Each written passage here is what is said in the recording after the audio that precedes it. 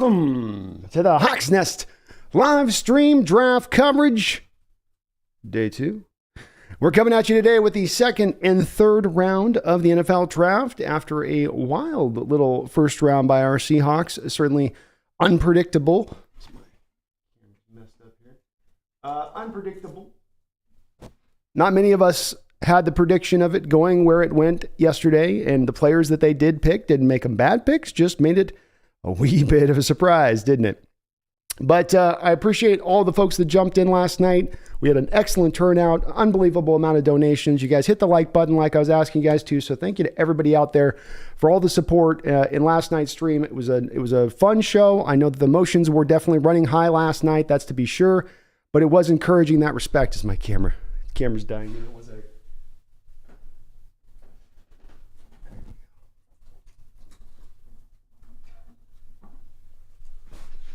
Wouldn't be a show if there wasn't like little technical difficulties, right? There wasn't a few technical difficulties here, but we've got an interesting day today. We are going to find out if our Hawks are eventually going to get back to the defensive line at some point, which would be nice. But just see if they can continue to build on this team and get it better and improve as we can, step by step. I suppose you got 8 picks left in this draft. We're not at a place yet where this has all been, decided or determined yet. I know that there's some Seahawks fans out there who were very much out on the picks. There were a lot of people who are loving the picks. It's as it comes to these kind of things, it's a lot of divisiveness that you sort of feel out there, in the fandom. And as I was saying in both of my 2 videos that I dropped last night and throughout the stream, I know I'm going to be a little bit of a on repeat here just a little bit because of this. But I find myself a little bit in the middle or / kind of understanding what each side's thinking on this, where they're coming from, how they've come to their conclusions on why they like it or why they don't. And it's not that I'm trying to, parse down the middle. It's just that's how I really do feel. So I can get the people that kind of understand and go from 2 camps like we were able to do today. I do ask that, as there is disagreement, as there is the fervor here in the chat to want to see this done right, and everybody cares with absolute certainty they care about this team and want to see the best for this team. It was nice to see us be able to do it. I was seeing some pretty crazy fights out there on the Twitter universe and online last night between some Hawk fans. And I just would ask again today that we just are able to let's keep it cool. I know we're going to have our rage and fights at some points, but as we can, just not get personal with it. Try to stick to the debates, don't go after the person, go after the argument. And if the argument's wrong, unpack why the argument's wrong. Build your case step by step. It's possible to do in the chat, even I know with this restricted character count as it sometimes can be. But will be nice today. Our Hawks will have 3 picks in these 2 rounds. They're going to be picking pretty quickly right off the rip here in this top of the second round with Denver's last second round pick, the final returns for Russell Wilson. So that will be settled out, it would seem, tonight, unless they trade back and gather some more picks, and then the returns continue to keep on forward. But we'll see which way the Seahawks do go with. We'll show you here in a second. Let me actually show it to you right now. Get you guys a look at the best available players here, as you can see it on my side as we enter the day.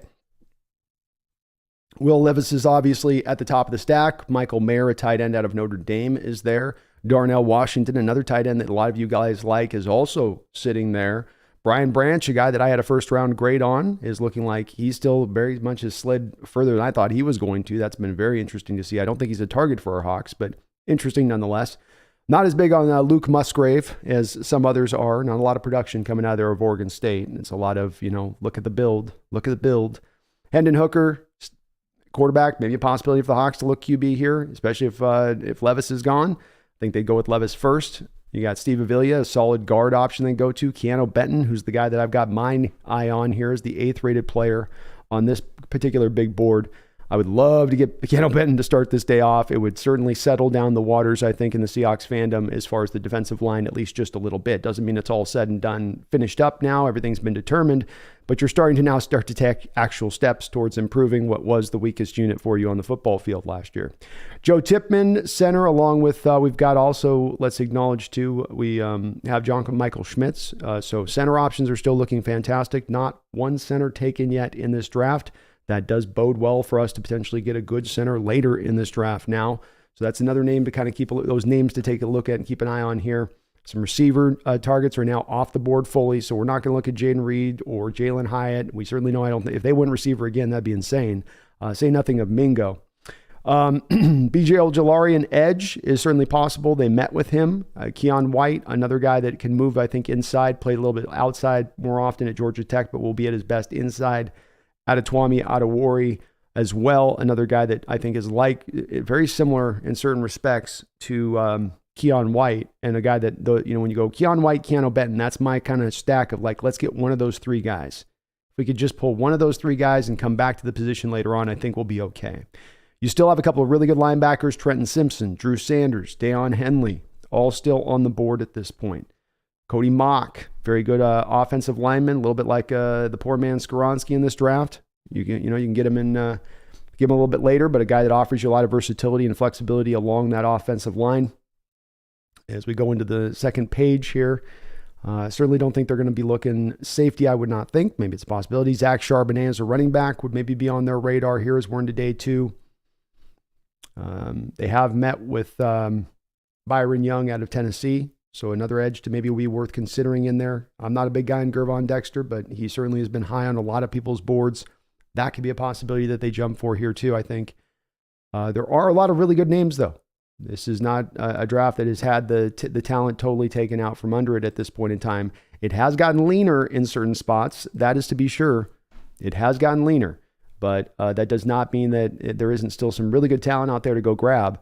And so we'll see what our Seahawks can do here with it. We're about to kick off here this draft very soon. So let me just do some of the hellos to you guys in the chat, because I know I get kind of tunnel vision here once the show starts up.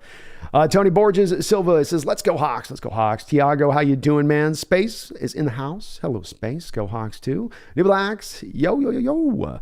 Ethan Tech World says, hello. Yo, yo, yo, yo, yo, yo, yo. Dom H. George Samuel says, after getting over the early shock, I realized that it was a very good day 1. We can still address day 2 and 3. I did a mock, and I think if it went like this, we would be in very good shape.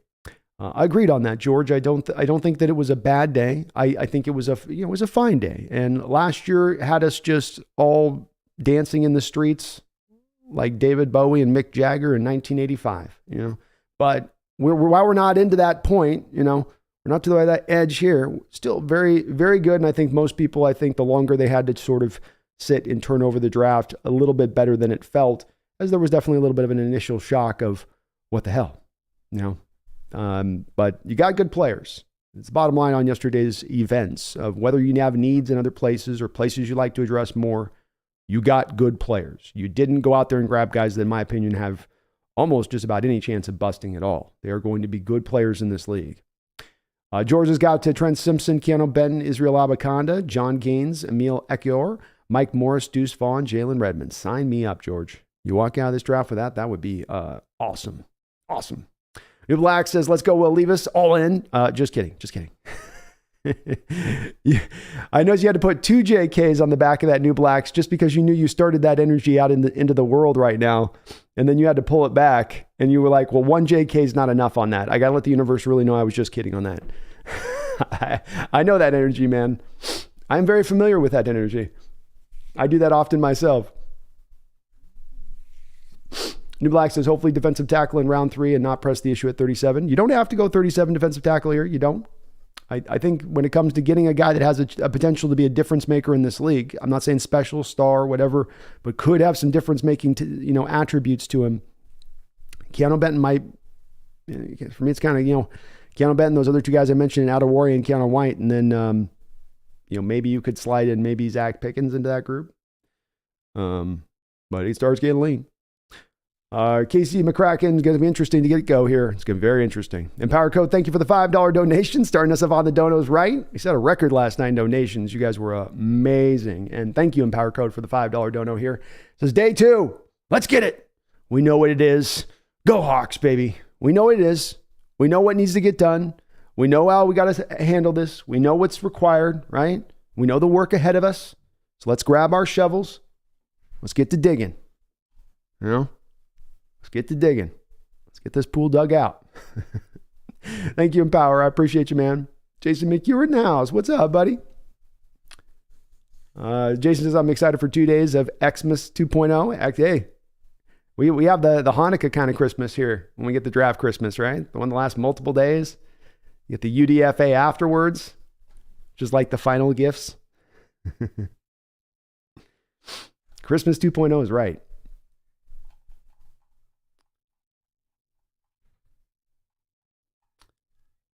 Robert Bennington, my brother's in the house, dropping a $20 on your boy here. Thank you, bro, my brother. Love you, man. It's good to see you in the chat. He says, hey, bro, love the stream. I had to step away for a while yesterday after the 5th overall pick, but I'm back for the long haul. Let's go Hawks. Hey, man, let's go Hawks. And I don't think you're alone on that. A few people needed to take a little bit of a breath. When the pick went the way it kind of went a little bit, not in Haynes, just like, okay, I was not expecting that one. Just hit people a little weird, jumping in the pool and you think it's going to be warm and suddenly it's ice cold. You got to take a second to acclimate to the waters. That's all that is. That's all that is. Just got to acclimate to those waters. But thank you, brother. I appreciate you on the $20 donation. And reminder too today as the picks do come in, folks, I know I'm not going to, I don't want my mods pushing people out or doing any stuff today about this. I don't. So this is not me putting a mandate down, but if we can, if you're in the chat, if possible, don't let know the pick before I've announced it on the live stream, because we're trying as kind of what do we call it, the theatrical element or whatever. It's usually just kind of more enjoyable for people rather than, because what you're going to have is people sometimes posting in the chat fake names, names, and it can kind of frustrate. But I don't want anybody pushing anybody out of the chat for that. I don't want anybody being banned or timed out or anything on that. But just if you guys can, wait until I announce the pick, and then we can definitely turn them over, at least for the Hawks pick especially. I'm not really caring about it as much for the rest of these other picks, but certainly for the Hawks pick, absolutely. Voodoo Magic, thank you for the $2 donation, says Seahawks, Ika 3rd round. It's inevitable. Very well could be. I've put a 4th round grade on him, and the rest of the NFL may see him as that, and then the Seahawks realize that they have to grab him there at would be the 20th pick in the 3rd round in order to get him. I could see it very likely as to playing out that way. I could see it, Voodoo. And, he gives you a legit body down there. I don't know how many snaps he's going to give you, but he does give you a legit big NFL body down there. That's for sure.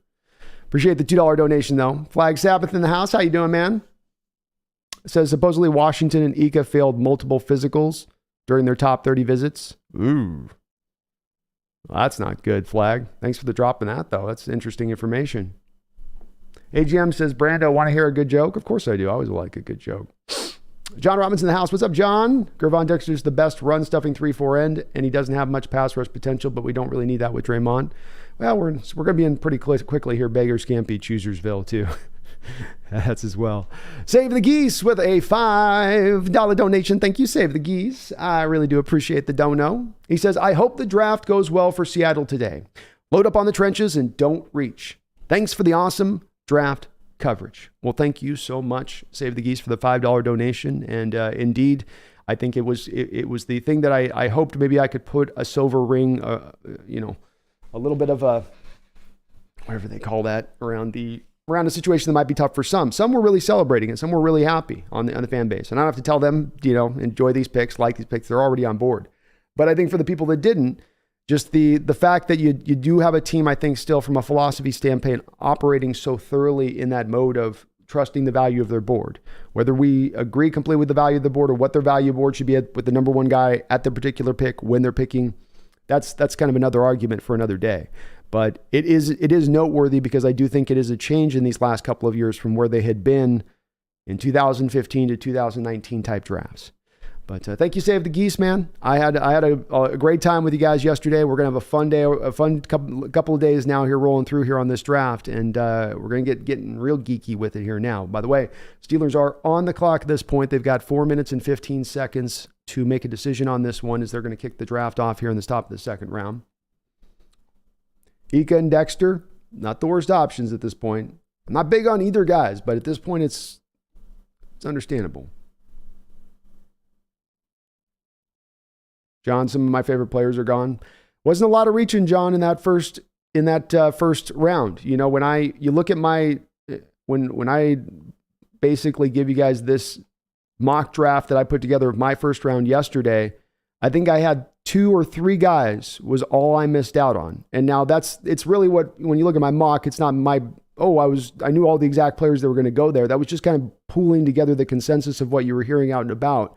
So when you do look at it from that frame of view, there just wasn't any of those real reaches, which then are going to cause as many of the real good quality guys slipping and dropping down the board. Everybody kind of got picked pure in their positioning. Jahmyr Gibbs might have got picked a little bit higher than he was going to go, but he was going to go in the first round.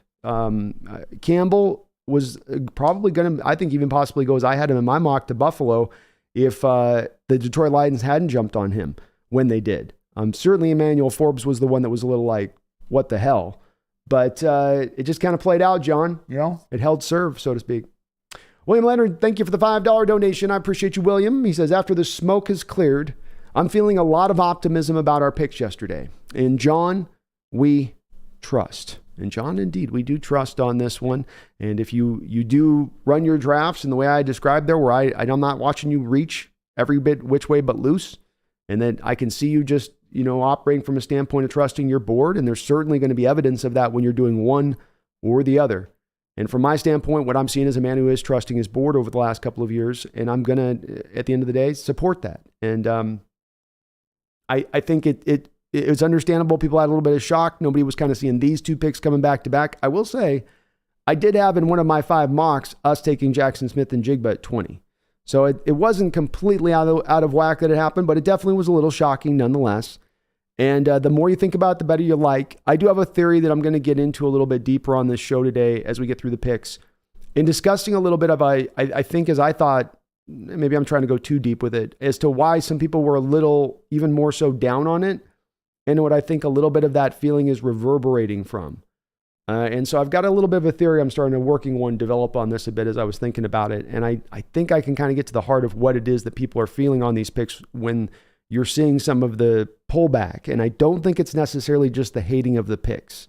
I think it's actually something else specifically, else, but I'll get into that as we got time here on the stream to kind of dive into those details. Thank you though, William, for the $5 donation. Kevin Mullen, let me pronounce your name right. I put your donation hit me so hard, Kevin, I added an O to your U. Kevin Mullen with a $50 donation. Thank you, Kevin, so much. I love it, man. Appreciate the support. You guys are unbelievable in every respect. Just no doubt about it. He says, first round. Love the picks. We in the past were Detroit, trading down because we targeted need, i.e. linebacker and defensive line. In the past, we're Baltimore and the Los Angeles Chargers, settling for 3rd and 4th targeted positions because we had to. We set the tone. We were the ones effing up the other clubs' draft boards. I like that. I like that energy, Kevin. I love the donation. I love the energy. And I think you're definitely onto something. It's something I do harp on, and we do have our first selection here. And I'm going to get back to your donation here in just a sec, but let's announce the pick.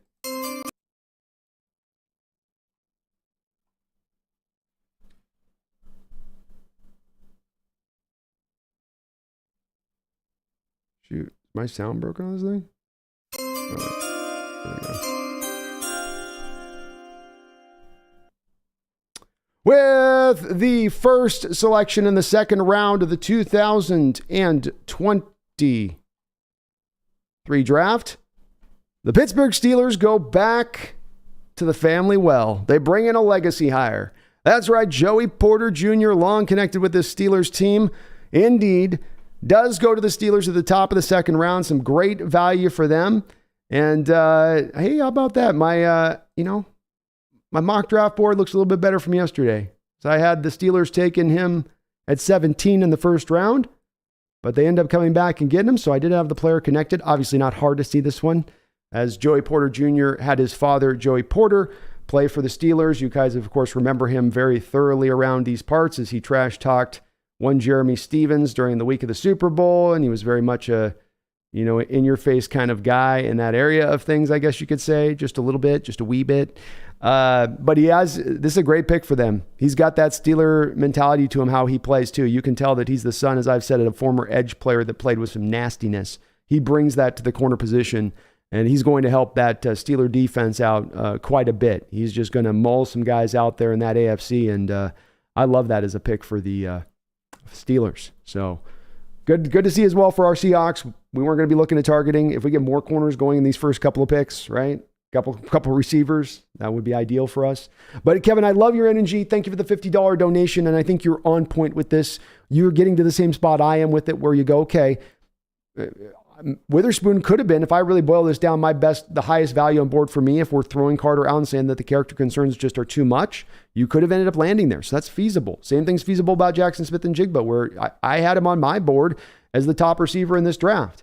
And so, okay, I'm getting the top receiver in the draft at 20. Yeah, it's a slot only and bop, but that is the bottom line. And so I'm at the end of the day, stoked for it. And it's more of a stoke for it in the way of the future of this team, I think, from my standpoint, Kevin, as much as the immediate next season. But you're right. We're dealing a little bit more like we're operating more like the smart ball clubs operate when they come into the draft. We're not doing either the two things that you mentioned, either with Detroit moving for the sake of moving, because Detroit obviously did move because we had picked the guy that they wanted. We're hearing the reports that indeed, I thought this yesterday, because they had already been connected prior to the draft with Witherspoon there at 6, but indeed that's what we were hearing, is that they were looking to trade and then they moved back at that point. And I feel the same thing about, like you say, with the Chargers. I think the Chargers took a receiver and they really had probably wanted to actually have gone with Jackson Smith-Njigba, but they ended up settling, I think, for the second one that they had on their board at that point. So effing up other people's boards is the right way to put it, Kevin. I think that's the appropriate way to put it, man. Thank you for the $50 donation, though. Starting us off right, you guys. This is amazing. Greg Kemp says Keanu or Darnell at 37. I got to go Keanu. I'd love Darnell, man, but you got to get, I want the potential. I don't know if Keanu's going to be a difference maker at the position. He might just be a very useful defensive lineman. But there are these guys that are defensive tackles taken later, second, third rounds of drafts, who end up really rounding in to be really good players. It's not always the top defensive tackles in the sport are always the ones that are the highest drafted. Sometimes it works that way with your Jonathan Allens and your Aaron Donalds and whatnot, but sometimes it's also your Chris Jones, who was gotten in the second round. And so I don't know if Keanu Benn's going to be a Chris Jones type, but he's got some potential to him, I think. And we've got the Tennessee Titans trading up with the Cardinals. Cardinals remain very active in this draft. You've got to give the Cardinals a lot of credit in this draft for the manner by which they're moving around. They're getting a lot of value. They only had to give up a 4th round pick to move back up from 12 to 6 last night. Commendable. Very commendable. I can only wonder what they just got here from the Titans, who now move up to number 2, who I've got to think this has got to be a Will Levis pick. Vrabel's got that, I just got my quarterback smile on his face as he's talking on the phone. And I've also thought Levis would be just the exact kind of quarterback that would appeal to his bones. John Stillwell, thank you for the $50 donation. I do appreciate it. He says, hi, Brandon. I don't think Will Levis is an option for the Hawks. Thoughts? No, I don't think that they're looking at taking a quarterback this early. I think they had planned on just doubling back around to the defensive tackle position later on, being somewhere in the second and third round, I would think, and maybe multiple times in the second and third round. So I think, especially with this Tennessee trade, I would be gobsmacked here if the Tennessee Titans did not take Will Levis with this selection. Having them picked up, and the Cardinals get a 3rd round pick in this draft for going up from going from 33 to 41. Wow. And they get a 3rd round pick in next year's draft too.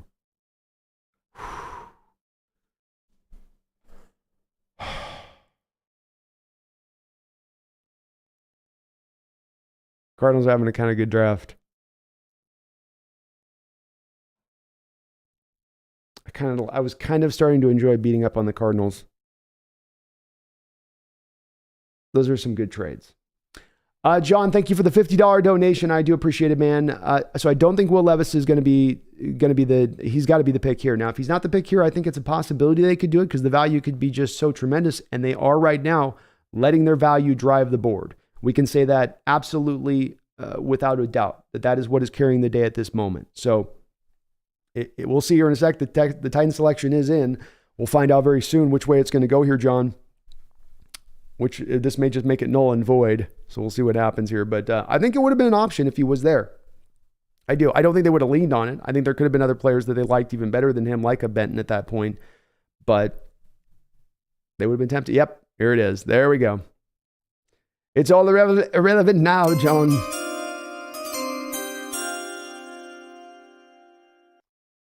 With the second pick in the second round of the 2023 NFL Draft, the Tennessee Titans trade up with the Arizona Cardinals, giving up a couple of picks, pick in this year's draft, pick in next year's draft, to move up and finally stop the fall of Will Levis, the man many thought would be, including myself, a top 5 pick, who drip dropped right out the back of that first round.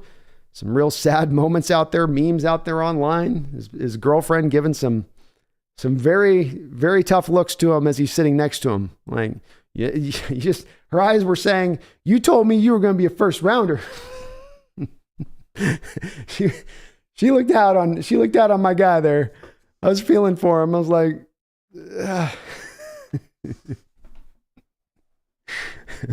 poor guy. But the fall stops here. Good team for him to go to. Vrabel, Levis, peanut butter and jelly on that as far as the mindsets involved there. I think they're gonna like each other tremendously. And you got King Henry there. He's got a good receiver there to work with. It's interesting. It's a little interesting. I can dig it. At that point, to get the value, how can you be mad at that if you're a Titans fan? I'll tell you this, he's better than Malik Willis. He is better than Malik Willis. No doubt about that. Spencer Smith, how's it going, man? It's good to see you in the house. Irish Seahawk, let's go. Haley, Levis kind of looked like a Sour Patch Kid in the green room all night. Think his agents didn't tell him it was a possibility to fall? Kind of weird, huh, Haley? It's always strange when you have quarterbacks to me that end up lasting all the way through a first round. I personally wouldn't be in that draft room unless I've actually heard from a team that we're going to pick you. Like, if you're here at this spot, we're going to pick you. Or you know, where they give you the wink thing, you know, where they're like, we're going to definitely not pick you. If your pick comes up to us, it's 100% not happening. One of those things. So to go there on just blind luck, hoping, well, the pundits tell me, that's a tough one on that one, Haley. John and Kevin, thank you for the $50 drops. Man, I really do appreciate it. You guys are awesome. Brian Asink with a $5 donation has a little emoji that says it is critical. Critical hit. It's critical we do hit in these couple picks in this round, Brian. This is going to be the money round. This is where you make the waters flow. This is where we turn on the money spigot. Is this draft. We can come back and get a couple things taken care of here. Everything's set with this stage. And you feel like coming out of this draft feeling very strongly about it overall. Maybe not, like I said, dancing in the streets, Bowie and Mick Jagger style, 85, but you feel good. We got another pick in. And an interesting selection here.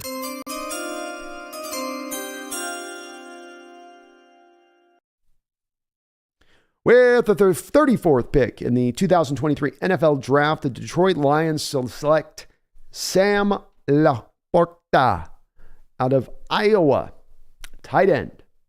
So not Michael Mayer, not Darnell Washington, but Sam Laporta comes out in this draft here in the second round. Pretty interesting little selection here. This is not a super reach. Not a super reach. And this is, I had him at the top of the third round. So you're going to the top of the second round. I guess it's a little bit much, but I can see why teams love Sam Laporta. He's coming out of that Iowa factory for tight ends, which just seems to produce one pro after another, year after year. They seem to be able to teach the position really well, especially when it comes to the element of blocking. You know, that's the part that really jumps out to me where you go, yeah, they're really strong there in that respect of things. And just their technique they teach in those guys. They all seem really good, no matter where they are as pass catchers. But he's a complete tight end, very good hands, very good after the catch. Kind of turns almost into like a running back with the way you can run behind his pads after the catch. I like this pick for them. It is a little bit high. The Lions are going to be kind of dinged in this draft for people feeling like you guys just found it. I think as Kevin so aptly put it in his $50 donation, they're doing a little bit more of the old style of what we were doing 15 to 19. That was more of our stylings on it, where you just had this feeling of you guys were just kind of falling in love with one of these players and then getting kind of hung up on him. And it's not always the best route to go, again, coming back to what brings out the best drafts, what's going to turn you out the best overall value at the end of the day. Brian Asink, we got to hit these critical, man. It's well said. Well said. And thank you for that donation. Spencer Smith with a $5 donation. Thank you, Spencer. Says, no one could get me to shut up about the Illinois secondary coming in. Witherspoon plus Woolen equals the best cornerback duo in the league from week one. Do not at me. I love that energy, Spencer. And I indeed would have, even though I explained in my methodology, I had Gonzalez just as the number one guy over Witherspoon. It was only merely because I didn't anticipate the Hawks would be willing to go to more man-based concepts. But in the picking of Witherspoon, I think it does indicate you're going to do more man-based stuff, which would have put him over Gonzalez for my money at that point. He's a better tackler than Gonzalez and definitely a better player in man coverage. And he's very close to Gonzalez as a zone corner. So it's sort of like he would be better at that point. But that Illinois secondary was raw. It was weird to me too, because Carroll, like you guys have heard me talk about Sidney Brown, which is the safety from Illinois that I love. And I've been talking about him playing with this Troy Polamalu energy. And then one of the things Carroll mentions last night when we take his running mate, Witherspoon, is the Polamalu energy that Witherspoon plays with. And it was tripping me out a little bit because it was Sidney as running mate was the guy I had gotten really locked into in that view of that. But both me and Pete saw Polamalu on the field somewhere, I guess. One of us on that, Spencer. And I love that energy, man. Get hyped on this, man. These are good picks. Good picks, especially for the long term. Taker 610. Talk is Levis's toe injury is the reason for his slide. Oh, Taker 610, thank you for the $2 donation. You know how those toe injuries go. Everyone's seen Deion Sanders' toe, right? The one where it's like, you look at his foot and his little front big toe comes up like that. Kind of bending like that. You're like, damn, Deion. He's like, yeah, I got that fused. Like, oh, yeah, I guess you did. Yeah. So, that could be it, that it's maybe like one of those it's a toe injury that's going to linger. And I've heard that about those toe injuries. They can just kind of last sometimes, just even to the point of being chronic, potentially, maybe. Does look like we've got the pick in here now for the Raiders. You know what I think I'm going to do too is rather than try to keep up with the picks and typing that stuff in, I'm just going to try to do this like this.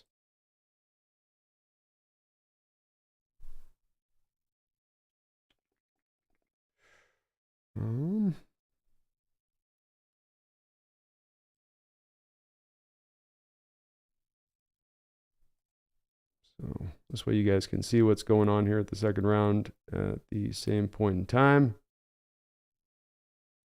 or at least what's currently been happening here. Ooh, are we going to have a tight end run? I'll tell you what, the second round is starting out very nice now with this next pick. You guys are going to like this.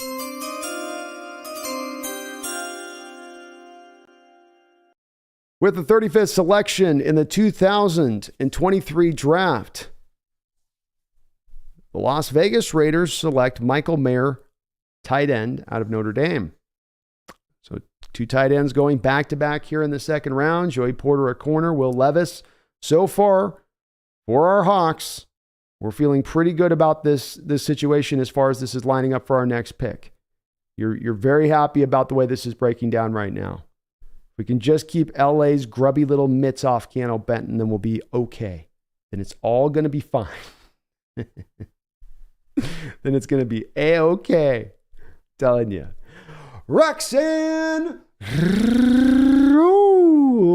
in the house. Roxanne dropping a $50 bomb in the house on top. Man, thank you, Roxanne, for all the donations over the last couple of days and your longtime support. As well as I said yesterday, it's just nicer to have some of my old school folks here in the chat and have you guys in here being able to enjoy this after all these years of this channel and whatnot and being able to celebrate this together. So thank you for all that, Roxanne.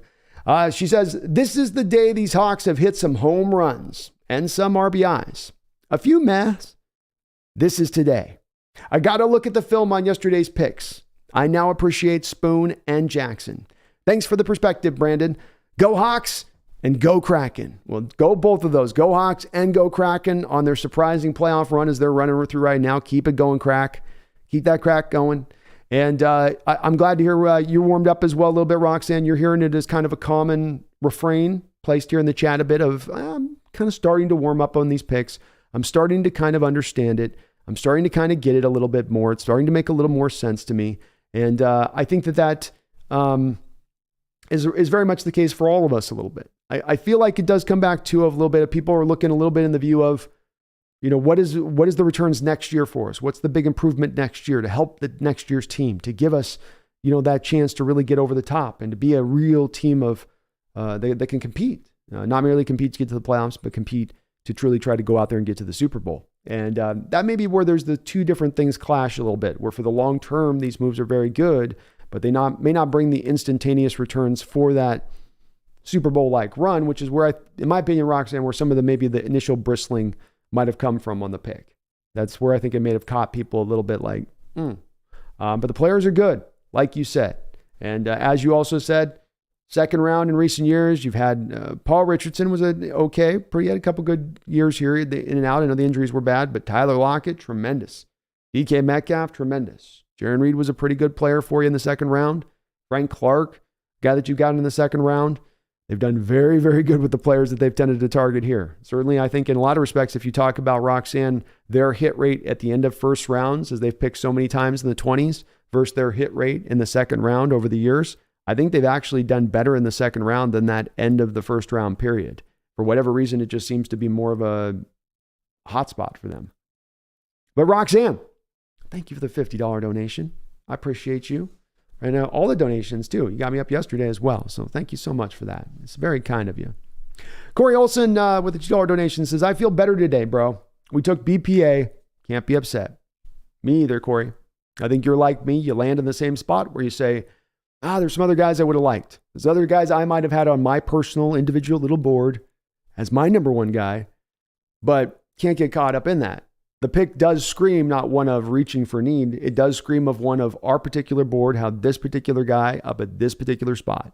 And so that's who we decided by our philosophy to be driven to go into doing that. And I can't be the guy that's been sitting here shouting from the mountaintops for the last 2 years for them to drive towards this philosophy, have them then adopt the philosophy and then not like it because I'm not getting everything last that I exactly want. That would be just to me a little bit of like the child throwing the toys out of the pram. It's you gotta appreciate where their methodology is, I think, or you don't have to, but I do. I appreciate the methodology, and it sounds like you do too, Corey, on that. Where I get the approach. It makes sense. It doesn't anger me like when they used to reach for need. That's why I used to freak out about the Collier picks. That's why I used to freak out about the Brooks picks. That's why I used to freak out about the Eskridge picks, because you're reaching for need. Stop doing that. And they stopped. It's good to see. All right, the Rams are up, ready to select. Thank you for the donations again, you guys. I'm slow to even get through all of them, man. You guys are giving so many of them. GoHawks 12 Seattle, thank you for subscribing to the channel. Torrey Holt about to announce the pick. Ooh, okay, Rams.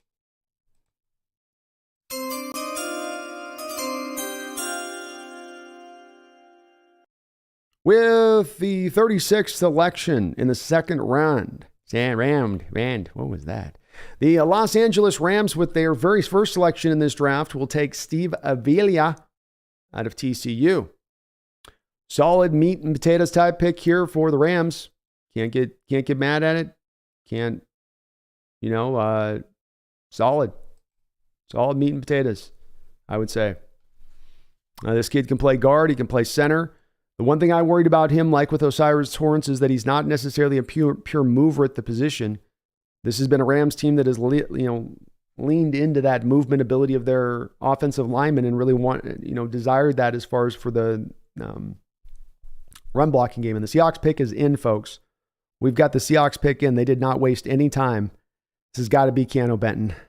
It's got to be Keanu Benton. Please be Keanu Benton. Please don't mess about on this one.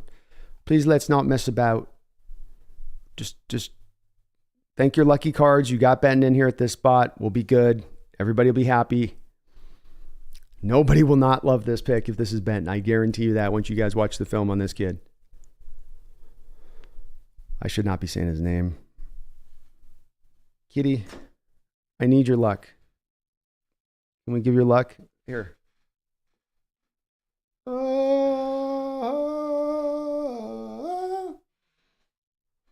Okay. I did it. I did the lucky Simba move. Come on, Seattle. Here we go. Let's just nail this sucker now. Let's nail this pick.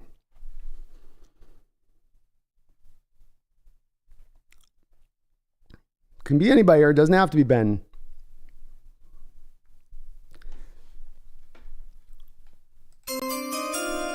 With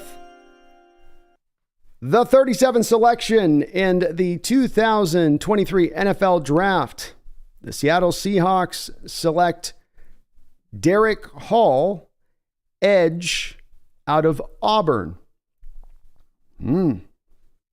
So, Derrick Hall, edge. I had Derrick Hall on my horizontal board, indeed, in this second round. So this is a second round graded player for me. Let me get my notes on him here a little bit. Derrick definitely is a good player, a strong player, a bully mentality kind of player. I referenced his special skill set, or sort of his patented move. I referenced in my draft guide as having Hulk hands.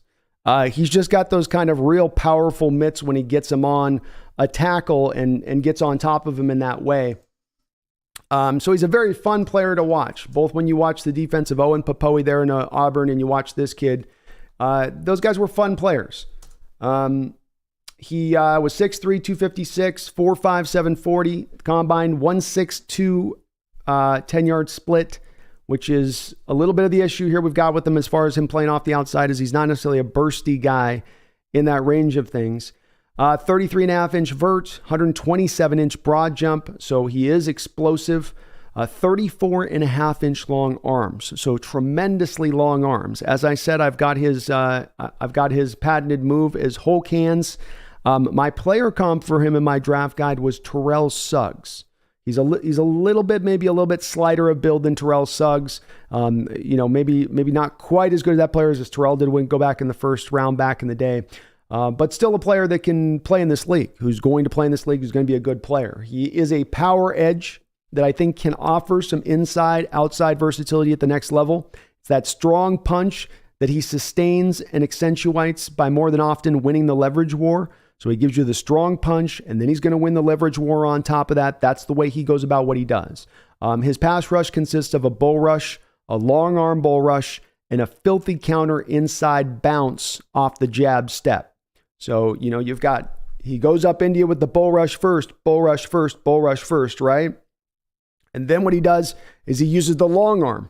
Is now he gets you balanced and trying to hunker down and root down into that and then take on that with you at the point of attack with, okay, I got to get both my arms into him now. I got to load up for this guy, right? So then what he does is he starts to counter to a long arm out to your outside arm as a tackle, because he got you then because he knows your power is all kind of held into that side. It's not leaning to that edge. So he can use that long arm to sort of lean him then around the edge and then take that edge on you, because you've rooted down too quickly and anchored down too fast at that spot. And then he has the third counter to that being the bounce back inside, where he can start to set you up with, oh, here comes the long arm. Like you start to see that long arm come up if you're a tackle. And as a tackle, now you start to drift to that outside foot, and then he can bounce back inside off of that. And so he has the chaining of the pass rush moves he can put together in what he does, even though he doesn't have a wide assembly of the moves in what he provides. And that is where he really can make it kind of happen in that way of things. So a very, very good player in that respect of things. He's going to be strong. He's going to play with a forceful edge to his nature. This guy will help in stopping the run. His natural power, I think, is going to translate to the next level. That 34.5-inch long arms is going to translate to the next level.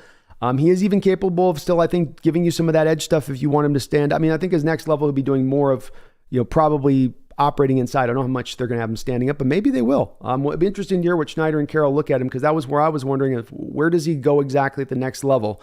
He's in a tiny bit of that place of almost a little bit of almost getting to a spot of being a tweener spot, just a bit between being that 3-4 defensive end and being that stand-up outside rusher.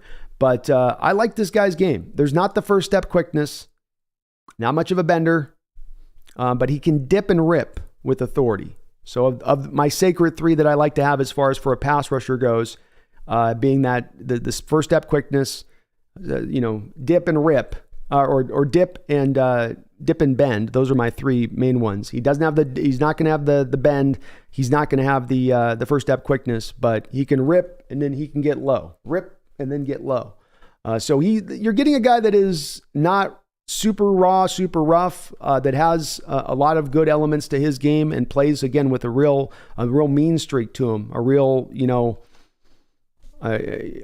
edge to the way he goes about his business on the football field that is going to appeal to this team and is going to help us out in both elements of the run game and as a pass rusher. He's not a one-trick pony type either in that realm of things.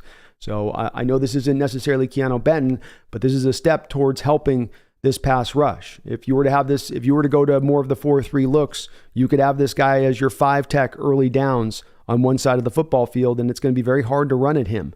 And then if you wanted to later then move him in as a 3 tech, I think you could he's got the size and strength and length in there to make that happen in addition to that. So that wouldn't be the worst way to go as well on top of that. I think this is a move that's not going to light the Hawk fandom world on fire, and I get that, but this is a move for the folks that were hoping for a little more help on the inside. That's going to help on the inside. This guy's going to benefit this front seven. He's going to be a player in this rotation. And as I've often said, I said it when we were considering Jalen Carter, I'll say it right now. Really is about getting the rotation strengthened up in total, getting some of the frontline guys and the top end guys good, but getting this rotation fully on point all the way through. And so now you do have also a player here a little bit that gives you the protection for, eventually with Darrell Taylor and Uchenna Nwosu after this year, those guys go. Now you've got somebody kind of waiting in the wings to be developing a little bit behind them in addition to that. Interesting pick here. We have another selection here. Let me announce this one. With the 7th pick here in the second round, the Atlanta Falcons, I believe, traded up to get themselves a tackle, Matthew Bergeron from Syracuse. That puts the Carolina Panthers back on the clock now.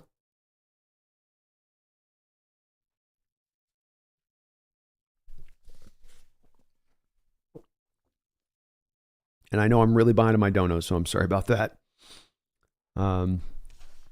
Ski Nation, thank you for that $5 donation. It does sound like they went to at least Steve Line to a degree here, And this guy's a guy I dug inside-outside versatility. I think he's going to provide that. I think Schneider and Carroll are going to reference that because the press is going to ask him about that. Like, you guys are 3 edge deep and you went with a fourth edge, but they're probably going to say, and I think that the tape backs this up, he's got the build and the size to be able to move into the inside and feel comfortable that he's got maybe some potential in there.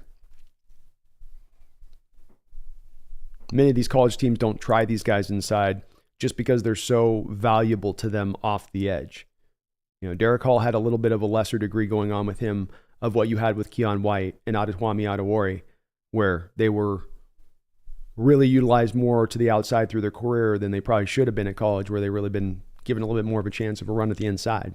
But now once they get that run at the inside on the next level, they might be fantastic in that respect.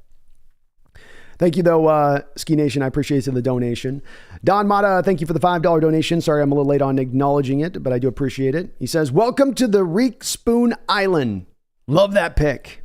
We've never had it here, as I said yesterday, Don, in the Seattle Seahawks history, and that is 2 lockdown, shut down corners at the very same time. Yeah, I got close. You got close at times with Brandon Browner out there, but Brandon wasn't really, he was always having to do a little bit extra tug and extra pulling at times with the stuff at that, though he's a really good player, outstanding as a run defender, great hitter, excellent length, ball skills, a lot Brandon Browner brought to play. But I don't think you've ever quite gotten to the full-on pure 2 lockdowns, especially if you're going to run man-based principles. You certainly have never done that. And now you offer that potential, Don, and that should get people very excited because getting 2 lockdown guys opens up that door to do what? Blitz. Bring the pressure. Bring the house. Trust the guys on the outside to hold up and know they're not going to get burned. Might be a beautiful thing. Might be a very beautiful thing. Thank you, Don, for the $5. MJ Seahawk, welcome back in the house, man. It's good to see you in here again today. He says, thank you for the $5 donation. He says, I stubbed my toe in 7th grade, lost 5 D1 scholarships. Ooh, jeez. That is brutal, MJ. That is brutal. I had it happen to me once too, where it was one night where I was walking through and something was on the floor, I think like a dog toy or something. And I stepped on it weird, and that toe hurt for 2.5 years. I still wonder if it's all full right. Those little small extremities, those little tiny digits, man, they can get a little bit weird. And we saw this Jamal Adams, right? With his fingers being fused last year. You can kind of only injure him in such a manner to a point that it eventually gets to a spot where it's like, well, we're just going to have to fuse him now. Fuse him? Can't you fix him? No, we're just going to, like a medieval torture, just take the bones and pull them together and just stick them there like that permanently. Permanently? What year is it? It's only going to hurt when it's cold out. But that sucks, man, MJ Seahawk. That'd be brutal to have those scholarship offers and have something like that upend you. Got another pick up here. With the 39th selection in the 2023 NFL Draft, the Carolina Panthers look to go get their young quarterback Bryce Young, some help with Jonathan Mingo. Jonathan Mingo goes right around the first round. Oof. Glad that was not us. If it's got to be for me, Jackson Smith at 20 or Mingo at 37, I'm gonna go with Jackson on that one myself as the option. Thomas Cox, thank you for the $10 donation. I appreciate you as well. He says, while I understand the picks in the first round, I kept saying quarterback.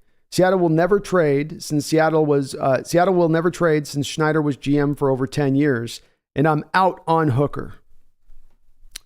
It's fair enough, man. It's definitely fair enough, and thank you for the $10 donation. It certainly seems like, I'll say this, Thomas, we could come to find there's some extra stuff here with Will Levis on this. And you did have, by the time you were picking at that point, the 3 quarterbacks were gone, and so you were going to have to trade up in this draft if you want to go get one of these QBs, and none of them had that kind of Caleb Williams kind of feel to them if you were going to go make that trade up. And as much as I'm even high on Levis, it's a little bit like the Carter dropping a couple picks as he did. It's like, well, there's got to be something to the stuff on the back end of this. There's got to maybe be something too. There's a worry about that toe long term, or that he's not going to be able to round himself out as a player, one of the two. But indeed, they are going to now, Thomas, be in a little bit of probably a pickle here going into the future, and if Geno is not able to sustain, how do you find your next quarterback? Who is going to be your next quarterback here? I think the one plus side I'd say on the good end of that, Thomas, with making the moves that go to value and then go to just trying to trust your board, is that whatever quarterback you do bring in, whatever their talent may be, they're going to be brought into a probably pretty stacked team. A team that's going to put them into a very good situation to be successful. Does that mean we get a quarterback that's a difference maker at that point? Probably not. But does that mean we have a quarterback that maybe is not required to be a difference maker at that point? Maybe so. Thank you, though, for that $10 donation. I really appreciate it, and I also hear you on that. Kelly in the house. How you doing, Kelly? It's good to see you. And thank you for the $2 donation. It says, B, you remember I love Hall and said he looks like Cam. I do remember you said that. And let's, I believe I looked up the picture before. Let's bring up the picture again here.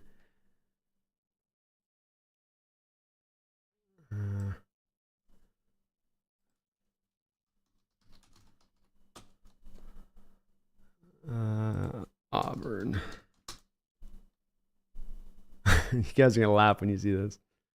She's so right.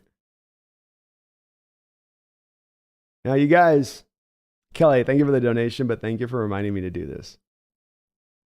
More than the donation. Okay. So you guys, this is not, I'm telling you, this is not, I am not showing you a picture of Cam Chancellor right here, okay? This is not a picture of Cam Chancellor.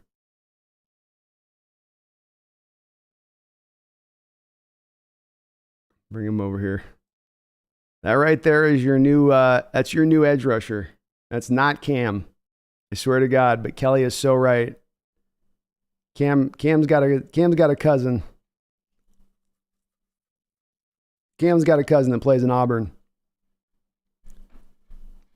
Oh, is that not, that's Cam, right? We're not tripping. Me and Kelly are not tripping on this, right? They're like that looks like Cam. That's like Cam at 20. Let's see what the chat thinks, Kelly.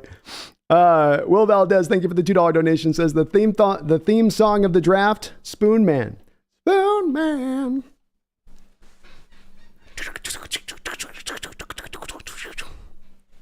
Help me. What was that first song they dropped on that album too? All the rest of the other songs on the album were way better, but that was the one that they picked. Thank you, though, Will Valdez, and this is Dindreed in a draft of Spoon Man. Just be spoon up them prospects. We did have another pick here, by the way. Let me stay on top of my duties here. Let me stay on my duties.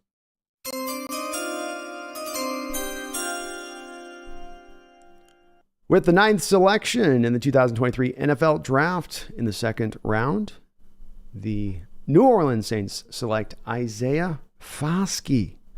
Wow, a guy dipped down on my board a little bit here, but certainly had a lot of production coming out of Notre Dame, and the tape was pretty nice. I was very surprised. He had as struggled a process in the Senior Bowl process and all of that as he did. It kind of threw me off a little bit because he did look so quick on the tape. He did look, like a guy that with the quickness, bend, dip, the stuff that I talk about is missing a little bit, and some of these edge rushers wasn't missing with him. And I was wondering why he was going to. I was understanding why he could have dropped, because he was going to be a guy that had that postseason that wasn't as good. But the tape sounds like the Saints ended up coming back to just the pure raw tape here and letting that carry the day for them, and certainly losing. Or I think they lost. They lost one of their guys is on the edge, and certainly Cam Jordan's getting up there in age at this point, so they had to do something there. R. Sanchez, thank you for the $5 donation. I do appreciate you. He says, this draft reminds me of opening Christmas presents of socks and underwear. It'll keep you warm, though. It will keep you warm. You know what I mean? We'll at least do that. They're fresh, I guess,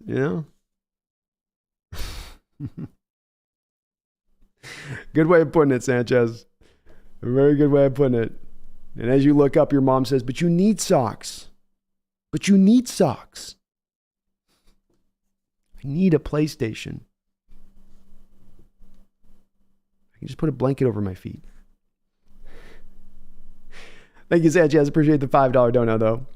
Kyle Mulkey, thank you for the $2 donation. Appreciate you as well. He says, Derrick Hall had 22 quarterback hits, third most in the SEC, the strongest conference in the land. And the production's legitimate with him. He comes off the line of scrimmage, and he's a bull. You feel his power. You feel his strength as a tackle. You've got to deal with it. You've got to load up for it. You can't run from it.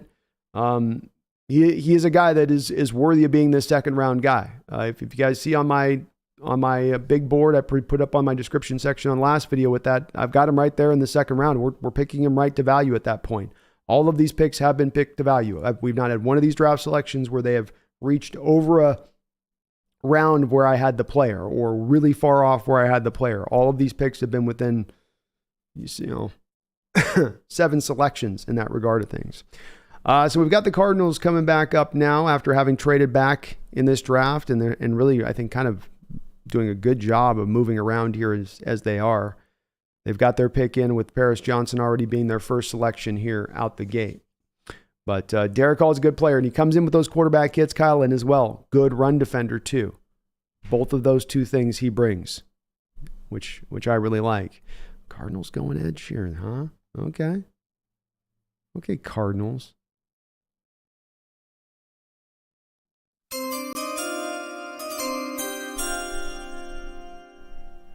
With the 41st pick in the 2023 NFL Draft, the Arizona Cardinals select BJ Ojulari out of LSU. Really good edge rusher that the Seattle Seahawks had met with and looked at, talked to, had considered, I believe. So we got a little bit of an edge rush run here. Seattle, again, kicking off a little bit of a run. Derrick Hall and within a couple picks now. Foskey, Ojulari.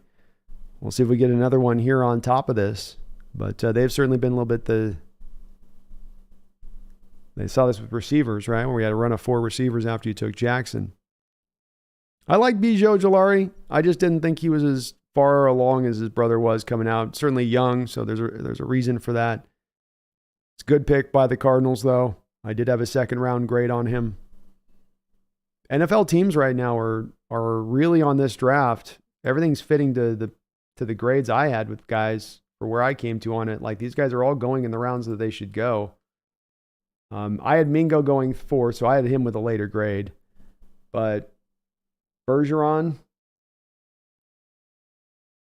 yeah, I had him up in the second round.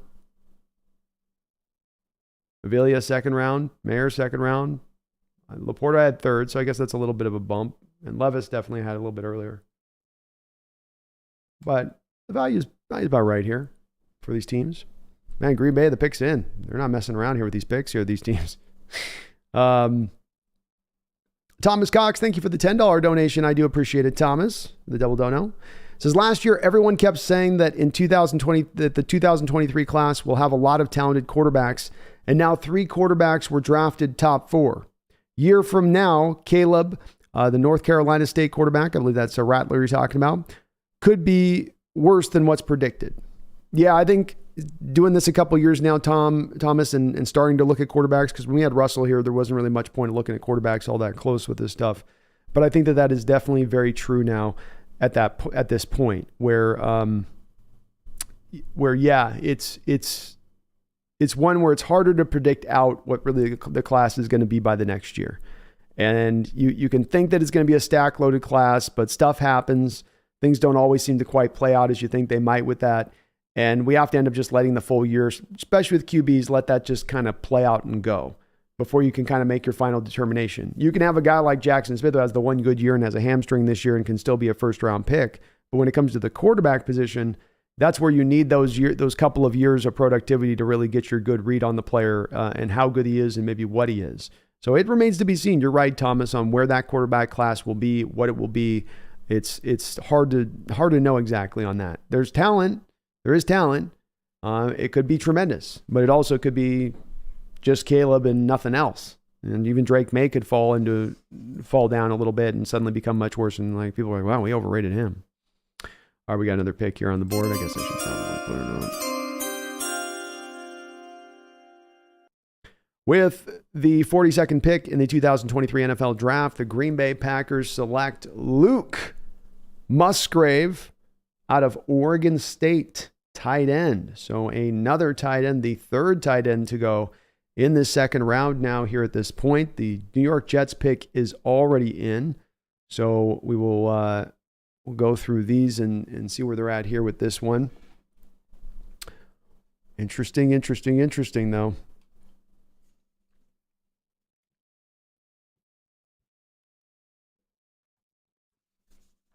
Kelly with another $2 donation. Thank you, Kelly. She says, thanks so much, B. He ran a 4.552. Some had round 1.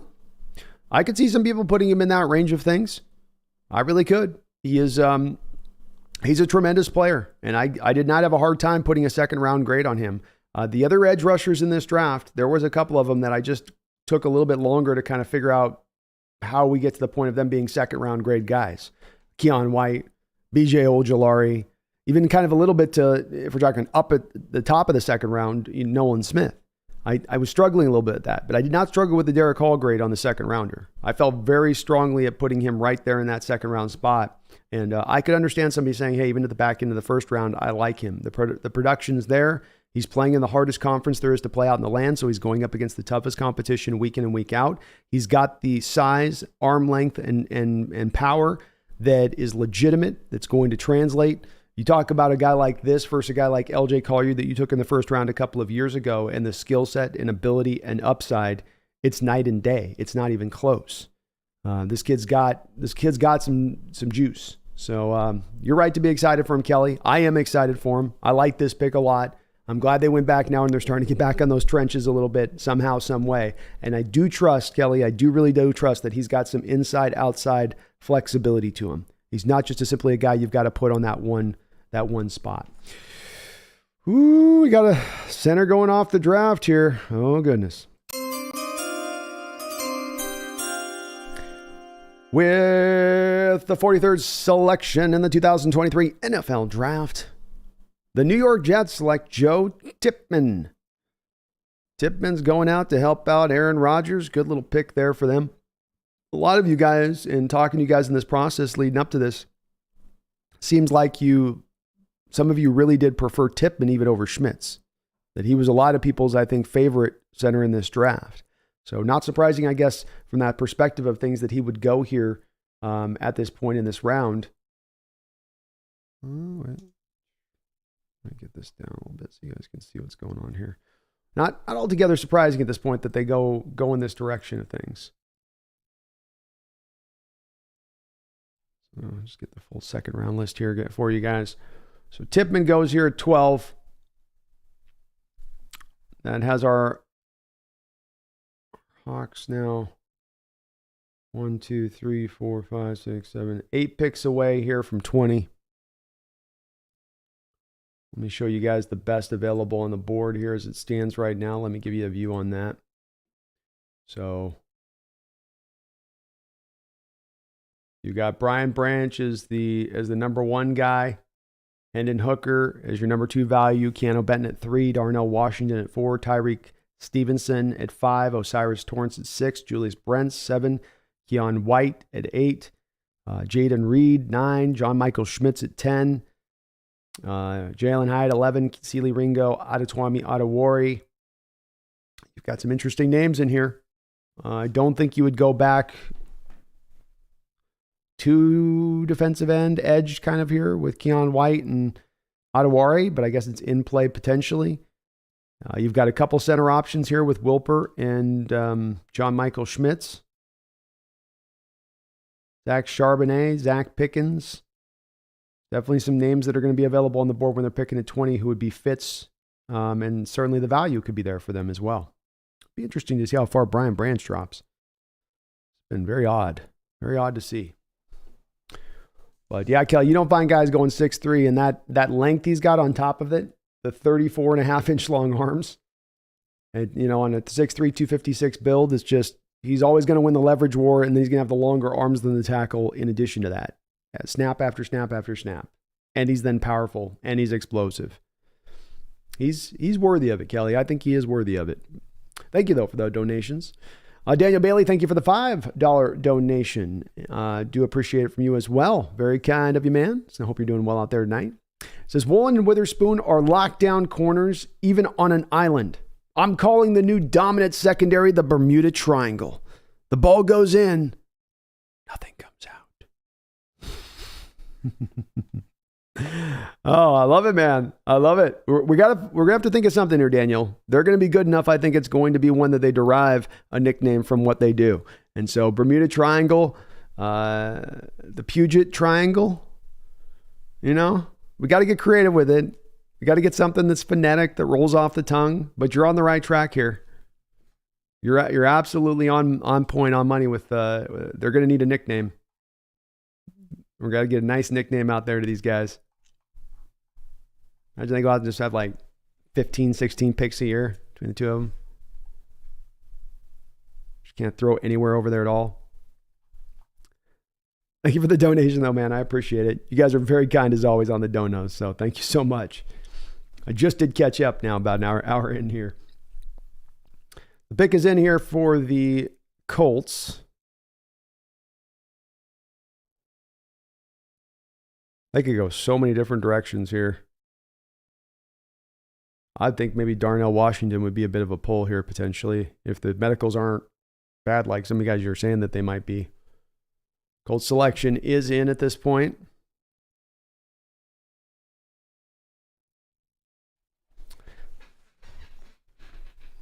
Let's see what Goodell's got to say here. Pick 44.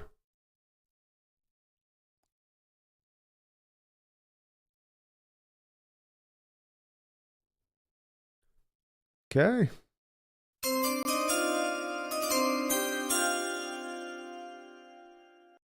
With the 44th selection in the 2023 NFL Draft, the Indianapolis Colts select Julius Brents, Kansas State cornerback. Wow, he did go in the second round. So a guy that, in my opinion, the tape just doesn't quite match up to him going in the second round. You're drafting a guy here that you feel like you can clean up those items in his tape. And he tested well, and he was really long, and he's a good player. But at the end of the day, for me, he was like what Tariq Woolen was coming out last year. He was a guy that could eventually become really good, but you were going to have to, you're going to have to hope you can get those rounded out. And he looked better in the Senior Bowl, and I know a lot of you guys are really in on him and do really like that guy as a player, but I couldn't quite get there all the way on that one with him. Yeah, in 4th round, 5th round, you got me interested. You talk about going in the 2nd round for that guy in a deep draft of cornerbacks. He's light years away from his technical refinement and what he can do on the field from a guy like Devon Witherspoon. The Lions are trading up again, man. They're now starting to have a weird draft. They took Laporta at the top of the 2nd here now. They're trading back up. They're moving all over the place. Trevor R., thank you for the $5 donation, Trevor R. I do appreciate it. It says, I'm late. What is your reaction to the Derrick Hall? I like the pick. I had him as a 2nd round grade. The value is there in selecting him where they did. I think he's got some really good, legitimate upside and ceiling to him, along with bringing the floor. So he gets both of those aspects. I put his patented move for my draft guide this year. I tried to find patented moves for as many of the players as I could. And I wasn't going to force it if I didn't see it. But when I saw it, I was going to put the patented move in there. So if it's a wide receiver, it could be your release.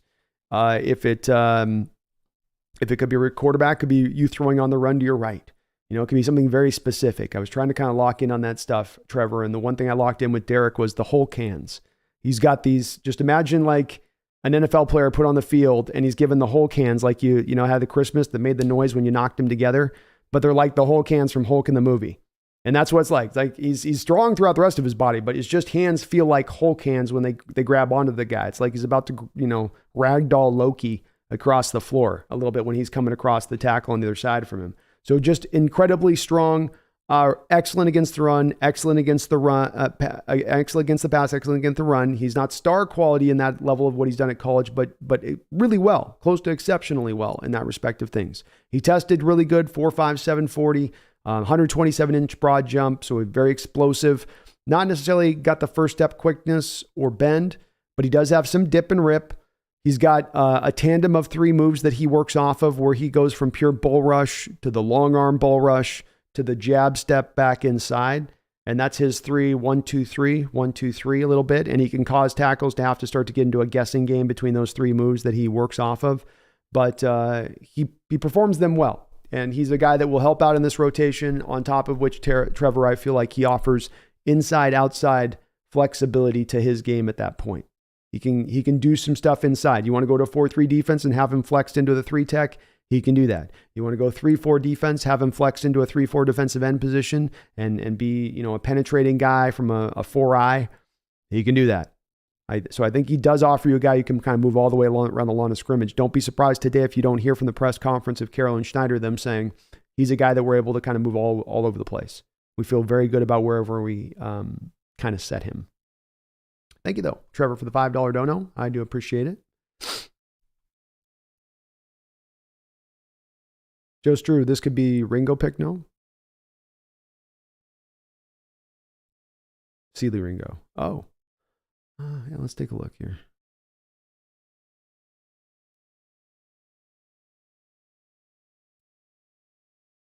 That sounds right. They haven't addressed corner yet. That's true. They've gone running back, tight end, linebacker. They need to get to cornerback. Ringo could make a lot of sense here.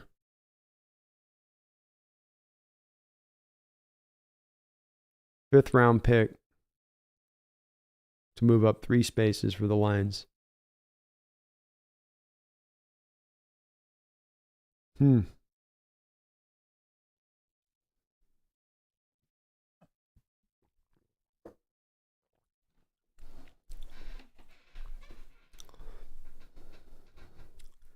Joe Tippmann's a bad reach too. Wasn't as high on him as other people. I always came back to just John Michael Schmitz was for me the on tape, the guy that was the best, just going from tape, John says, how can you move Hall all over the place to 255? Isn't that a little light? He is, but he plays with such incredible power, John, and length then I think that he could get around that a little bit from time to time. I may be wrong on that, but I feel like he's got the power of a guy that runs out there at like 275, 280. And with the length, then there would be enough there to maybe do that. I'm making a guess, though, here too, John. I don't know it for sure. He was really operating from the outside at Auburn, so I'm just wondering if not, that maybe Schneider or Carroll say that on the presser, that they think that there's going to be some potential there for him to, on occasional snaps kick inside. It's only a guess. Peter Go Hawks with a $2 donation. Thank you, Peter Go Hawks. Thoughts on Chandler Zavala in the 4th or the 5th? I like Chandler Zavala a lot. I think I have actually a 3rd round grade on him. So if you were able to pull him out in the 4th or 5th round, I think that would be, wait, Chandler Zavala or Andrew Zavala? You meant Andrew Zavala, right? Isn't it Andrew Zavala? Or did I write his name down wrong here? I probably wrote his name. Well, if it's that Zavala, then that's the one. That's the one we're going with. So I'd be happy with that, man. I like him. I think he's a pretty clean prospect. He'd fit into their, I believe, for you at right guard out the jump, but he'd have starter potential and definitely could be an upgrade over the top of what you have in Phil Haynes, Peter. And to get him in the 4th or 5th round would be tremendous. Good value at that point. We've got another pick in here, so let me announce that one.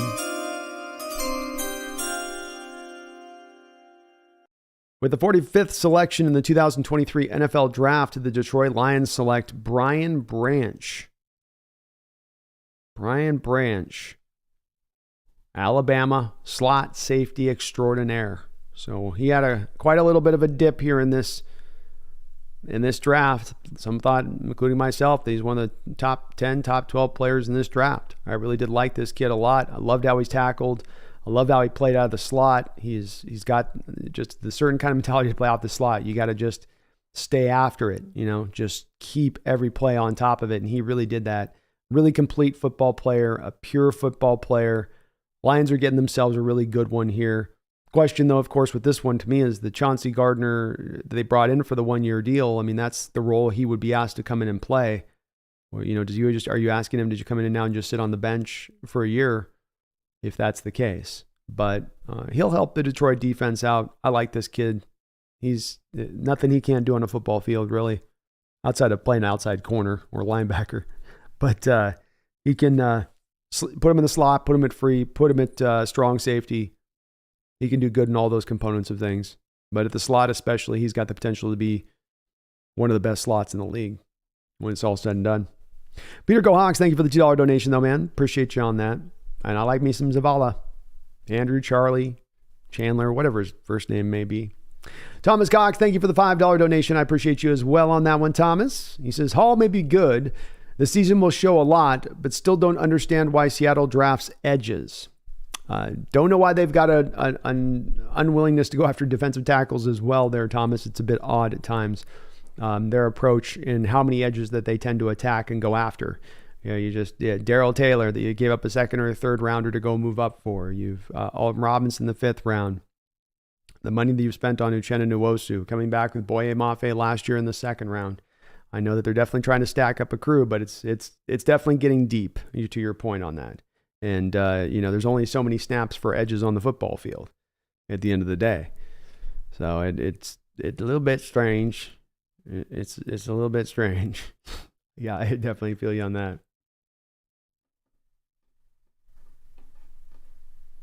And John, I definitely think Adi and Keon definitely add more certainty to being able to play on the inside than you get from, to your point on that, than what you get from Derrick Hall, who may just be on an outside guy. Seahawks Gaming says Darrell Taylor's getting traded for sure. Maybe that is what's coming on top of that. That'll make this make a little bit more sense if that was the case. Hasn't been any trades, though. Thomas Cox says with Taylor, Uchenna, etc. Yeah, no, you're right, man. You're right on it with that. I mean, you've hit this in a way that's been pretty deep here so far. And I know, Taylor and Uchenna might have only 1 more year deals, but like I said, I think it's kind of I'll be interested to see if the chat feels a little bit of the same. Some of this draft is a really good draft from a value standpoint and trusting your board. I think there's a difference in the returns of this draft immediately versus the returns of this draft more in the long term. And last year's draft was about getting the immediate returns and the long term. I think this year's draft is going to be a little bit more about those long-term returns from these guys than they're going to be about the instantaneous next year play. That's just my little instinct on this, Thomas, but I would be interested to hear what you guys think on that and if you feel the same way a little bit. That good picks will help us out in the long term. The team will be better, more consistent for it, able to maybe elongate out a potential Super Bowl window that much longer by operating from this methodology. But at the same point in time, we're talking about trying to compete to next year and getting the best team out there that can go out there and truly compete with the big dogs. Are these guys going to be allowing us to do that? Are they filling the spots to be allowed to do that? That's the part that I think is the tougher call here to kind of make there, Thomas. And I think it's a valid point on your part. Seattle 808 says, how can we have 6 defensive ends and 2 defensive tackles? It's we're going to do the 1 defensive tackle front. And we're going to have 2 edges on one side and 1 edge on another side. It's a new defense. It's the new defense. The new hotness. Patriots here looking to pick now. Looks like they've got their selection in here. Very nice selection here by the Patriots.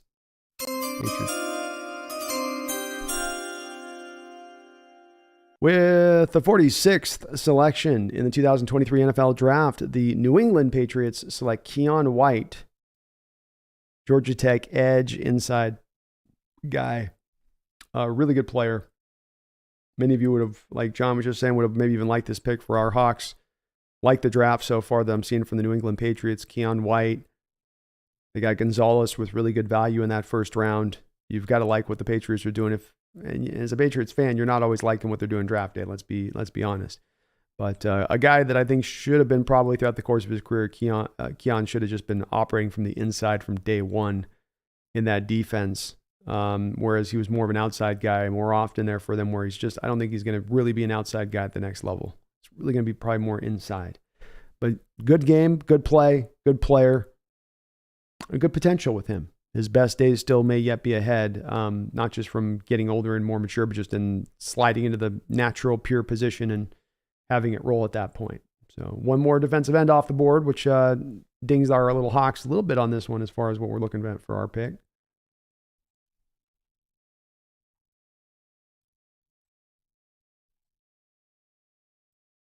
And then pull this down so you guys can see the full second round action here. Commanders selections in here as they're going up to announce the pick. Oh, here we go.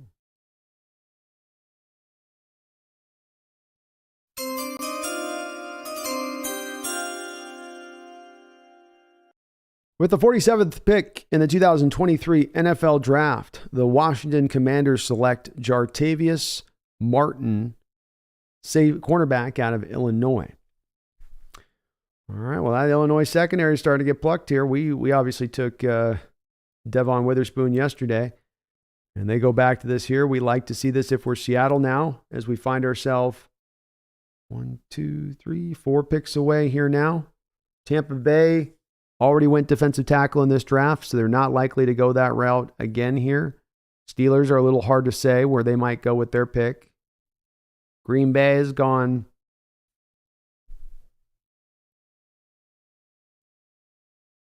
What has Green Bay done in this?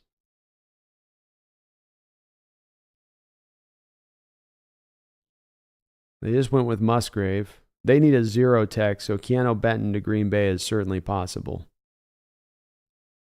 Certainly possible. But Ben still may be there. By the time we pick, you never know.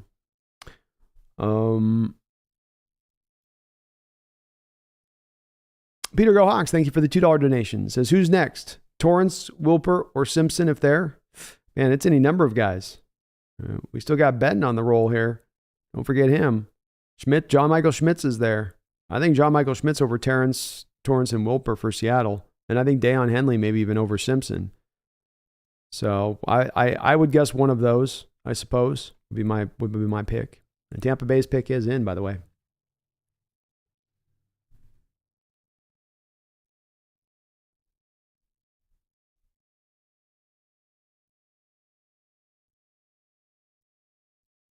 Yeah, Keon White's a bigger guy than Derrick Hall. He's more of a pure inside guy. I mean, at the next level, they played him on the outside. He had that thing going on that's like, Adewari had this happen to him where he was playing a lot on the outside. There's another guy I was looking at. I mean, the poster boy for this is Carl Brooks at 305 playing off the outside. Some of these colleges just like those big boys out there, but it ain't where they're playing at the next level in that spot. Robert says Derrick Hall's NFL comp is Cliff Averill. Do I agree? No. Sorry, brother. I don't know if that was yours on that comp, but I'm double checking this to make sure I'm right on this, Rob. But if I'm not mistaken, Cliff Averill had a... So the main thing that separates these guys on that is, number one, Averill doesn't have Derrick Hall's power. Derrick Hall doesn't have Averill's first step quickness. So with Derrick Hall, he was 162 on his 10-yard split, which is, of course, the first 10 yards of the 40. So kind of for an edge rusher, that's a little bit slow. That's why when you see on the tape, he's also missing that first step quickness. Whereas, Rob, I would say with Cliff Averill, his main attribute is the best attribute Averill had. He had some good ones, but the main one that was at his forefront was first step quickness. So if you make that comp for me is a little bit tough to do, because 151 to 162 and it shows up on tape, that's just a little bit of that'd be a tough sell for me. With the 48th selection in the 2023 NFL Draft, the Tampa Bay Buccaneers select Cody Mock out of North Dakota State. Got themselves their offensive lineman there, so Tampa Bay Buccaneers investing back into their trenches as they turn things around a little bit. Daniel Bailey, thank you for the $2 donation. I do appreciate you, Daniel, on that. All the donos. He says, your opinion on draft... does your opinion on the draft change if we go to a 4-3 man?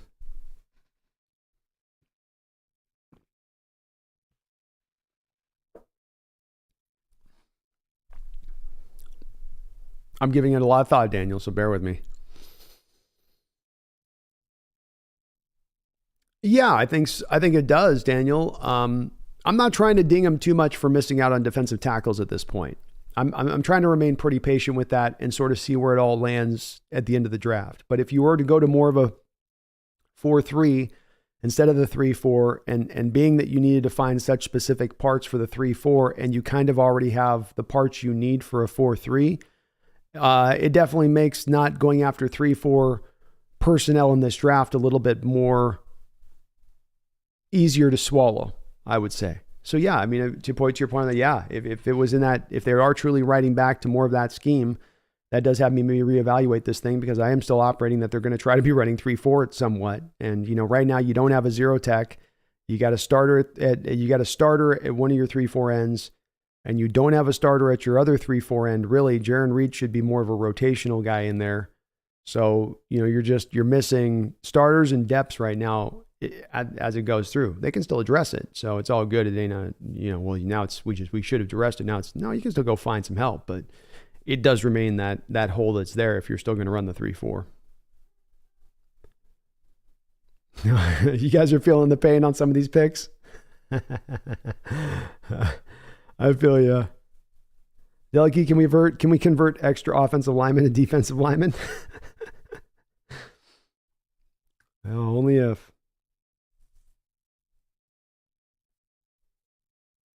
John Robinson says, no, he wasn't. Derrick Hall was in the 1-5s with his 10. Was he? I wrote it down wrong then. My bad. That's my bad. I got to change what I had. What was I writing down? All right, so I got 159 on his 10-yard split, which I had 162 before, so I was 3 100ths off. But you guys are writing 155. Did you do that are you guys getting that information on 155 from his pro day? Yeah. Because I mean, 159 is closer to 162 than it is 151. So I might have been off 3/100ths, but the point is too on these 10-yard splits. I'm not just referencing them as tested times on the track surface. The splits are also indicative of what you see on the two guys' tape. Where, I mean, you guys definitely correct me on this one. Was not Cliff Avrill's main point of his game the first step quickness? That's part of what made him such a great player, is he had elite first step quickness, which is evidenced in that 151 10-yard split. When you watch Derrick Hall's tape, he doesn't have the first step quickness. So the 159 being up close to 1.6, that's still kind of a little bit not slow, but it's not fast as far as for edge rushers. It's not twitchy with the first step quickness for edge rushers. So I still think that puts him in a place to make the comp there between. I can't quite see it on that one.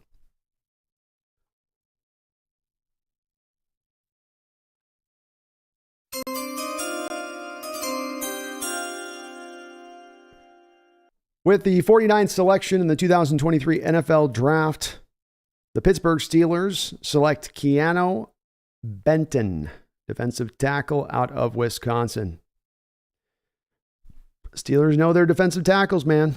When they tend to take one, they tend to know what they're looking for.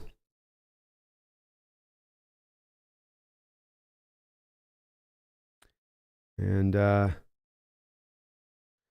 getting very, very thin as far as the defensive tackles positions going for our Seahawks. They may be getting guys and bodies later in this draft, but if you're going to fool yourself into believing that you're getting a 4th and 5th round defensive tackles and that those guys are going to come in here and be impact players on this defense, if we're talking about the competition for next year, that's going to be a little bit tough for me as far as you're going to have a hard sell on me on that one. This is a little why I say these picks are good, but they're more good for, I think, the long-term future of where we're looking at in this draft, because in some of the ways in looking at this draft for the very next season, I don't know if the returns are going to be there in the immediacy. Not that they're bad picks, but like we've said, people have been saying the last couple of days, how are we stopping the run? Impact Fitness, thank you for the $5 donation. Says, so far it seems we are just building on our strengths in this draft, something I'm not against. I'm not against it either. Definitely think it is a little more move the long term, but I'm okay with that. There's intelligence in that approach, and you have the ability to build a long-term winner and elongate the Super Bowl window. And because it's like your fundamentals are correct, you can stretch everything out farther on that. It's good from that standpoint of things. But I think we're still going to have some issues stopping the run next year.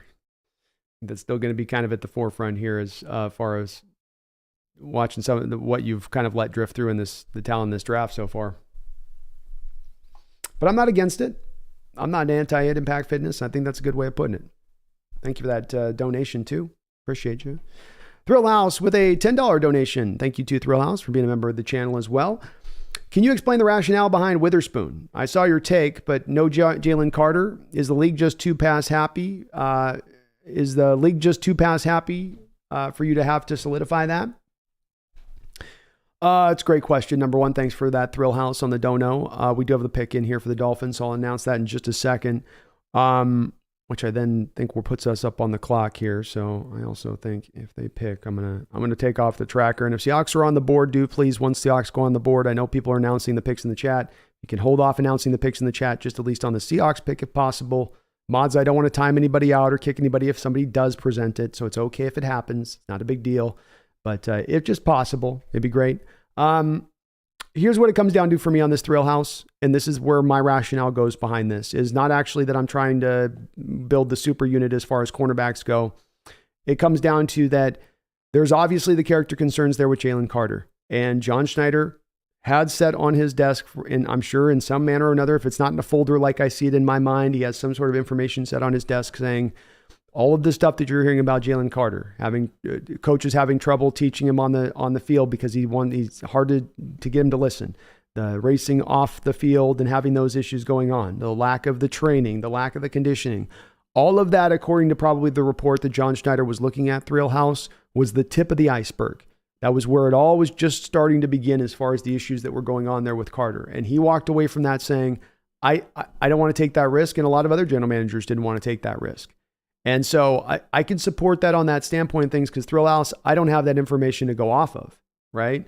I don't have those background checks. I don't have a private investigator out there in Georgia. I don't have the contacts with the coaches in the Georgia program.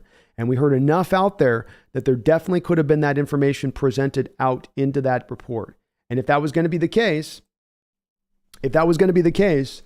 then it's understandable as to why you would have then passed on him, because you just think that there's too much certainty involved with him eventually realizing those problematic issues. And I, at that point, I support that. Even if I did really want Jalen Carter, I understand, like, to use your words, the rationale at that point behind saying that you can't do that with the 5th pick with this kind of guy. And the Seahawks pick is indeed in. The Dolphins really quickly jumped in on Cam Smith. Seahawks are not now, it looks like, messing around here on this pick as their selection is in. I'll get this announced in just a second here. Wow, it's a fast little second round here, as this is just hummed along here through the second round.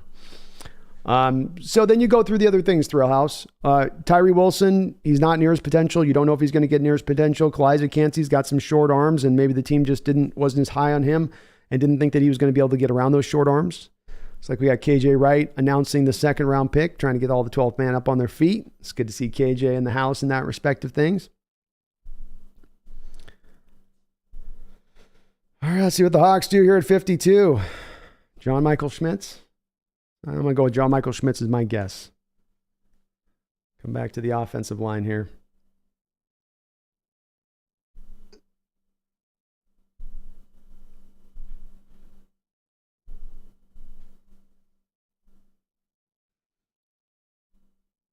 Ooh, okay.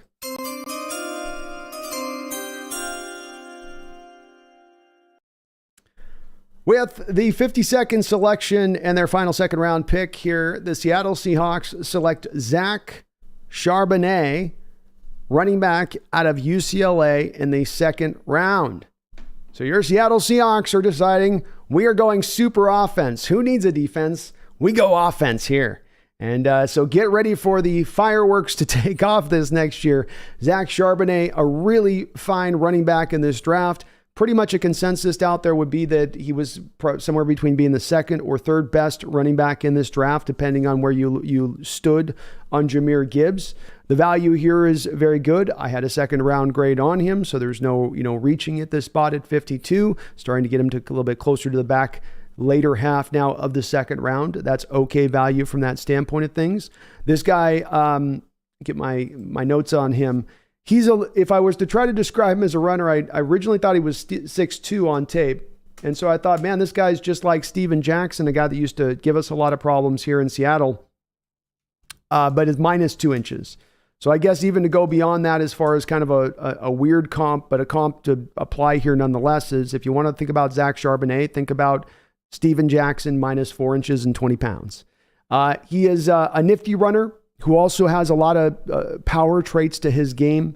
Jump cuts to find daylight. He's adept at keeping his feet after taking a blow. He has an extra gear in the open field. He's not quite fast, but he's not your plodding type of power back either. I think, for instance, to think about this in terms of maybe value for this pick with Zach Charbonnet and appreciating it, think about the Packers taking A.J. Dillon right around this same spot a couple of years ago.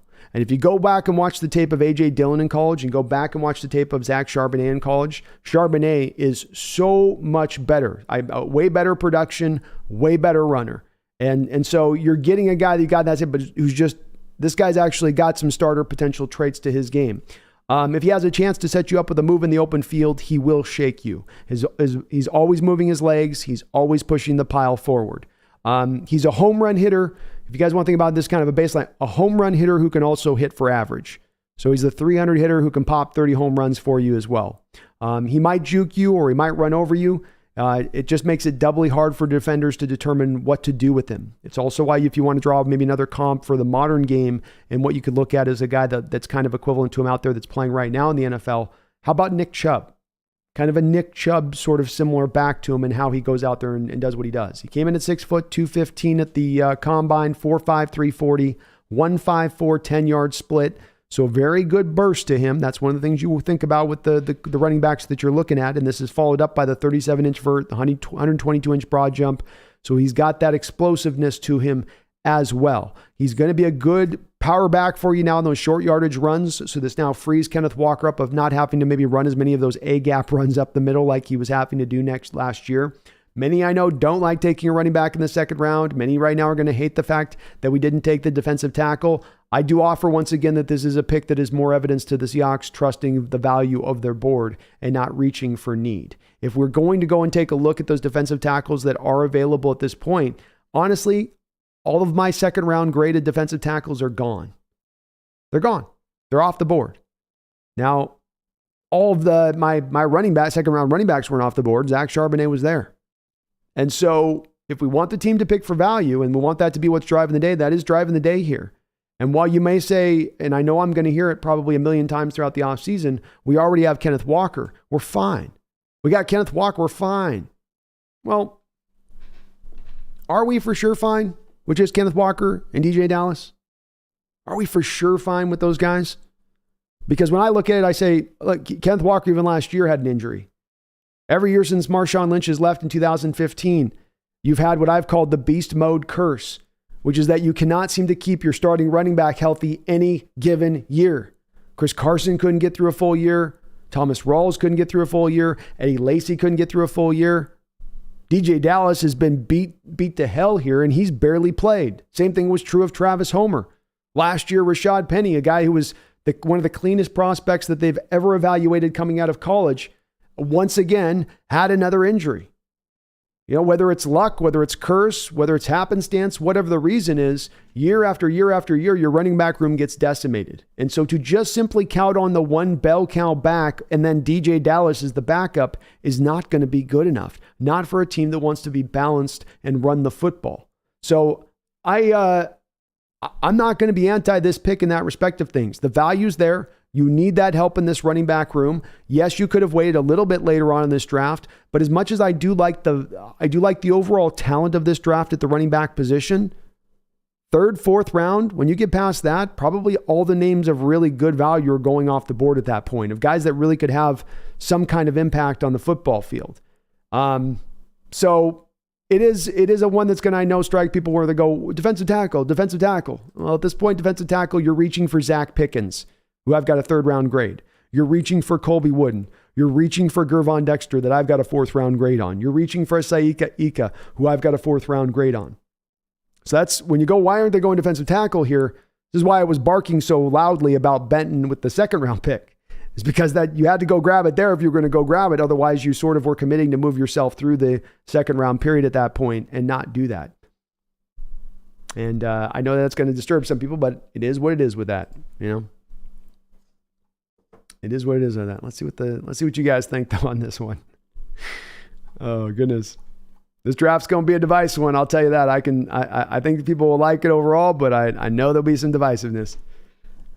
The people that really will like it will really like it, but that's probably just going to all that much more annoy the folks that don't like it. And Impactful Fitness, your $5 donation 12 minutes ago before this pick is the words you said are no more apropos now after the pick. Where you said, so far it seems we're just building on our strengths in this draft, something I'm not against. And you said that before we drafted Charbonnet. And that's why I say this is where the evidence is leading us to, is that they are letting the value drive the board. We do have another pick here by the Chicago Bears. I know I'm a little bit behind on this one as we were talking about the deal. So the Bears, the 53rd selection in the 2023 NFL Draft, the Bears took Gervon Dexter. So the Bears are doing that reach thing there, recognizing they got to start to pull on some of these guys a little bit higher to go get them.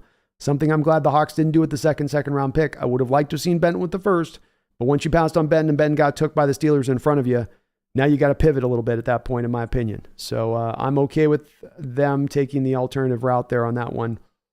And boy, these picks are coming in fast. I'm going to get my best player available back up here. Last couple picks here. You had Cam Smith going to the Dolphins. Seahawks taking Zach Charbonnet at 52. And then Gervon Dexter at 53 here going to the Chicago Bears. The Los Angeles Chargers are now going to be on the clock, and they have made their selection.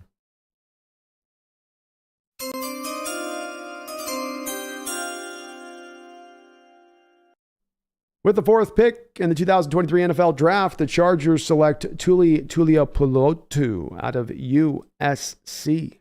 Little pick there for the Chargers. Get themselves some insurance for both Khalil Mack and Joey Bosa, who have had some injury concerns out there, and he also maybe gives them a little bit of some juice on the inside.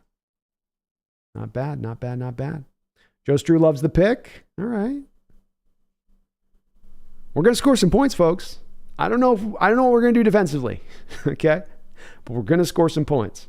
So what we're going to do defensively is we're bringing 8-man boxes 24/7, okay? Jamal's just going to live in the box.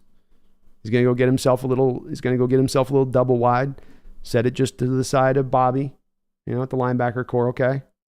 Hook up the water pump, right? So we're just going to bring the house and just run it raw defensively. And then we're going to have the super offense. It all starts to make sense. It all comes together.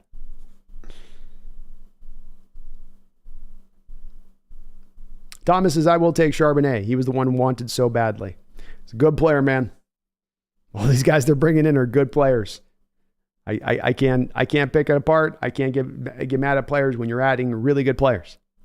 These are guys that give you the two things that you don't normally get with draft prospects. You got to make your pick your poison with this. Do you want upside or do you want floor? Upside or floor? You got to pick one or the other most of the time with these prospects. And what you're getting with all four of these prospects in this draft is a high raised floor. It means they can come in and give you some production, and then you've got some top end on top of that. I like it. I ain't gonna be mad. TB1 Filler says 122 forced missed tackles in the past 2 seasons between he and K9. Good luck, y'all. Yeah, good luck tackling these 2 guys. Now you have 2 guys that are going to wear down a defense. You got that ability to just keep going after a defense and wearing them down. And that's what these guys are going to do. They're going to force you to tackle from the first quarter through the fourth quarter. And you get that fourth quarter and those tackles start to slide off, don't they? Especially in this modern era with these guys that can't tackle. They get a little bit winded by that fourth quarter. They're done tackling. John's having trouble with this one. I get it, John. They're just going value, man. This is what happens when you let the value run the board. Is if you do, you're going to have some drafts where it's like, but you didn't go towards the need at all at any point. It's like, yeah, but you're letting the value carry the day at that point, And I can get it. I'm actually in favor of it. I think the downside of it is that it doesn't always necessarily return to us the best returns for next year and maximizing out next year necessarily. But the upside of it is that you build the stronger team in the long term. King Prodigy says we got to go trenches with these last 6 picks. We may have to do that. Yes. Consumer says offense is going to light teams up in shootouts. Going to be fun to watch. We'll have 1,600-yard season from DK finally, folks. Y'all were clamoring for it. Well, you're going to get it. Why do I say every single pick is building on a strength? I'm not sure about this one, though. I like this one. I really do. You lost 2 running backs this offseason. DJ Dallas, this is the part that we cannot overstate enough.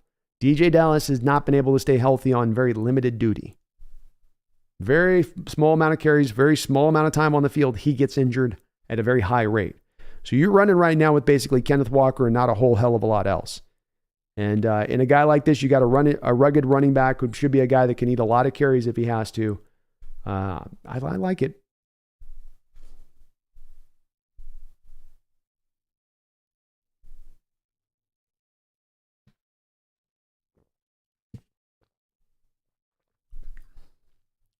Roxanne Charbonnet has really good hands. He can catch too.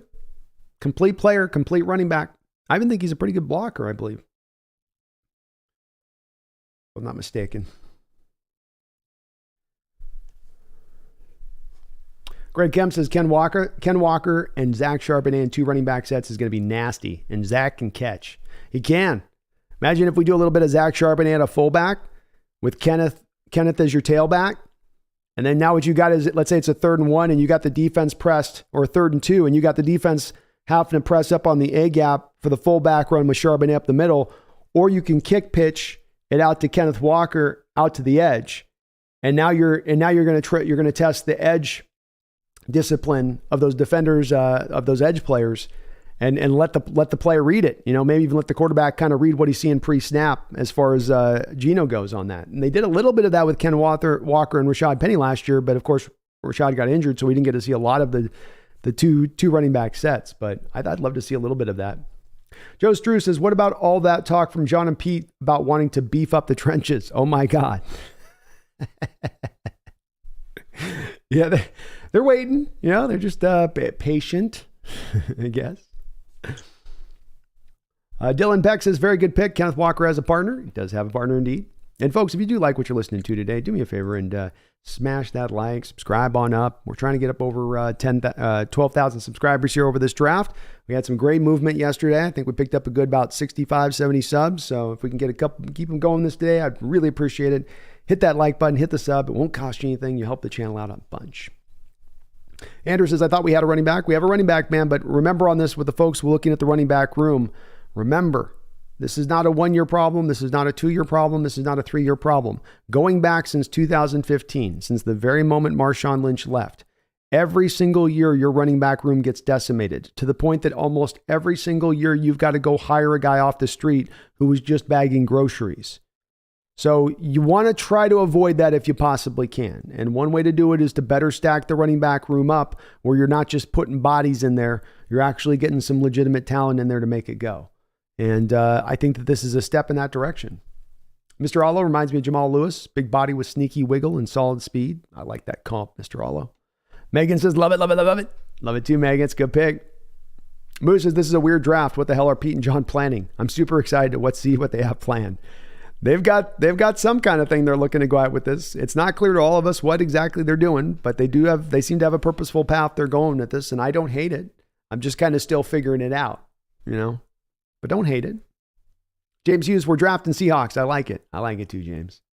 He has a big physical back, big old physical back. Absolute green. I made the call out there to the wild for subscribers to jump aboard, and you answered that call. Thank you for doing so. And please do as Mr. Green just did. If you are not subscribed, get subscribed. Doesn't cost you anything. It's free for you, but it helps out this channel, helps me out tremendously. And I would really love to be able to get around this 12,000 mark here by the end of the draft and kick us into the regular season in a real nice way. I would say, Robbie Red, this is a W for me. I'm okay with this pick. And the Kansas City Chiefs have just made a selection here. Let me announce this. I'm a little late on this one.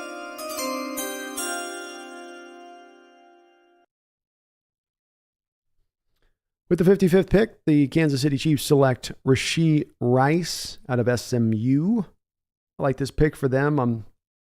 I wasn't as high on him as some of you guys were out there. Guy's got some drop issues, contested catch issues I didn't like. But you got Patrick Mahomes throwing it to you. Sometimes you're not going to have a lot of contested catch issues. He'll just throw you open. UE2K says, I like him for us, but it's a reach. He would have been there later, but I like him as a player.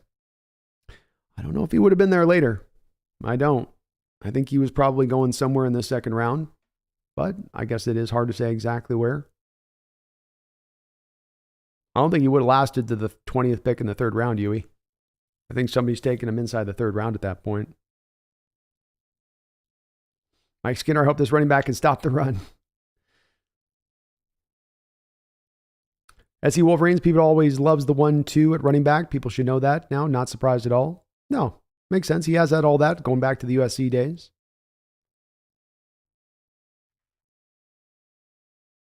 It does make sense. Cheese Taco, thank you for the $5 donation. I do appreciate it. It says, game plan this year, rush the passers so they throw into 2 lockdown corners to hopefully get a pick. Scorch with offense. Hopefully they don't run. We just get up by them like 2 or 3 touchdowns and then they never have the opportunity to go to the run because then they'll just be draining out the clock. That's the master plan. So it's unique. You've never seen it quite applied in NFL before, but they're going to apply it for the first time this year. We'll have to see if it works, Cheese. But that indeed does seem to be the plan. Scorched offensive earth defense. We'll get around to it.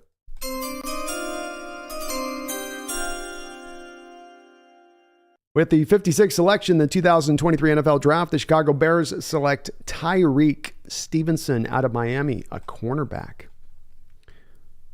Interesting pick for them there. So as we continue to motor on through here on this first round, we got about 2, 3, 4, 5, 6, 7. About 7 picks left in the second round here. Sam the Great will get a run stuffer, big guy in the third round.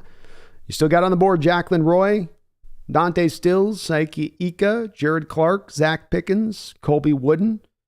So there's some interior guys in the third round that certainly could be targets for the Hawks. Greg Kemp says all the defensive tackles Hawks talked to are still on the board. There we go, Greg. That's great information right there.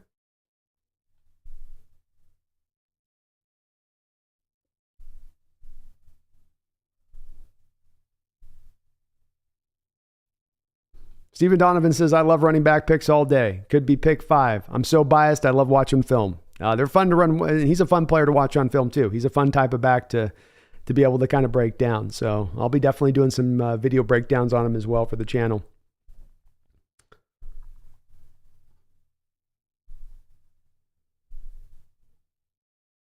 David Michael says, everybody they pick so far is a dog. Reminded me of the 2012-14. Nothing, no doubt about that. Oh, the Giants just snaked us.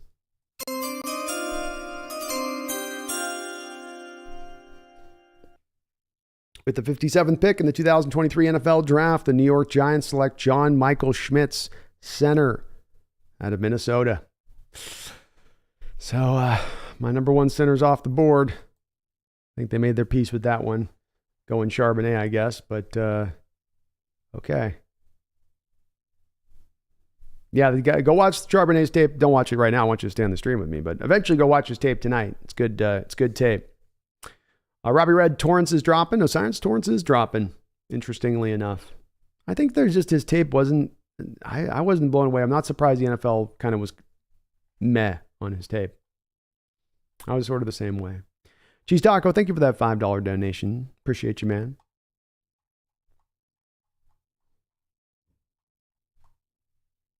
Oh, man, I'm behind on my donos. My bad.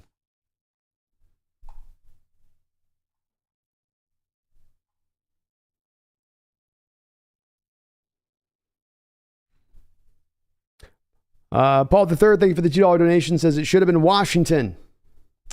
I love me some Washington, Paul. You know I ain't going to disagree with you on that. You know I ain't going to disagree with you that. And we've got the Cowboys here picking. Boy, this end of the second round is going hot and heavy. These guys are chomping. These teams are chomping to the bit for these players. I wouldn't have minded Darnell's. People are saying there's something with Darnell Washington's medicals here, Paul, that I'm hearing in the chat. I don't know if there's truth to that or if there's anything to it. That could have been impacting a little bit of his fall here through this second round, and being that he's dropped where he has dropped. Might go here to the Cowboys, though. They need a tight end, and Darnell has been a guy I long thought that they would be enamored by. See what they do here. Thank you for that donation, though, Paul. I'm with you. Alexander Wheeler with the $5 donation says, people will be disappointed we didn't get JMS, provided he doesn't fall to us in the third, which, of course, he just didn't do there now. Oh, Cowboys with a shocker.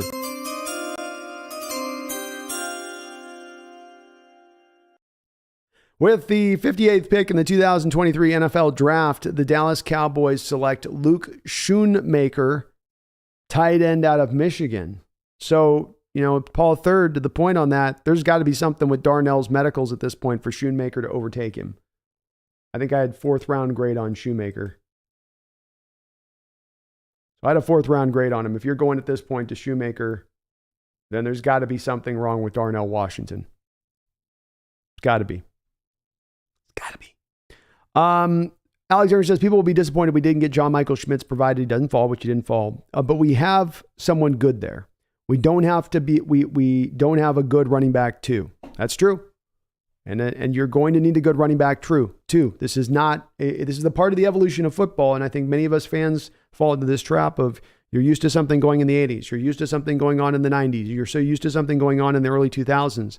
And you start to think about it through the fact of that's how it always will be in the NFL. And what I'm talking about is the 300 touch back. The back that every year is going to just have the multitude of carries. And so having that second back is a little bit almost useless because they're just not going to get the carries to call for them to need to have those guys in your backfield. But we're not in the days anymore of the 300 carry back. We're just not, or the 300 touch back. There's a select number of guys every year who might touch that mark. I would offer it's to the detriment of their career when they do. And what you really have to have now is the 2 backs the combination of the two, especially when you factor in now the 2 Thursday night games that the NFL is talking about playing during the year, the extra 17-game season that is now played every year. This is going to make that depth be more necessary now than it ever was before. And that includes the running back position, especially a position, as I've said many different times, we have watched get just hammered over the last 5 or 6 years. And every time that it gets hammered, every time that we get to the point that we have to go and sign a running back off the street, what then happens to the running game? Doo-doo. It falls right into the crapper. You know, I get it too on that, Alexander Wheeler. I do. I understand people would have leaned a little more on the center stuff, but there's centers that we can go get later. You can go 4th round with Oluwatimi, and Oluwatimi might be even better player and even better fit for us from a schematical standpoint than what you would have gotten from John Michael Schmitz. So we'll see where this goes in a total board, but I'm at the moment I'm okay with this as this is going down a little bit for the most part. FlameX AJ3 with a $5 donation. Sorry, I'm a little late, FlameX, on getting the acknowledgement. He says, a running back. I understand we need depth, but we need a center or a guard bad. We could have picked a running back in later rounds, man. What do you think? Go Hawks. Well, let me fully sell this on this first, FlameX. Let me own this part of it because I don't want to missell myself as being something and then I'm owning it in a different way. Let me show that I've got some consistency on this. I've been a guy that has been one that has leaned a little bit away in recent years from the analytic folks that are pushing so hard down on the you can't take a running back early thing. I understand that it's been hammered in that you don't take a running back early in the first round ever at all. Maybe even if there's a generational one, you don't do it, according to the analytic folks. I've gotten that whole sentiment, and I've, in a lot of ways, support it and back it up. I feel like what's happened, though, FlameX, is that this has become overstated. This has overshot its original intended mark, which was to understand and assess properly and appropriately the value at the running back position. And what's happened now is like a virus of that don't pick them in the first round. Now this starts to spread on into the second round. And you start to even hear it from last year, people saying you never even do it in the third round. And I understand that there's a great big contingent of folks out there that do believe this way and that are fully in with the new analytic crew that says you just don't take a running back in that second, third round. I still tend to lean back and say there are difference makers at positions all across the board, and that does also include the running back position. And I think that I've seen over the last couple of years what happens when we lose the top rated talent that we have out there to supply, the guys that were able to go get it done, and the drop off that occurred when those guys went out. When there's no Kenneth Walker and you got to go to DJ Dallas, I see kind of a distinct difference in what either of those two guys is able to go get done on a football field. So there does seem to be, to me, some added benefit of having a talented running back on the football field, and especially to maintain a highly talented backfield at all times when your top guy gets gassed or gets injured or gets dinged up or whatnot. You can call on the second guy and not miss a beat, especially for a team that wants to be balanced and lean just as much into running the ball as they want to lean into passing the ball. And so I know that there's some trepidation here, but when we talk about going for guard or center here, FlameX, Osiris Torrance is not a schematic fit. John Michael Schmitz did not test well and technically is not a schematic fit for what you want the offensive lineman to do in this offense. It's that is kind of a bottom line there. So we come back again and again in this draft to go and say, where was the value? Where was the value for those selections? There was not a defensive tackle to be taken, as I spoke about before the pick. Kendall Benton's off the board. You've got no more second round rated defensive tackles there. There's no way anybody should have had Gervon Dexter with a second round grade. I have no worry at all in saying Gervon Dexter is not going to be a very good defensive tackle in this sport. He's not. I would have almost the same equivalent feeling of Gervon Dexter as I would with LJ Collier on draft day and when he was picked. So you just didn't, you went to the value of your board, in my opinion. You leaned into that first and foremost. You said, this is what's going to carry the day. And it brought you to the running back. And it doesn't mean, as I said, the place I'm going to try to have people parse from this a little bit on, if you can think of this in the different lane of things, think of this first from the long-term view, and then think of this from the I want them to compete next year view. And separate those two if you can, if possible, in just the way you look at these picks. Because if you look at it from the long-term view, you can see certainly the benefit in it. You can certainly see how it's going to help the team out and make them stronger in that long-term view and for a longer period of time.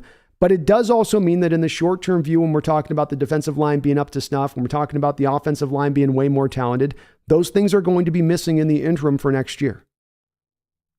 So Does that then mean these aren't bad picks? Well, that's up to, I guess, the eyes of the beholder at that point.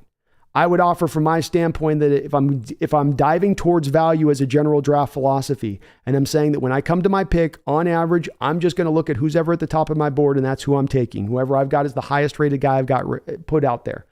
The fallout from that is going to be then you're not addressing specific positions of need. That is the direct fallout from that. And you can't have it two ways. You got to pick a lane, as I always say. You don't get the opportunity to straddle the fence. You don't get the opportunity to say, I want the most value and I want to go for the need at the same time. You got to make the call on that. And it's hard to do, go back and forth on picks like, well, on our first pick, we'll go for value, and our second pick, we'll go for need, and our third pick, we'll go for value, and our fourth pick, we'll go for need. You gotta pick a lane and pick a philosophy, and that's where you go. And if we want to go for need, if we wanted to just stack need all the way through this draft, they could have done that. It would have been interesting to see what the success of this draft would have been if they had decided to make that their outlook on things. But this is going to be what you get with going for value. This is what you see from that. But you end up building the stronger team at the end of the day. I trust in the process of value building more than I trust in the process of reach building. We've done reach building. We tried that from 2015 to 2019. Brought about some horrific drafts. John Schneider's referenced. That's why those drafts failed. This isn't me pulling this out my butt. John Schneider's directly referenced why we went bad in recent history is A, B, C, D, and E. And at the head of that was the reaching for need, not going to value.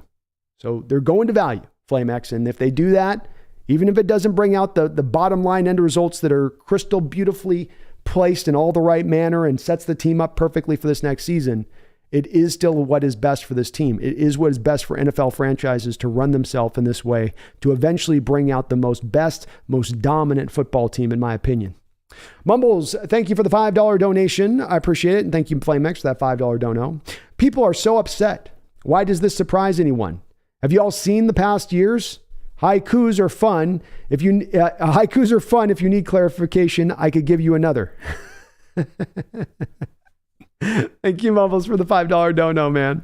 And drafts are always going to cause the emotions to come out. I think last year was the anomaly where literally everybody was happy. Everybody went through at the end of the draft and they're like, that was just pretty amazing. It was just amazing. So, there's such a high standard from last year. I think Mumbles has got everybody on that high that anything short of that was going to be, it was going to probably cause some grumbling, but it's a good draft. It's a good draft, and it's going to make this team better at the end of the day, I believe. We do need to get some more work done some point or another, get to that defensive line, but for now, we're okay here. We've got another selection that I've been a little late on acknowledging.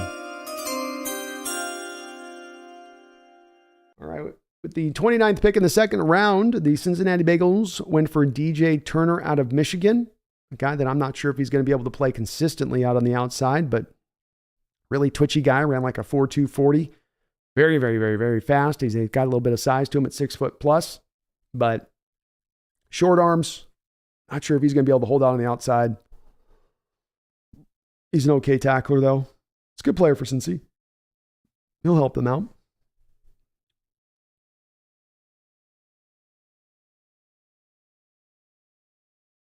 Magic Vlogs, thank you for the $2 donation. Says, trade up with Dallas for JMS. I think you just keep trusting your board. There hasn't been a super run on centers at this point. We've had only 2 taken. There's still some good guys in this draft at the center position you can get a little bit later on. It's not as driven to me as hard-lined as the defensive tackle position would be as we go forward on this one a little bit, Magic Vlogs. So, Ricky Stromberg, Olawatami. Hell, I think Luke Wilper's still out there. Jarrett Patterson, Juice Scruggs. Even a guy like Jake Andrews, maybe. Still some good guys out there in that respect of things. Thank you, Magic. Thomas Cox with $5 dono. Appreciate you as well, Thomas. And I'm behind on the donations. I'm trying to catch up, I promise you guys. Says, I get we don't need a running back, but Geno struggled when they didn't have K9. It lessens him running the ball. Good teams have 2 good running backs, not 1. It's a fantastic point, Thomas. And, I share your mindset on this one. I just think that if you got to look at given history here in Seattle. You got to look at the 17-game season, two Thursday night games, the recent running back injury history that has occurred here now going on 7-8 years. When I reference since 2015, folks, that means this has been happening now for like 7 or 8 years. Go back and relook at the history of the running back position, injury history-wise in Seattle over this time period. It is like the dark ages is basically what happens with the injury situation to the running backs. Like we have Chris Carson literally retiring with hardware in his neck. Rashad Penny that's been injured every which way from Sunday after the clean medical evaluations coming out. Guys like Travis Homer and DJ Dallas who barely play but still end up injured all the time. It's a problem. It's been an issue. We had to deal with it. We had to find a way to come back on it. So I'm okay with it. It was a need on this team. And the saying that we can wait to the 3rd, 4th, 5th round is great, but you're going to get a lot less of a talented back. And the point on this is not simply to have a warm body that you bring off the bench that fills in for the upper line guy in Kenneth Walker, who can just kind of hold the water in there until Walker can get his blow and get back out onto the field. It's to have a guy to where when Walker steps off the field, there's no drop off at the position. That there's not this guy that's just getting by there, that this guy that's now fully reliant on only what his blockers get in front of him, and that's all he's going to get. You need a little bit more beyond that, I think. Looks like we got the Jaguar selection coming up here. Oh, we got it up.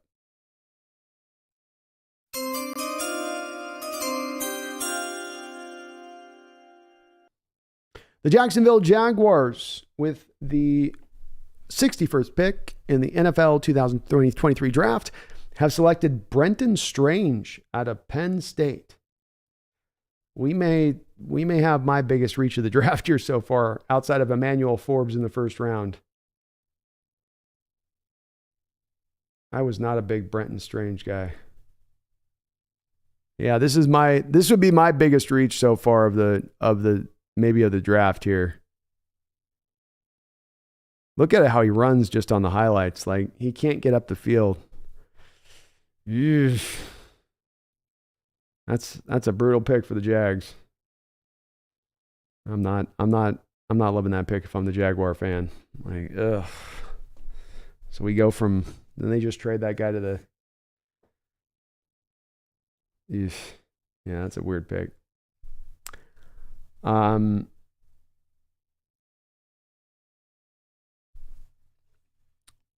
Mr. Kane, my brother from another mother. How you doing, man? Thank you for the $5 dono. Says Brando, your brother from another is very happy. I'm glad to hear it, man. We're together on this one. I'm digging the draft. With the Hawks avoiding defensive line, does that up the chance of us going for Chase Young? Can't say that I think Chase Young is even possible at this point, Mr. Kane, being that you just took an edge guy. So I think another edge now is out because Chase would be an edge guy.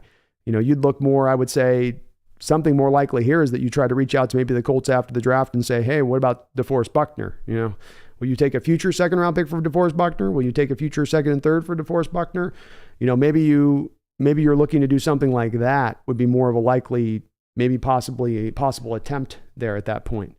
But no, I don't think Chase. I think Chase at this point, Mr. Kane, is completely off the board because you're 4 deep off of edges. And then on top of that, you have Alton Robinson. On top of that, you still have the Tyreek Smith guy coming back from Ohio State, that injury last year, your 6th rounder from last year, which who knows where they fall into, but it does mean that you are kind of stacked up at the position at that point.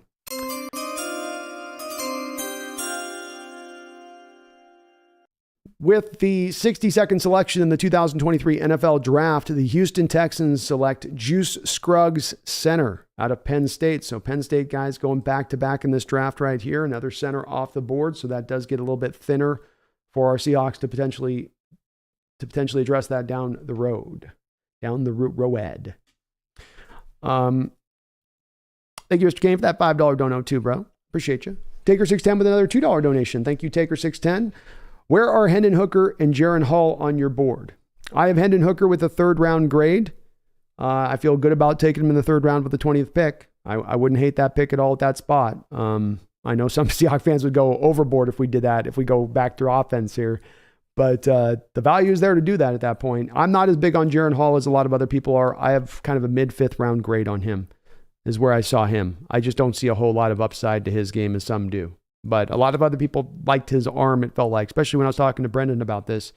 He liked his arm a lot better than I did on the tape that we watched. But I like Hendon, Taker. Mumbles, thank you for another $5 dono, bro. Appreciate you. He says, Hawks are like the Patriots. Never get what you expect. Remember 2012? I think back to 2012. I do. Yeah. Because obviously Bruce Irvin was not what anybody was expecting at that point where they took him with the first pick. Bobby was a little bit of a surprise. I think people did like the Russ selection, but the first two were a little bit surprising with it. You know, it's a good point there. And the Broncos are making an interesting pick here.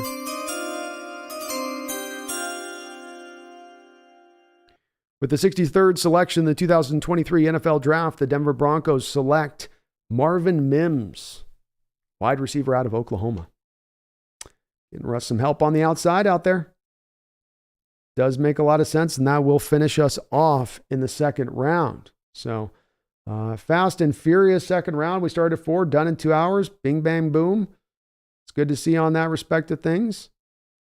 You got Will Levis, Sam Laporta, Michael Mayer, Avila, Hall to the Seahawks. Seahawks come back with Zach Charbonnet, UCLA in the second round. Of course, I think a mock or two of mine had us taking Charbonnet in the late second round. So you could see this kind of thing coming, which now we need to bend on over here to the third round here. We'll be starting to kick that off here shortly. No doubt about it. But it's a good point, Mumbles. We never do quite think we're going to get what we're going to get. That's for sure. Johnny Utah, thank you for the $5 donation, Johnny. I do appreciate it, brother. I hope you're having a good night as well.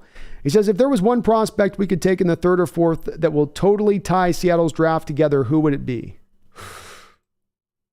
Is there that? I don't know if there's that guy anymore.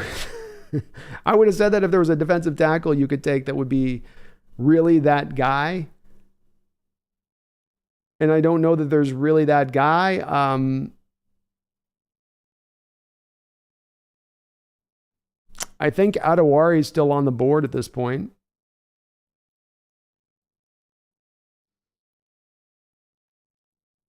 I don't see Adewari having gone. So I'll give you 2 players on this, but I don't think either of these guys are going to quite do what you're saying, Johnny, that you're wanting to have done with their picks. But they would certainly help us all feel a little bit more warm and fuzzy about the situation as far as the defensive line goes. That would be Zach Pickens or Adetomiwa Adewari. One of those 2 guys, I think, would give you a little bit more of that feeling of like, okay, we've got this starting to get figured out. You know, we're starting to find a way here. It's good. Absolute Green. Kyle, neighbor, thank you for subscribing to the channel. You guys answered my call. I was asking for some new subscribers here, helping us to get over 12,000 subscribers. That's the goal here over this next week here with this draft and draft coverage. We're motoring along really good through that process. So please, if you're not subbed up, please do get subbed up. You're going to help this channel out considerably by doing so. We're on track to try to get to 15,000 subs by the end of the year, and we're right on point, but we need your subscription to do that. I need you to do this. DK Dead Calf with a $10 donation. Thank you, DCalf, for the super chat. I really do appreciate it, man. I hope you are also having a good night. It's good to see you in the chat. He says, loving the draft. Grading it an A or A+ is too low. I guess S grade will have to do. With the Kraken on the verge of eliminating the Stanley Cup champs tonight, the Seahawks know they need to step it up. Ooh, I like the enthusiasm there, DK. I love that you're loving this draft so much. And indeed, we're seeing a lot of folks very, very, very happy with how this draft's played out. There certainly is a little bit of a little tiny schism. It's a very soft schism within the fan base and what I think the people are going to view this draft, and that you're going to have people ardently, I think, on both sides of the fence with this one. But I definitely do feel good about it. I don't know if I'll go fully to the A+ point, but a solid B+ definitely is where I'm kind of leaning toward. And congratulations to the Kraken. Are the Kraken going to shock the NHL world, this young fledgling team? Are they going to come out there and surprise everybody and pull it off? Man, they're looking pretty good. It's fun to watch them doing what they're doing. I wish I enjoyed hockey more. I'd be getting into it, but I'm just too old for that. DeBoss, you also answered the call that I put out to you folks. Thank you for doing so, DeBoss. I really do appreciate it. You went out there, you subscribed to the channel as I asked him to do. I know I'm begging for you guys on this one, but I really do appreciate you doing it. Doesn't cost you anything. I'm not going to fill your feed up with a bunch of clickbait garbage. It's just something to help us continue to get growing here, to stay on top of our goals here, to keep pushing through. So I really do appreciate you doing that. You as well, Ishan Oren. Thank you for subscribing as well up to the channel. Very, very much. I do appreciate it. Thrill House with a $10 donation. Thank you for a double donation there, Thrill House. It says, how do they distribute the ball between Metcalf and Walker? Metcalf needs the ball.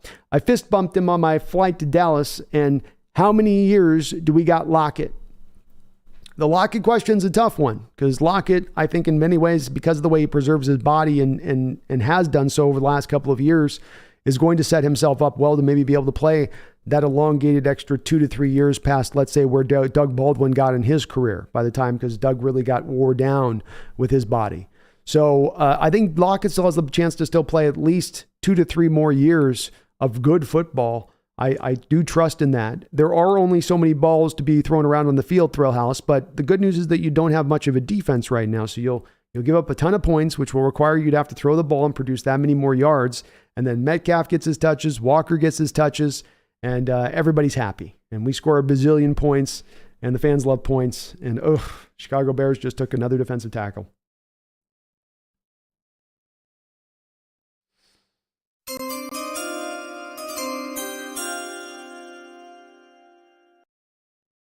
All right, with the first selection in the 3rd round, the Chicago Bears are going to select Zach Pickens, defensive tackle out of South Carolina. And I would say that this officially, from my standpoint, past Adetomiwa Adewale, who's been more of an outside guy that you're going to have to trust can play inside. He's not even a pure defensive tackle. But as far as pure defensive tackle talent goes in this draft, as far as guys that can move the needle and actually provide some level of impact on the football field, not merely be a Brian Monet body, not merely be a Poona Ford-like body, not merely be a Quentin Johnson-like body on the football field. If you're looking for that in this draft at this point, that's gone. That is not here anymore. And so, Houston, we got a problem. We got some worries here about this defensive line. I hope this team's got some kind of trade going up in the background. I do support these moves. I'm not bailing on that. But I think when it comes down to the defensive tackle being a concern and a worry at this point, that worry and concern is real. There are names left on this board, but these guys are not that good. They're just going to be body type guys that you're bringing in at this point. For good and for worse on that, you know.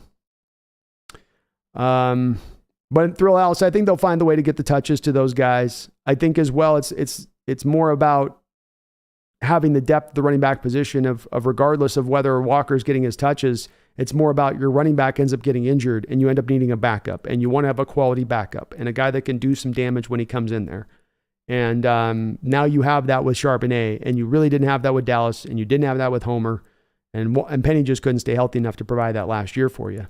You've really not had that second guy dynamically who can come out there, because when Carson was going, Penny was injured, and when Penny was going, Carson was injured, and you just haven't had it. Mr. Kane, thank you for another $2 donation. I do really appreciate it so very much. He says, Hawks going for dogs this whole draft. No doubt about that, man. They're getting some guys that are definitely going to be some bully type players on the football field from the positions they play. You know, Devin Witherspoon's going to let you know all day long what he's going to do. Jackson Smith will dominate you in the slot. Carl Brooks will make you feel like you're getting physically beat up all game long. And Zach Charbonnet is a well-built back in this day and age. In an day and age with really light running backs everywhere, this is a guy that's still got some hammer tendencies to him. And he runs very hard behind his pads. Very well said, man. Michael Hyde, thank you for the $5 donation. Says, do you think Pete could be trying to trade for Young, Buckner, or another premium interior offensive lineman and defensive line player? Is that why he isn't drafting defensive end and defensive line? I do like that you're trying to make some sense of this, Michael, and looking for the logical place that they could be pivoting to in order to find that move. And I do tend to think that there's got to be some other move that you're looking to make here at this point in time if you're not going to address this, because I do believe at this point, here's the talent you've got left on the defensive tackle, folks. Jacqueline Roy, Byron Young, Dante Stills, Saika Ika, Jared Clark, Keandre Coburn, Jalen Redmond, Kobe Turner, Moro Ojomo, Cameron Young. And these are the names that are left. These are the names that are left. Jalen Carter, Kalijah Cansey, Brian Breeze, Keon Clark, Maze Smith, Keanu Benton, Zach Pickens. Gervon Dexter, gone. All gone. So I feel like, yeah, you kind of are going to have to start looking to do that. The problem here goes, Michael Hyde, is that right now we are still in a place of negative $3 million as far as functional cap space goes. So if you wanted to make a move for a Buckner or one of these other guys, you don't have the money to really do it. You're going to have to find a way to clear that cash up to make that happen at that point. I do think that Chase Young is now out, though, too, in addition to that, Michael, because you just brought in Derrick Hall. You're 4 stack deep on edge. You have 2 other guys behind your 4 stack. You're 6 deep at defensive end right now. You know, I don't see, if you're making a trade for Young, I guess the only way that you're making that trade is if you're flipping them Darrell Taylor back in return, I suppose. The only way I could see it happening where you're trying to clear a little bit of the depth at that point to make it go. But I do agree. I think your head's in the right place and that you got to look at it. Is there some creative move here that we're making now on top of this to make this make some sense? And I can get where your head's at with that because I'm kind of thinking the same thing.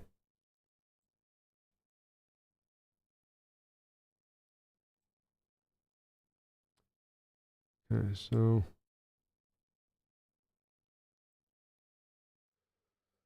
all right, so we got Zach Pickens with the first pick here. We got the Eagles with their pick in. The Eagles has had a tremendous draft already. They're going to be picking back-to-back here over these next 2 picks. So Eagles can do a variety of different things. I think they've already had a very successful draft. Mumbles with a $2 donation. Thank you, Mumbles. It says, so strangely enough, you don't like Brenton Strange? Strangely enough, I don't like Strange. Yeah, I wasn't big on him. I just thought he was a plodding kind of tight end out there at Penn State and not all that exciting. I would have taken him in the 5th round, but late 2nd round is, to me, a huge reach for that guy. And boy, poor Darnell Washington. He must have had something going on with his medicals that just has teams out on him completely for these guys to be launching up the board like they are with him. But yeah, Mumbles, yeah, strangely enough. Paul Third, thank you for the $2 donation. Appreciate you, Paul. Russ just got another guy to not pass to. Yeah, they just got, who wants to be okay, raise your hand. Who's going to be the 12 to call Denver and let him know that Russ doesn't use his slot? Who's going to be the one? I already called Denver and told them about the fact that he was broken. They didn't want to hear me last year. So I already made my call. I did my service. Who wants to be the one to let Denver know Russ can't see slot receivers? John? AI? You got Meg? How about, who wants to, somebody's got to make that call and let him know. I don't know if Sean Payton realizes that or not. He should. Ryan Wilson, thank you for the $5 donation. Thank you so much for all the donations, by the way, folks. It says, maybe Pete has a new look defense where we play 8 defensive backs. He is a defensive genius, right? That's true, man. He's just outside that box. That's all he's doing, Ryan. He's outside the first box and the second box. He just keeps operating outside of them, you know? So, with the 65th pick in the 2023 NFL Draft, the Philadelphia Eagles select Tyler Steen, Alabama. Like this tackle quite a bit. I thought he was very, very similar to me at times. I think this was my comp for Carpenter with Steen. I wasn't check that out. It's a good pick there for the Eagles, though. James Carpenter is my guy. So very similar to Carpenter, played tackle at the college level. I think he plays guard at the next level. Might be able to fit for you at tackle eventually with that. Safe pick for the Eagles. Another really good pick for the Eagles that I think is just another illustration of them having one of the stronger drafts here with the players that they've picked. They have added and helped out their crew so far. And oh my God, the Eagles just keep killing it.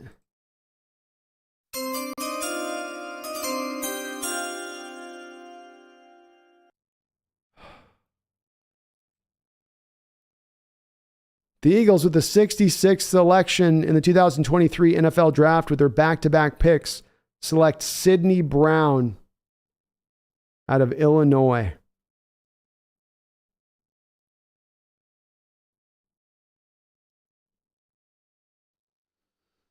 Ryan Wilson, thank you for that $5 donation. Whew.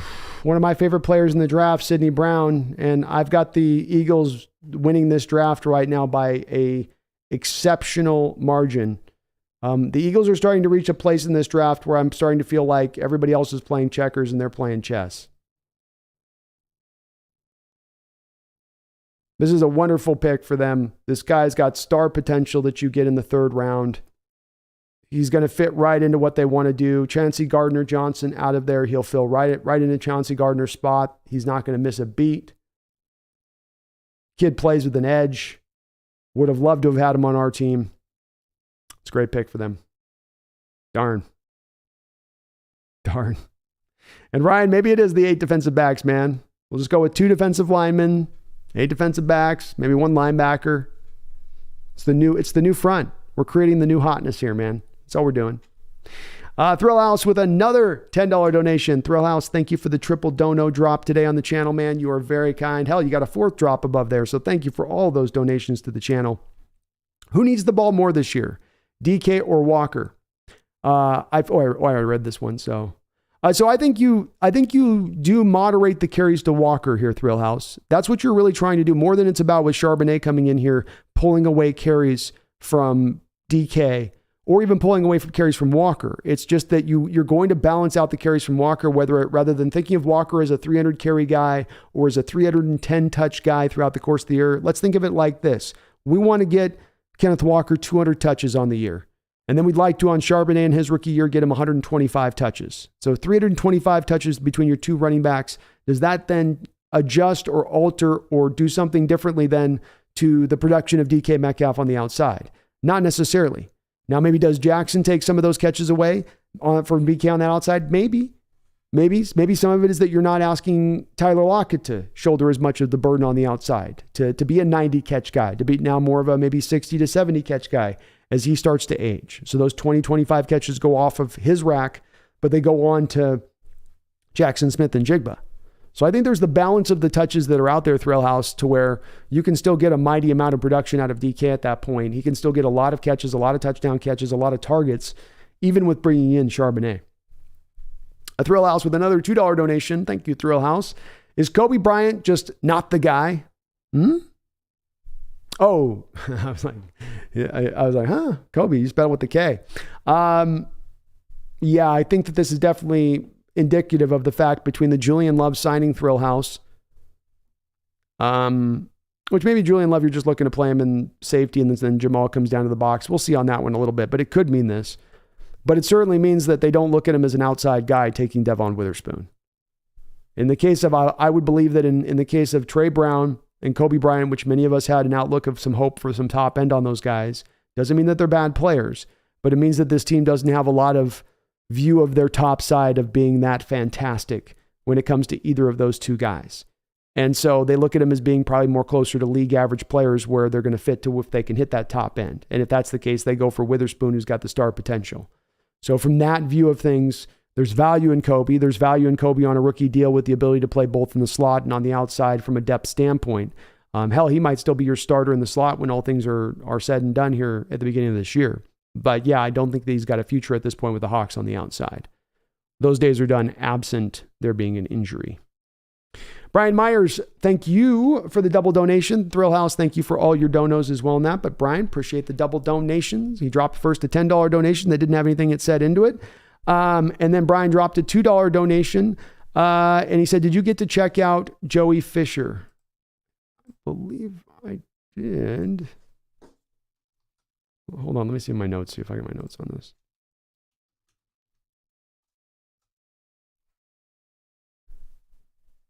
I did. Okay, this guy, yes. Okay, so Brian, fun player to watch, right? Like he's ragdolling guys every single play. And it is super impressive to watch. And there's no doubt that he has that nasty element to him as a lineman where he's going to really like give you to the whistle. He's going to go beyond the whistle. Like you better, as a referee, you're going to need to blow the whistle directly into Joey Fisher's ear to get him to stop blocking on a given play.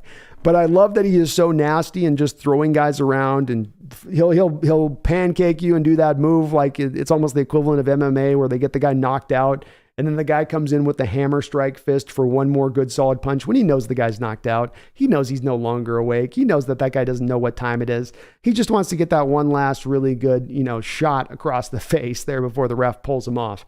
This guy does that same move on every block just about. So Brian, you can't teach nasty. You can't teach that bully mentality, that want to just kind of just drive and beat on another human being over the course of a game.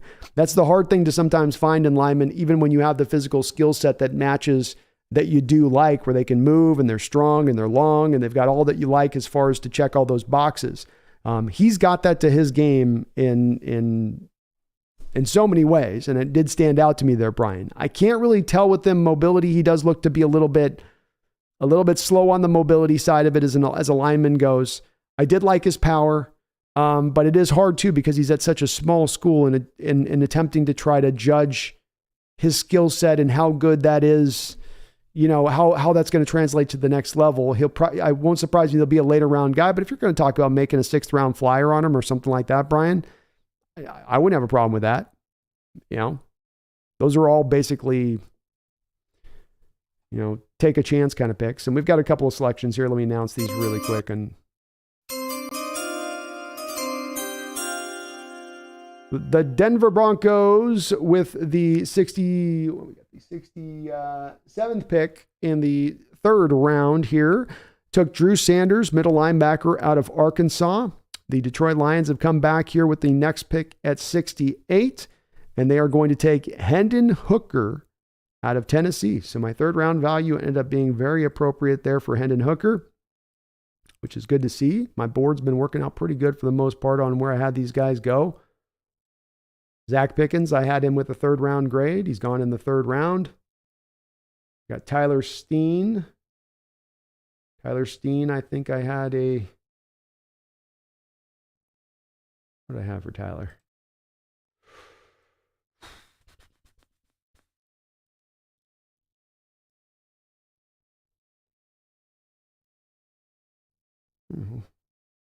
No, I think I had a 3rd rounder for Steen. Did I delete him off somewhere? I had a 3rd rounder for Steen. So these are all guys are all going about the right range here. All in about the right range. Interesting. Mumbles, thank you for becoming a member of the channel, man. And do, Mumbles, be sure to check out your community post if you are a member of the channel. I dropped that draft guide about a week ago, so you can kind of read up on some of these guys that we've picked and draft and see what I had to write about them up ahead of time on that. So thank you for becoming that member of the channel, Mumbles. We passed over 100 members of the channel, I think, last week, which was great to see, and I do appreciate that. Randall McDaniel, thank you for the $5 donation. Appreciate you as well, Randall. He says, okay, I'm just catching up. I saw the picks. What's your reaction? Reach? BPA? Did we pass on a better player fit on either?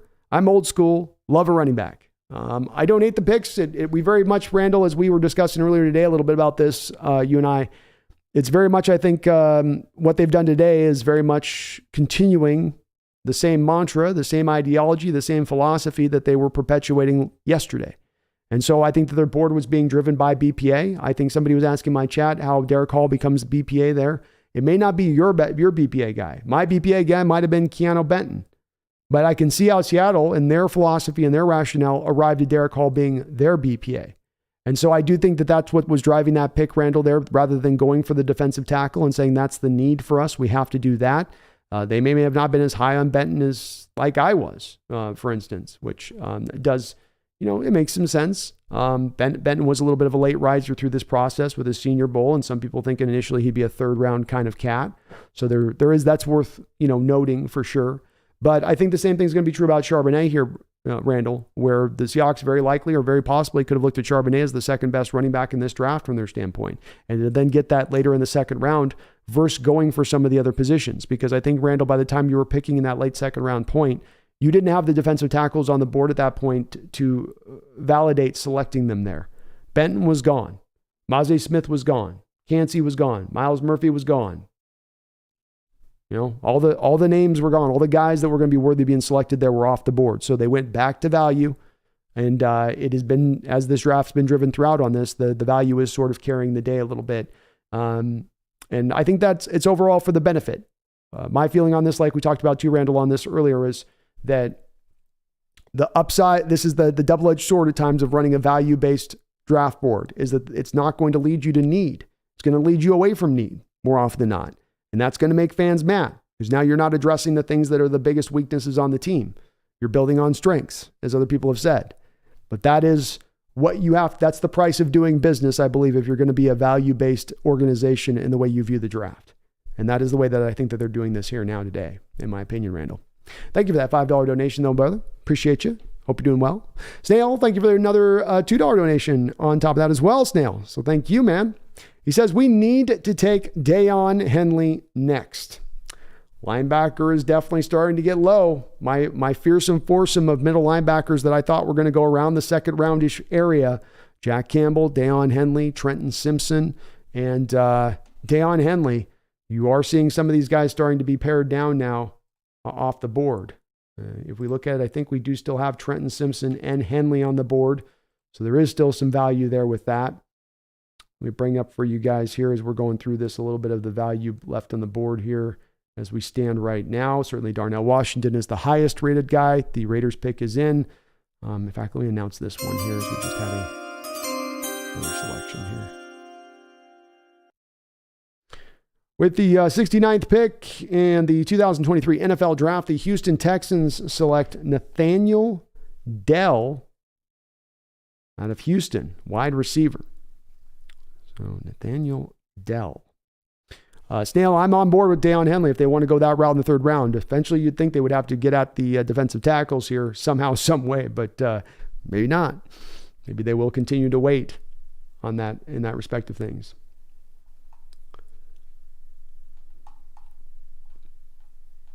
They very well could wait.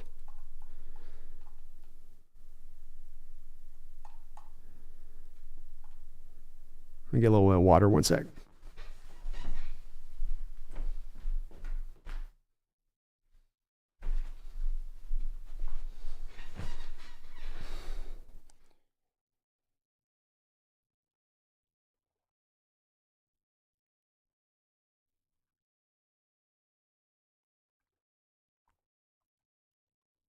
Oh, so thirsty.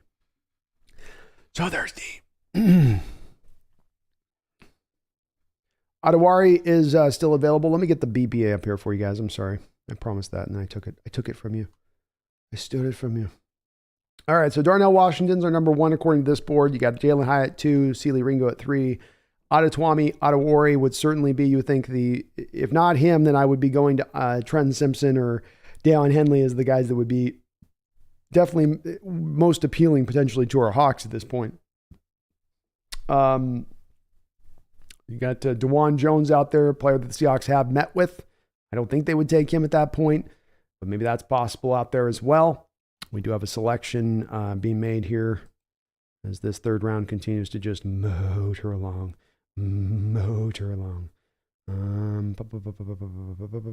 get to my deal here. Where's my thing at? With the 70th selection in the 2023 NFL Draft, the Las Vegas Raiders select Byron Young, not the Tennessee Cat, but the defensive tackle out of Alabama. Wow. Well, yeah. Tiny bit of a reach there for the Raiders. We're having a little bit of a strange Raider-like draft, I guess. I would put it, to try to be kind. To put it kindly, I suppose. Yeah. Interesting pick by the Raiders. Saints selections coming right up as this second round just continues to barrel along forward here.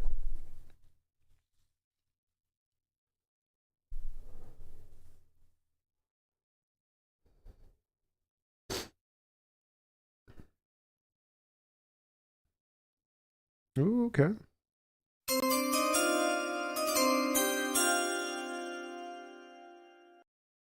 With the 71st selection in the 2023 NFL Draft, the New Orleans Saints select Kendry Miller out of TCU, a running back. Like this pick for the Saints. Kamara's got some legal issues that could be popping up in the form of suspensions here. This guy's a really good player. Reminded me quite a bit of Aaron Jones on his tape. Not quite as fast as Aaron Jones, but has some of that kind of just ability to really press the hole, get fast quick, get up to full speed quick. I do like his game. Flash, do we regret the Mafe pick now? I don't think we do, Flash. remember with this, you have Darrell Taylor on, I think, essentially one more year of a deal. You have Uchenna Nwosu on one more year of a deal before he becomes a free agent. Some of this is you getting out ahead of that, I think, a little bit. Some of this is probably also them just liking so much Derrick Hall as a player. So I think eventually it's more of a team looking at it as we'll eventually match this up with Mafe and whoever the hell is we drafted today. Derrick Hall. Mark, thank you for mentioning that. If you guys do like what you're listening to today, do me a favor, please, and do hit that like button and sub on up. I know it's something we all ask us content creators you to do, but it does help us out tremendously. And we're on the run here. I'm on the move. I'm on the goal here to try to get to 12,000. 12 is kind of an important number here for us 12s. So I'm trying to get to 12,000 subscribers here by the end of this, through this draft period, to see if we can pull it off. We're just a couple of hundred away, a mere few hundred away. I think we can get there. The Mariners lost 2 today, Brian.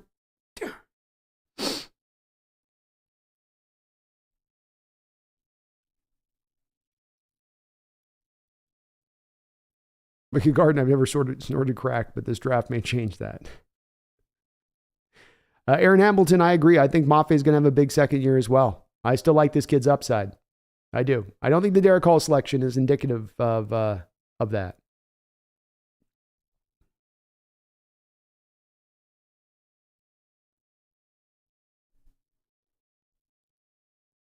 Mumbles, thank you for the $5 donation. I do appreciate it, Mumbles. Raiders reaching on picks.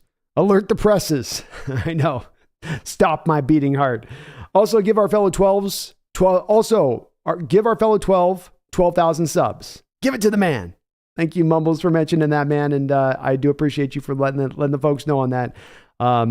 Do please, yes. Please do sub up if you're not. Let's get over that 12,000 mark. We're on the road to try to get to 15,000 subscribers by the end of this year if we can possibly hit that spot. And we're doing great. We're making great momentum to hit that area, but I would love to just keep driving on home to that spot if we can pull it off. O'Dwyer. Oh my goodness, O'Dwyer. Thank you so much. O'Dwyer has just gifted 5 Hawks Nest membership subscriptions to Louise, Jeff Shekel, Raul Aguilar, Michael Caresino, and Isaac M. Thank you, O'Dwyer, for gifting those subs to those guys as you did. You guys just got that gifted membership. Do me a favor, go to your community post and check on that community post. I've got a draft guide that I just dropped over there, 45,000 words on these very prospects. You're still going to need it for the next couple of days. We still got, after today, ladies and gentlemen, we're not even through the multitude of our picks after today. Let's not forget that. Yeah, we've gotten through 5, but we still got, at that point, 5 more left. So thank you for O'Dwyer dropping that gifted membership, man. You're awesome for doing that. Appreciate you, brother. And you guys do check out that community post, please. I'll definitely be putting a lot of membership benefit stuff up as we've now really gotten that grown to a great degree. So we get more and more content going out to the membership benefits angle of things. But you're a tremendous O'Dwyer. I salute you, sir. You're a gentleman and a scholar, and I appreciate it. So thank you for gifting those memberships, man. You're awesome. Joe Strew, what's the thought on the position the Hawks go for with the next pick? Well, depending if Adetomiwa Adewale lasts, my instinct on this would be one of Adetomiwa, Trenton Simpson, or Dan Henley would be my top 3 guesses.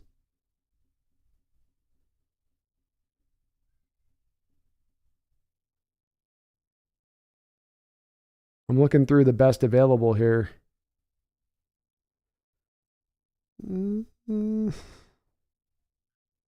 Wow, it has gotten so thin with defensive tackle.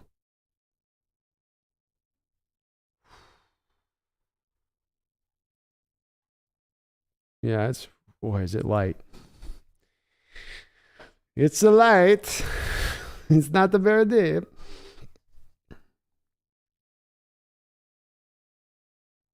Mumbles Hawks Nest, dang, said it as I posted that.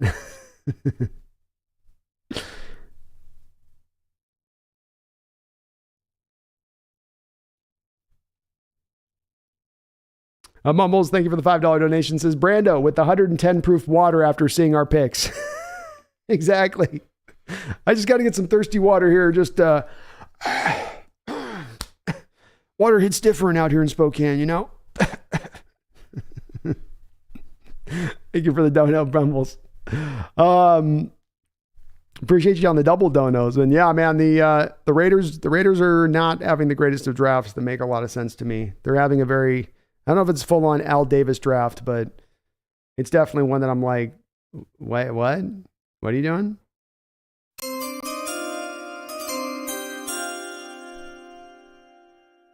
With the 72nd selection in the 2023 NFL Draft, the Arizona Cardinals take Garrett Williams.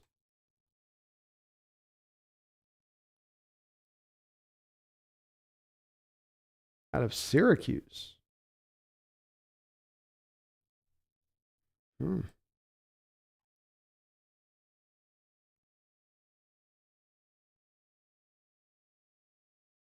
did I have Garrett Williams at? I guess I just didn't even take a look at that guy. Oh, I did. Wow. Cardinals just took a cornerback in the 3rd round that I had a 6th round grade on. Well, they're trading really good at least. They're doing trades well, but they're still drafting like the Cardinals. So, yeah. Good luck with Garrett Williams, man.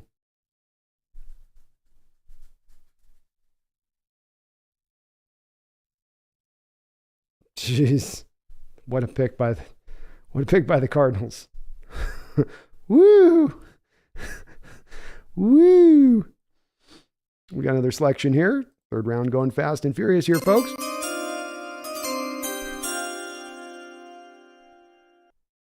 With the 73rd selection in the 2023 NFL Draft, the New York Giants select Jalen Hyatt, wide receiver out of Tennessee. So getting Daniel Jones a burner down the field, that guy that can take the top off the defense. And we're looking at this guy as a guy that in the 2nd round should be taken or drafted. I always thought he was kind of a little bit limited to be looking at him in the 2nd round. 3rd round's good for me, but I did see him as a guy that he kind of to me reminded me of like a Torrey Smith, guy that just kind of a big play guy back in the day for the Ravens. Some were trying to say, well, he's like Daryl Jackson or the Jackson guy, Deshaun Jackson. No, it's more, to me, it's more Torrey Smith. He's limited route tree, a little limited in what I think he's going to be able to fully do at the NFL level. But he'll be productive for Daniel Jones, and he does give him a deep threat, which that offense desperately needs, especially for those times those defenses bring up the safeties up into the box. Nick Guzman says, we were at a point where Ojomo is the best option at defensive tackle left, and I'm sick. It's true. It's true. You can't snort crack, Jack? What do you mean you can't? I don't believe you. Connor Oshwagler, Washington at 83 would be amazing value. If the Seahawks take him at 83, I would hope they would at least try to trade up and get Adewari, or Simpson if he's available. I'd sign off on that, Connor. I'd be on board with that. Sign me up, man. Zay N3Y, thank you for subscribing, Zay, to the channel. You answered the call that I placed out there for new people to hop on aboard and sub up this channel if you're not subbed up, and you did so. So thank you for doing that, man. Thank you for answering my call to my fellow 12s. Call was answered. Randall McDaniel with a $2 donation. Thank you, Randall, for another dono. He says, Brown can play with his hand in the dirt in a 4-3.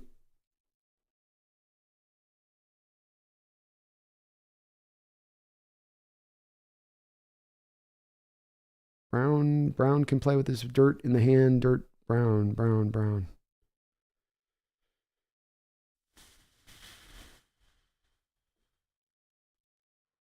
Don't know who you mean on Brown.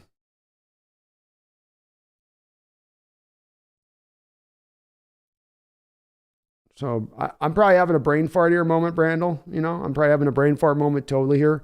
I don't know who you mean by Brown. Brown can play with his hand in the dirt in the 4-3.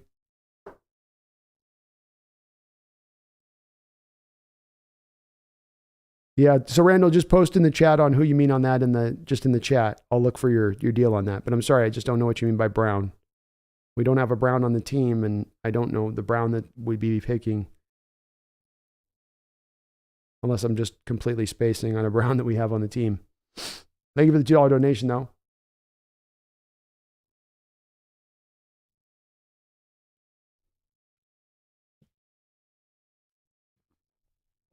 Megan says, and then there's the Cards doing card things picks. We're waiting for the Hawks Nest. It makes me feel a little bit better, Megan. They're making all these trades and picking up all these extra selections. I'm starting to get a little nervous. right? I'm like, oh my God, has the leaf turned? Do we not got the alcoholic Keem in the house anymore to allow us to feel like we're getting the day saved of a bad pick? But indeed, they are back to their old ways, taking a 6th round corner in the 3rd.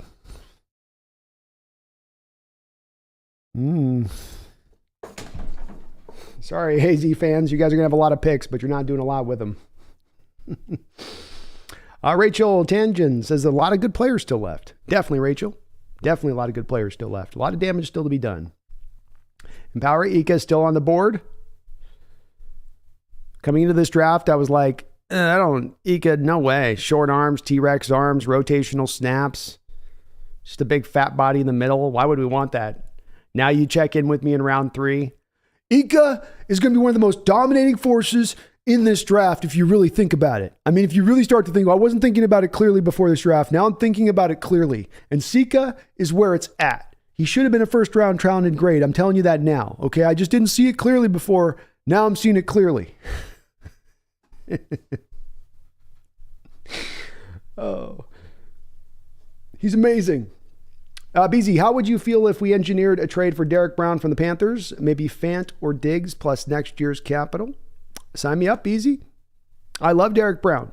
I know he doesn't give you necessarily a lot as a pass rusher, but he is very much what would be necessary to what we need right now in that defensive line. And his ability to hold up at the point of attack, hold up against double teams, be just stronger than everybody else inside.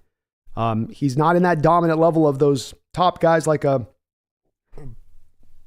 you'd get with Donald, Jones, Allen, Buckner, but he is kind of the next probably tier range of that. And it's only because he doesn't give you as much pass rush. That's the only reason you ding him from what those other guys give you more of that in that lane. But we don't need as much, to me, really, the pass rush from the inside. It's that we need the guys that can stop the run and clog up the holes up in the middle there, force the teams to double team them, not let the linebackers have the second level guys getting down onto them. I love that as an idea, though. That would be great. I don't know if they would be willing to do that, though I will say that they have to probably decide here pretty soon on if they're going to pay Derrick or not. Hard to pay a guy that's a defensive tackle like that when he's not getting you sacks, when that does seem to be a bit of a hole in his particular game. Oh, Dwyer, thank you again, man, for gifting those subs, though. You're amazing for doing so. Amazing for doing so. We got the pick is in here for Atlanta. Let's see if I missed any selections here. Probably did. Oh, no, yeah, I did miss a couple picks here. So let's get it caught up here, man. These picks are coming in fast.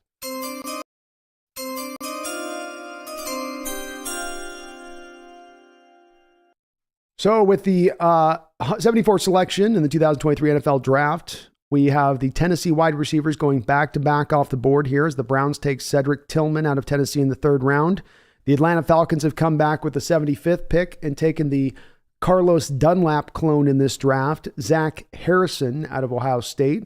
I really do like that pick there for Atlanta, who I think has had kind of a low-key solid draft throughout this. They're not having necessarily one of the greatest drafts, but I think it's been a solid draft for the Falcons when I look at what they've done. They not have Matthew Bergeron. They got themselves a guard in the 2nd round, so they've been pretty solid with how they're doing what they're doing here. Let me get the board up here for you guys to see here, so you can see what we're looking at here in the 2nd round as far as the picks go.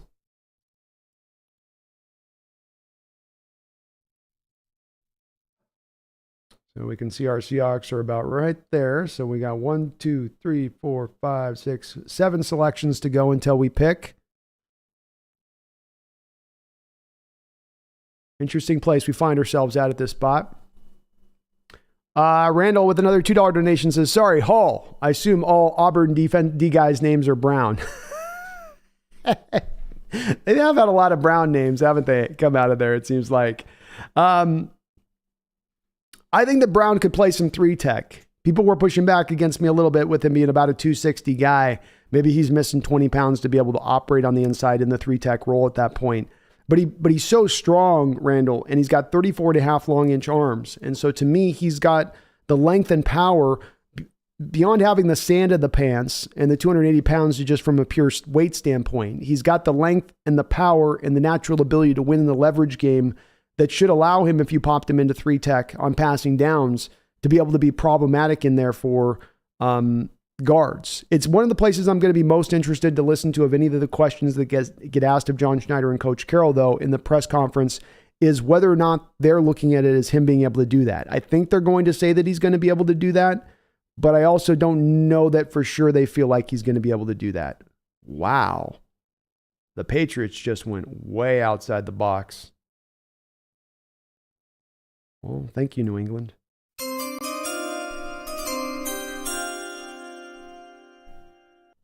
With the 76th selection in the 2023 NFL Draft, the New England Patriots select Marty Mapu of Sacramento State.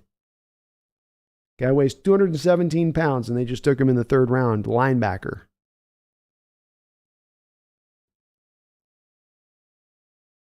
Well, this is their Cole Strange pick this year, I guess.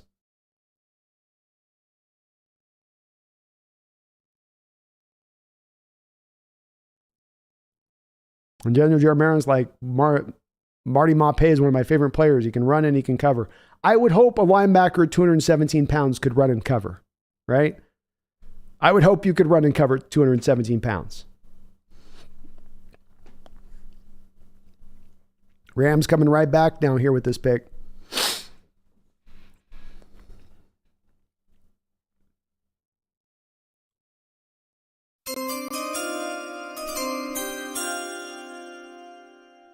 With the 77th pick in the 2023 NFL Draft, the Los Angeles Rams select Byron Young, edge, Tennessee. One of the guys the Seahawks had met with, I think certainly once Hall comes off the board, is no longer a possibility as far as being selected at that point.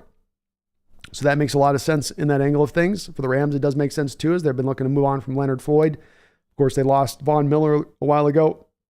2 years ago or whatever, a year and a half ago, whatever that would be. So having this pick go in this direction of things is not the most surprising from their standpoint here. I completely understand them taking this direction with it. Certainly is a need and value. And I like the Rams draft so far, going with Avila in the second round and coming back with Byron Young in the third round. Those are a solid two stack of picks that they've brought into play here. And the Green Bay Packers are already coming back with another draft pick. Wow, how about the Green Bay Packers taking a page out of the Hawks book here?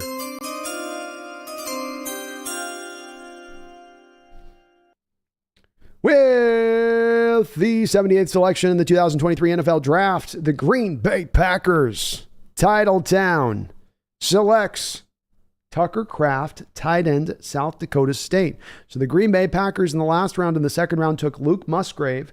Now they come back with Tucker Kraft in the third round, looking to build up those two tight end sets. Green Bay looking to do some copying? No copies. No copying, Green Bay. That's our. We're the two tight end set teams. You guys are the three wides, throw it all over the place stuff. You guys go do that. Tucker does give them a nice counterbalance to Luke Musgrave. This is the roly-poly 1980s style of tight end, right? That's going to drag tacklers down the football field, maybe not get a lot of separation, win a lot of contested catch kind of situations. That is this guy. As they're typing on they got the label above him of physical yak. That's a good way of describing him. He's going to give you that, but he's just an old school tight end. This isn't the new model. This isn't the wiggly, twitchy kind of guy. This is the guy that's going to block. This guy that's going to catch. This guy that's going to have really strong hands. And then you have Musgrave as your H-back tight end for them. That's kind of more of your move guy now. I think that makes a lot of sense. They've also gone out and took Reed. I didn't see that they took Reed there. That's interesting. I missed that pick in the last round, I guess. So they also took Reed. Did I totally blank on that pick? I got caught up doing too much yakking. Yeah, so they took Jadon Reed, the wide receiver, in the last round. Interesting draft for the Packers. Aaron Rodgers is over there doing like Russell Wilson is with our offensive line right now. He's over there cursing like, oh, really? Oh, really? Oh, really? Oh, really, Green Bay? Now you get two tight ends and then you're going to go a receiver? Really? Oh, thank you. Russell liked the same way when we took two tackles last year. Ooh, we got a little run on wide receivers here.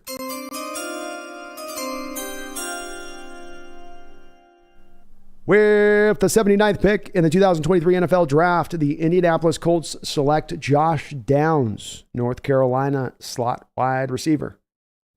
Nice little pick there for them. He's going to help out Anthony Richardson there, no doubt about that. Now the receiver goes off the board here.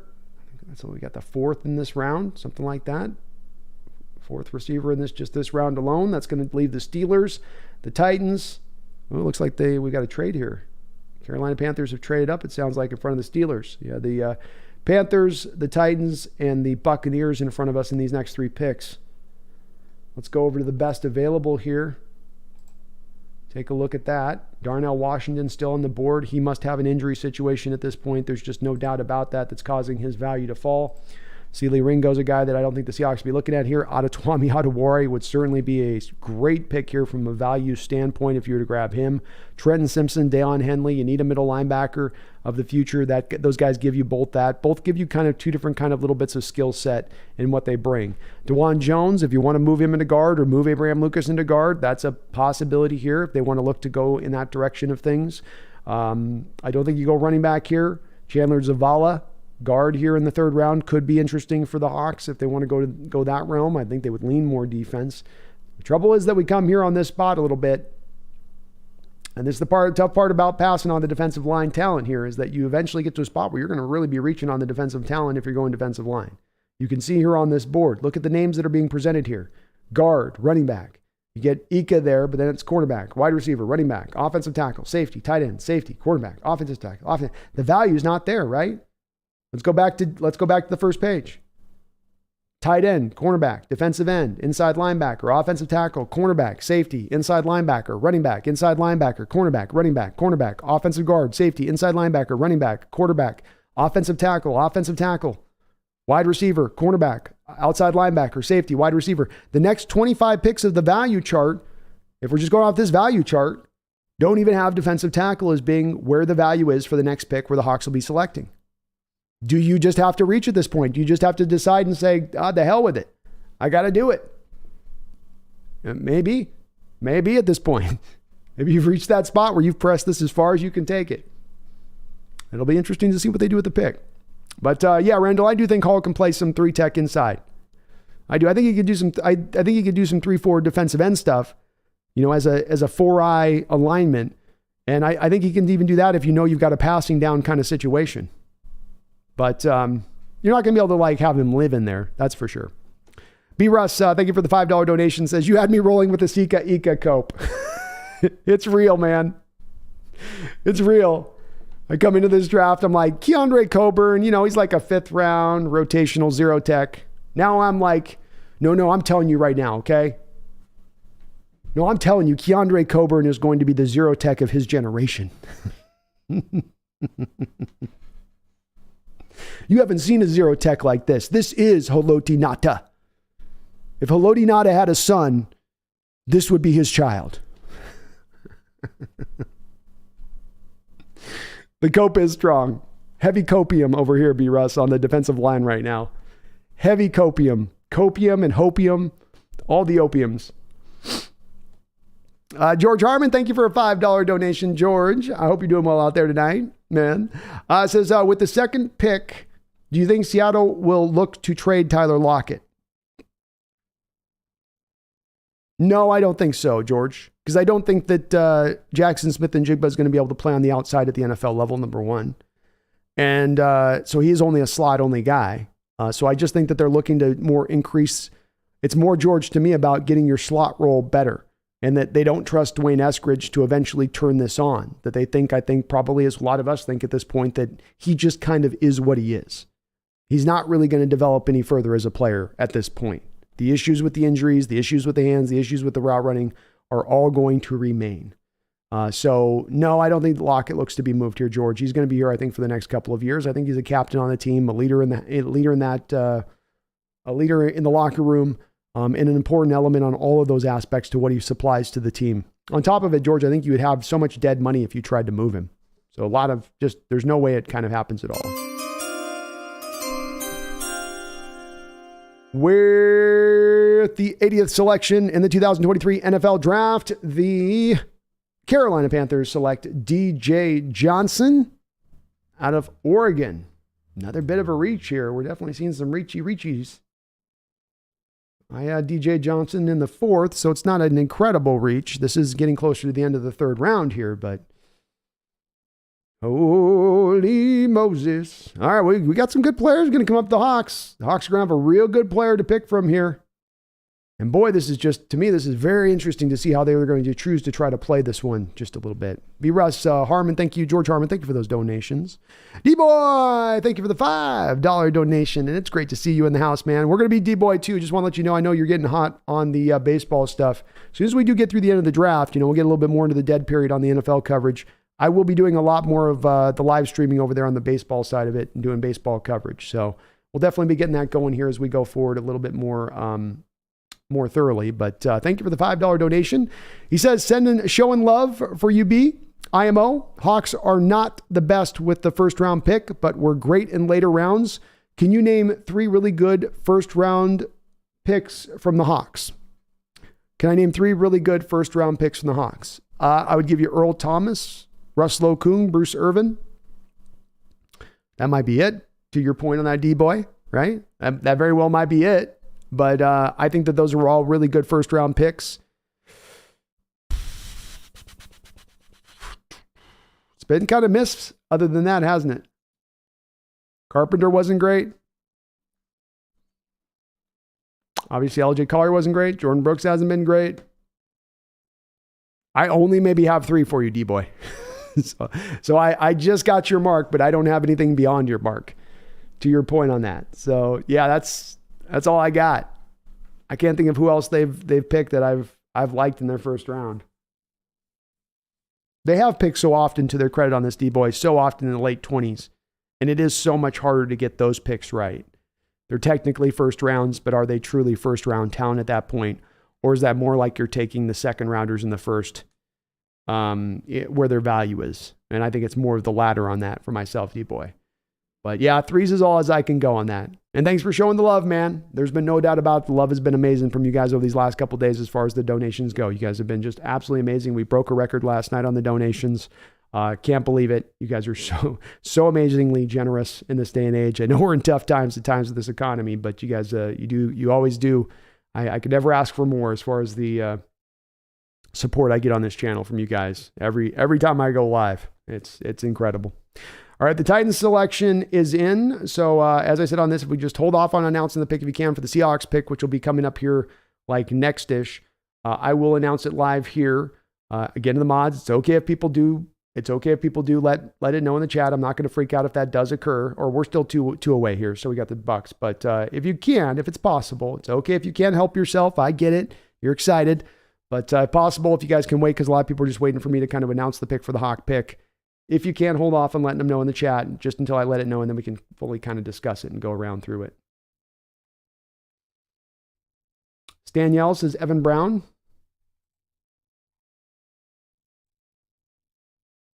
Evan Brown. Oh, our center. Yes, that's our center's name.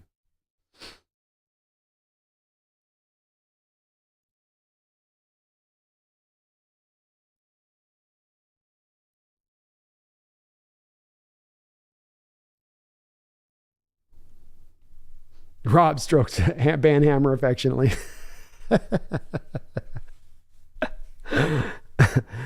Pretentious Cameron has been a member of the Hawks Nest for 8 long months. Thank you for that long support as a Hawks Nest Pro Bowler. Pretentious Cameron, I do appreciate it.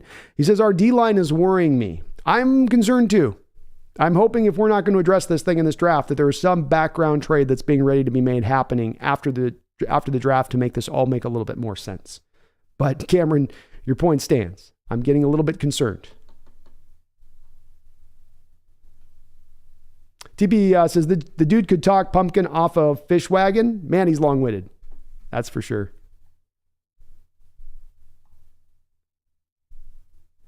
I definitely have not been accused of ever being quick and just to the point.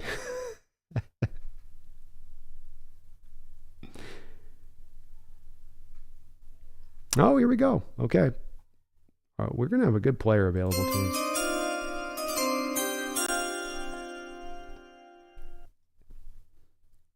With the 81st selection in the 2023 NFL Draft, the Tennessee Titans take Tyjae Spears, running back out of Tulane. So a guy that we weren't going to pick pushes good value down to the board on us on this one. We'd like to see that. We like where we're going here with this right now. We like the feel of this right now. Brian says Love Tajay would have been a nice Hawk. He would have. It's a good pick for them. Definitely a very good pick for them. So best available up here. The Buccaneers pick is in. They got their choice between Darnell Washington, Sealy Ringo, Adetomiwa Adewari, Trenton Simpson. DeJuan Jones, I think they need some tackle help, though. DeJuan's a right, so that probably doesn't help them. Interesting to see where the Buccaneers go with this selection. Do they go linebacker with having the Devon White situation kind of going down like it's going down? And, you know, Levante David on a one-year deal is Dayon Henley. Remind them of Levante David enough to want to bring him back in there. See where the Hawks are going to be with their pick on this one.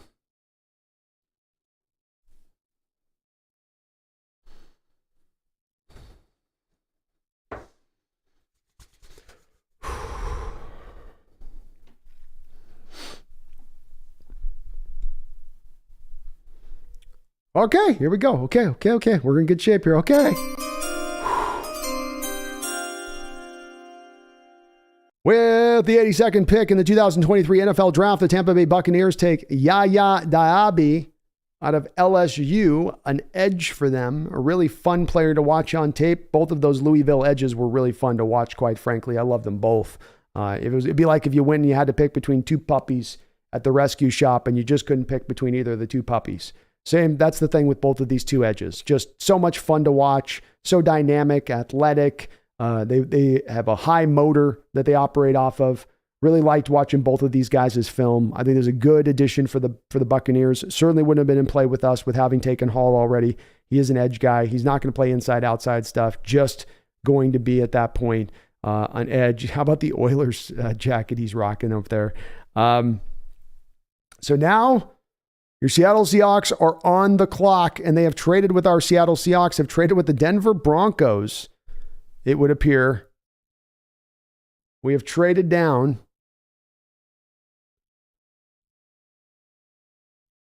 So we're going to now have our 11th selection with trading down. Snail, thank you for the $2 donation.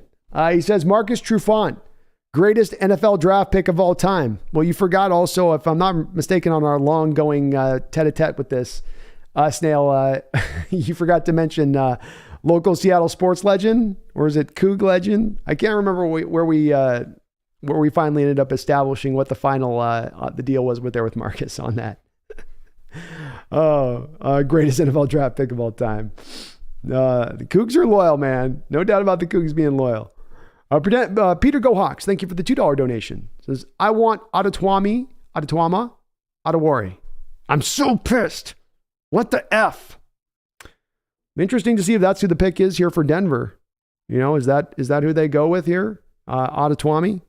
Thank you for the donation on that. We'll see where they go with it. It looks like Seattle traded completely now out of the third round. So it would appear that we are now potentially done for the day.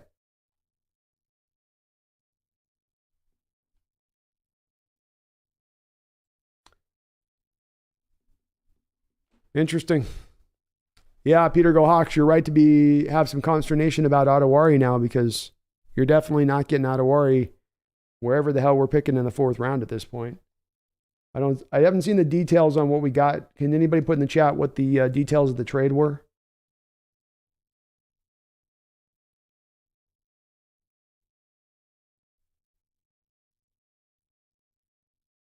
Magic Vlogs, we got 108 and a 2024 third.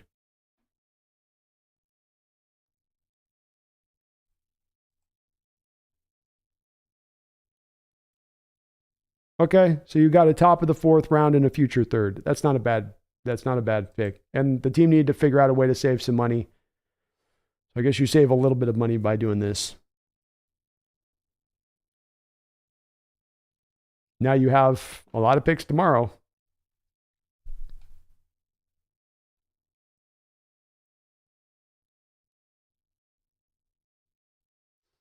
Garth Knight, thank you for the $5 donation. I do appreciate it, Garth, on the $5 dono. He says, Brando, just woke up. Fill me in on today's Hawks happenings and your opinion. Thanks, brother. Well, it does seem like we have kind of a close on this now with the fact where it doesn't look like unless we trade back up here into the third round that we're going to be picking any longer here today. I do think that this has been a day that's been very similar in theme to yesterday's day, Garth, where the picks have been surprising a little bit for some of the Seahawks fans, but it doesn't mean that they're bad picks. I think that they have continued to establish that value is where they want their board driven by. And so whoever's the top of their board, I think, is who they're leaning into picking. Derrick Hall is not a defensive tackle, but he's a very, very talented edge guy. He's a guy that provides pressure and can stop the run coming off the edge. He provides some inside, outside versatility to him as far as what he can bring as far as just not being a pure edge. He's really strong. He's got long arms, Garth. I think he's got a high floor and a little bit of ceiling to him. As a player. So you're getting a little bit of the plus edges on that. And I think, Garth, that would be something I would apply to every player that we've taken so far in this draft. You're getting a high floor with also some ceiling on top of that. You're not having to make the pick for one or the other. You're getting it as sort of a both type of situation. They came back then in more in the late second round, Garth, and you went with Zach Charbonnet, who again, you can understand, even if you don't want to go with running back there, how they could have arrived at the standpoint of saying, this is who we had as the highest value on our board, the highest graded player we had on our particular board at that moment. And it makes a lot of sense because by the time you got to that second round pick, there wasn't the really great fine defensive tackle there on the board that the value would have met towards. You could have taken a defensive tackle there, but then you're taking a third round guy in the second round. And maybe it's so worthwhile at that point to go out there and make that reach. But I do continue to come back on this, and I'm going to remain consistent on this in saying that I approve of this draft. If all the players you end up out with aren't exactly the players I would have liked to have ended out with, that's not the bottom line point. That's the most important point to me here. The most important point is that what you're attempting to do is lean towards the value of your board. When you come up to your selection, I know this sounds very simple, but I think it comes down to as simple and rudimentary as this. You're sitting in this seat of John Schneider, and you're looking up at your big board, and every one of your big boards has a dissemination of who is your number one player available on your board when you come up to pick. And that board may look different than your and mine as far as fans and how we break this down. But I think that in all four of these picks, they've come up on their board to their selection. They've looked up at their board and they've said, okay, this is our number one player up on the board. That's who we're taking. They haven't reached for need. They've reached for value. I think that that's definitely frustrated some people, Garth, because you have still these mighty big holes in certain spots that you haven't taken care of.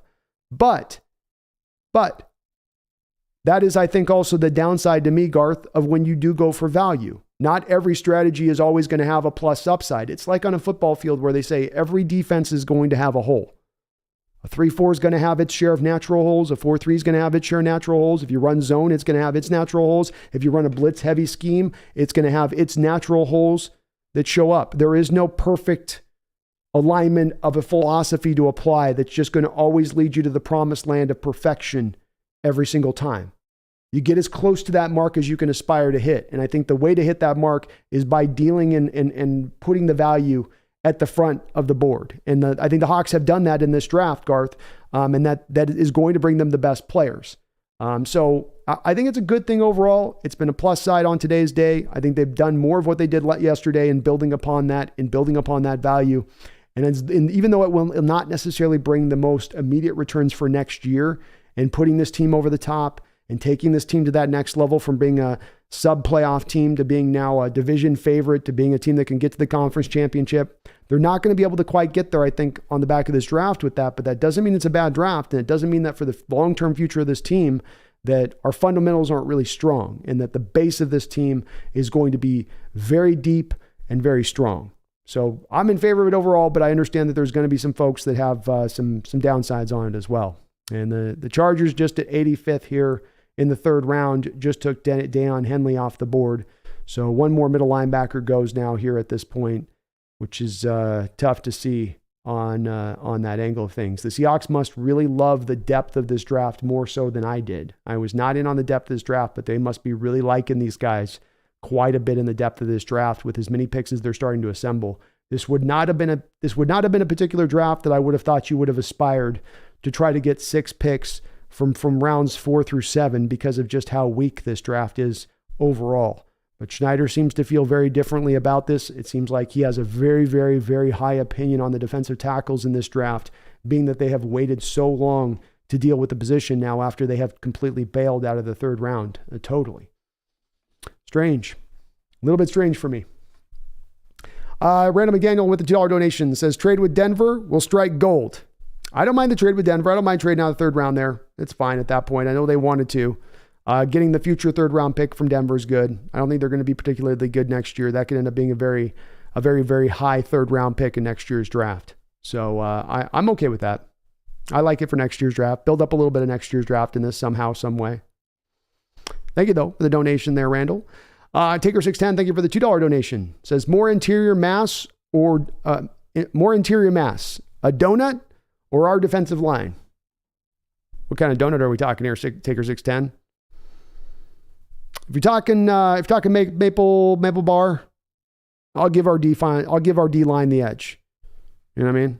Maybe a little. No, hold on. I don't know. I don't know. I'm torn on that one, Taker. Ask me in another week. Let me sit on this one and deliberate on it a bit. We're gonna be rocking the one man fronts. It's taking over football. I'm telling you, it's the new thing. It's gonna be the new thing. The one man front. It's like the one man band. You know what I mean? Appreciate you, Taker, for all the donos though. Empower Code, thank you for the $5 donation. Says, does this trade mean we have a valid reason to root against the Broncos next year? Sign me up. It does indeed. It does indeed. We get our hope again now. All of you guys that were like, well, I just wanted Russell not to do good this year so that, he can do good next year and I'll be okay with that. Well, that's all out the door now. Now you have to vote and hope for Russell to once again do bad. So, I know you were thinking you're going to be able to root Russell on this year. Not so fast. Not so fast. We do indeed need Denver to suck once again this year. So hopefully they do. Hopefully they do, Empower. Thank you for that $5 donation, man. Snail, thank you for the $2 donation. Says, are we tanking next year? Well, this is going to be a controversial aspect of things, and I'm not trying to be a toxic guy in placing this, but I was thinking about this through the night a little bit and thinking about where these picks were kind of going and the philosophy was going and how this draft was kind of seemingly going to unfurl a little bit. And it's not going to be something that a lot of people are going to be happy to hear with, but it's a little bit of why I say you've got to, where I think people are having the problems in their mind, and I don't think all the people are connecting why they're kind of so, on some folks really withdrawing a bit on this draft going, I don't like this. I don't like this. I think where that spirit's coming from, and I understand where it's coming from, is indeed this thought process of, what about the next year? You signed Geno to this contract. You decided not go young quarterback. You decided not kind of lean into what could have been rebuild year 2. You instead went and said, no, let's get Geno in here. Let's get Bobby in here. Let's go sign Jermon Jones to this monster contract. Let's give indications to the fan base that we are indeed trying to go for it right now, that this next year we indeed are really going to truly compete to not merely get into the playoffs, but to try to go out there and go win Super Bowls, to go get to the conference championship, to be in the discussion in that realm of things. And so you thought with those actions that's the pathway that they were heading down towards. But I would offer instead that that's not really been the way that this offseason in totality has played out. You handed out a lot of 1 and 2 year contracts in free agency. And that doesn't mean that those are bad contracts. Even the Draymond Jones contract was only a 3-year deal. And so you just had nowhere where you could really bury any money on those free agent contracts. The price came due immediately on a lot of these contracts, including the Bobby one, which was a 1-year deal. And so you ate up a lot of that salary cap space that you had to spend really fast, really quick, which meant you couldn't go out there and get defensive tackles to get the deal really done outside of Draymond Jones, right? That you weren't able to address it then in that manner, in that way. So then you were going to have to come dress in the draft. Well, now we haven't addressed it in the draft. You don't have money to go spend out there now to go get it after the draft. The only other place we're going to be grabbing these guys now at this point is going to be later on in this draft. And I looked at these guys pretty considerably. I don't see there being a lot of defensive tackles that are going to have a lot of impact on this team in the 4th, 5th, 6th round. So indeed, when we talk about looking at this team into next year and what they're going to be and what my prognostication is going to be for their record, Seahawks fans aren't going to like my prognostication. But this is what I've seen off the back of this offseason. So I can still approve this draft. I can still love the direction the team is going and also still stay at the same point in time. Well, I do see a little bit of a limitation on the top side for next season, though, also along with that. These are moves that are more where the benefits of their returns are going to come in 2, 3, 4 years down the line, not necessarily next year. Is Witherspoon as a rookie going to far outplay Mike Jackson in what he gave you last year? Michael was about a 60 grade on the PFF scale. Is Devon Witherspoon going to be a 75, 80 in his rookie year? Not likely. Not likely. Maybe he's a marginal improvement at 65. So he gives you 5-6 points better on a PFF score in totality on through the end of the year. What is that? Is this going to be worth extra wins and losses on the schedule? Maybe. I mean, maybe on that. With Jackson Smith, you had on your slot receiver role last year as it was alone, probably, 45, 50 catches between the combination of Goodwin, Eskridge, and whoever else you had in there. Is he going to far surpass that next year and his impact beyond that? Maybe be a little more consistent, maybe be a little bit more healthy out there. But again, with his addition, that also comes at the cost of the 2 tight end sets. So now you're running less 2 tight end sets. So now is the overall effectiveness of your offense really equivalent to last year at that point? If you're not able to be as dynamic in the 3 wide receiver sets as you were able to be with the 2 tight end sets? This is again where I come to, well, it's not maybe a big step forward next year from what you were the prior year. And let's remember last year, there is some opening here to a regression to the mean. You had a very weak schedule last year. You had a very, very, very weak schedule last year. And your injury situation was one of the best that it had been over the last 6 or 7 years. So in my opinion, there's going to be a bit of a regression to the mean when it comes to both the schedule getting harder and with our injury situation coming to be more to bear next year than it was last year. I think you put that all in combination together, and I do think that we come out to a place where we may be just kind of right there on the edge of just being kind of a playoff team next year. But for the long haul, we are set up well to eventually become a dominant team. It's just going to take us a little bit more longer to get there, in my opinion. But I don't know if that means we're tanking Snail next year necessarily. It just does mean that there's not necessarily that driving force that we've got to be all in. It's the opposite direction of going sort of an all-in approach to next year. So imagine that opposite approach. That's kind of what I think we're applying right now, in my opinion. Daniel Bailey, thank you for the $2 donation. He says, Pete wants 12s to root against Russ another year. I'm sure that he's not mad about that. To your point on that, Daniel, I'm sure he's not angry in the least about that being another possibility there, to your point. And yeah, we're going to now be rooting for Russ for another year on that one. I want a high 3rd round pick. That's what I want. Roxanne Roll, thank you for the $5 donation, Roxanne. I do really appreciate it as well. He says, it's Kraken time. See y'all for rounds 4 through 7. Keep bringing it, B.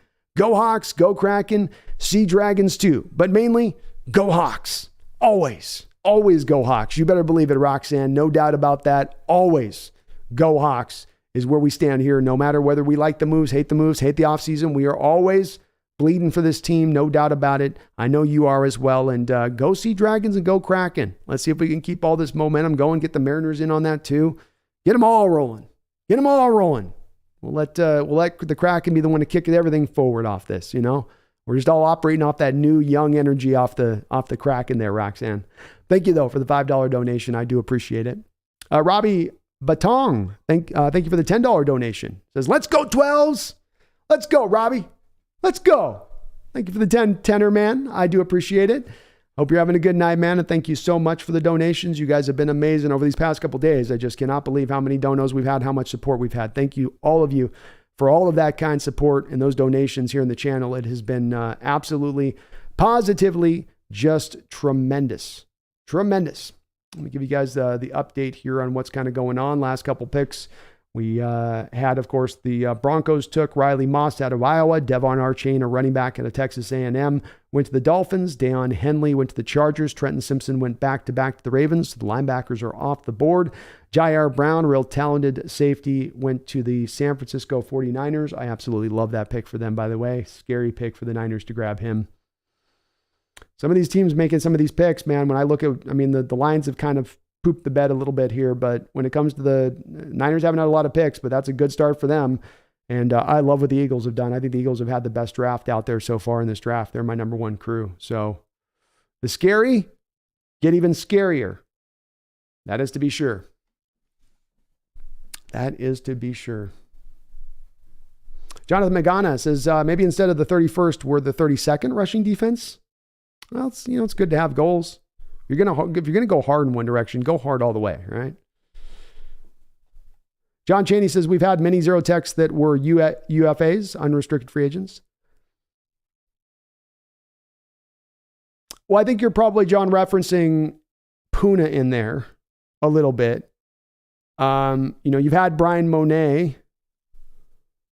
And I don't know, maybe John, you're putting in one techs with zero techs a little bit. I would offer those arcs sometimes. Sometimes those guys can do the same. Sometimes they can only do just kind of one thing. You can find guys in that, but then are you finding guys of impact with that? Or are you just finding warm bodies to put out on the football field? Take a guy like Brian Monet, who would be in that kind of category like you talk about, being an UDFA. Yeah, he's come in here. Yeah, he's played a good amount of football. Yeah, the team even has given him a new contract. But has he really played all that well? Did Puna Ford play all that well out of the zero tech when you asked him to do it? You might have gotten these guys at UDFAs, and Puna was a lot better as a one tech. But even as a one tech with Puna, I still feel like the fan base, even with that guy, overrates him. It's like he's a one tech that could stop the run. That was his skill. And sometimes fans with him, it would seem like treats him like one of the better defensive tackles in the sport, which, he wasn't. And that's where it comes down is we need more impact down the defensive line. We don't just need the warm body thing. That's been part of the problem why you have been so bad. Quentin Jefferson was a warm body. Puna Ford was a warm body. Who's the other third guy we had in there? Brian Monet, warm body. I get some impact.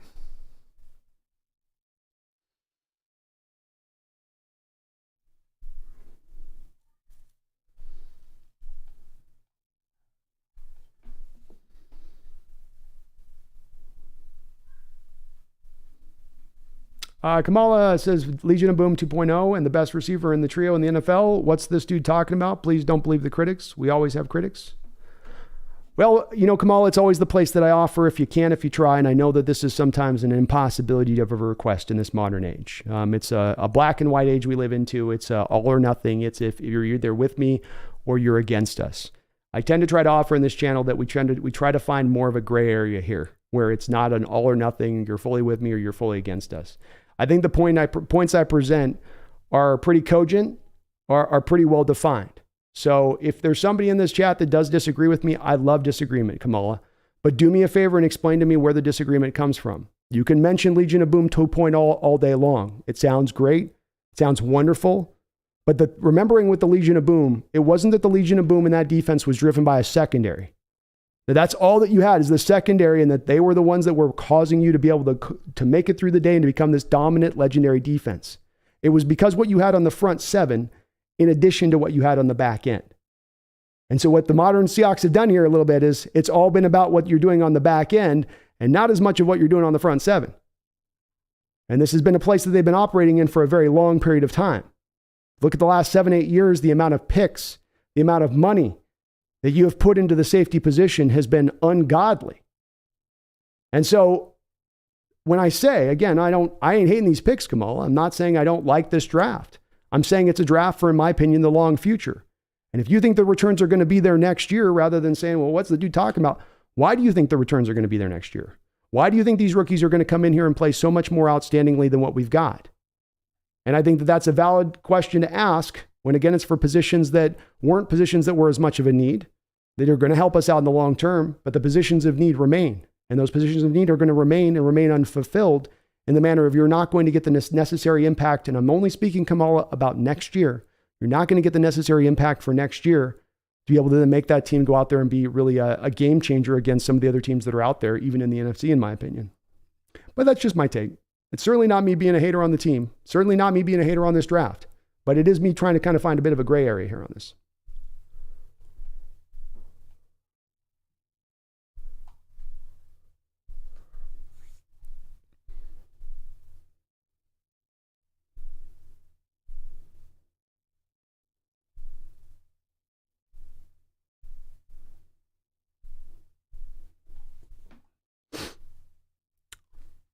John Stillwell, thank you for the $20 donation, John. I really do appreciate it on that. I hope you're having a good night out there, and it's good to see you in the chat. He says, I think what we are seeing is that John does not think much of the depth of this draft class.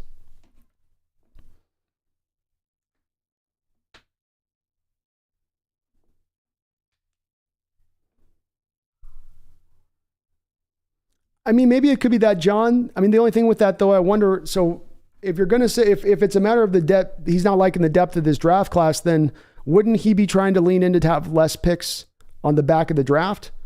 Like, we're going to have 6 selections at this pick. If I'm not mistaken, we have 6 selections between pick 4 and 7 in this draft now.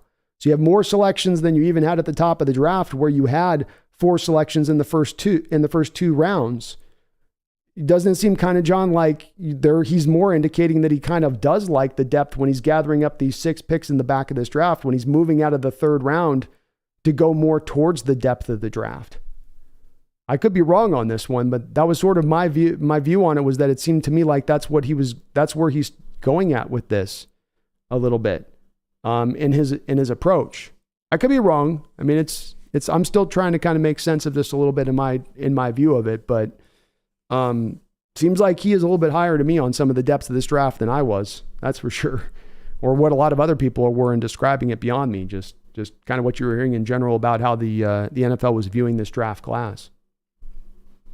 Thank you though, John, for the $20 donation, man. I do appreciate it. Hope you're doing good out there, brother. Corey Olson, appreciate your $2 donation. Says, hey, Brandon, who's your guys at D-line for tomorrow? My guys at D-line would be Colby Wooden, Jacqueline Roy, Dante Stills, Siaki Ika, Jared Clark, Keandre Coburn. I think those would be the notable names. In the case of Wooden, we got him in the 4th round. I've got a 3rd round grade on him, so that'd be great to get him in the 4th. In the case of Jacqueline Roy, Dante Stills, Ika, and Clark, I've got 4th round grades on them. In the 5th round, I've got Keandre Coburn, Jalen Redmond, Kobe Turner, Moro Ojomo, Cameron Young, Jonah Tavai, Scott Matlock. So there are some interesting defensive tackles there a little bit more into the 5th round as well that could provide some value, I suppose. But those would be the guys that I would expect. One of those guys I just named, Corey, I would be absolutely shocked if one of those guys was not taken by the Seattle Seahawks tomorrow. John Chaney, what about having warm bodies in the middle and a great edge?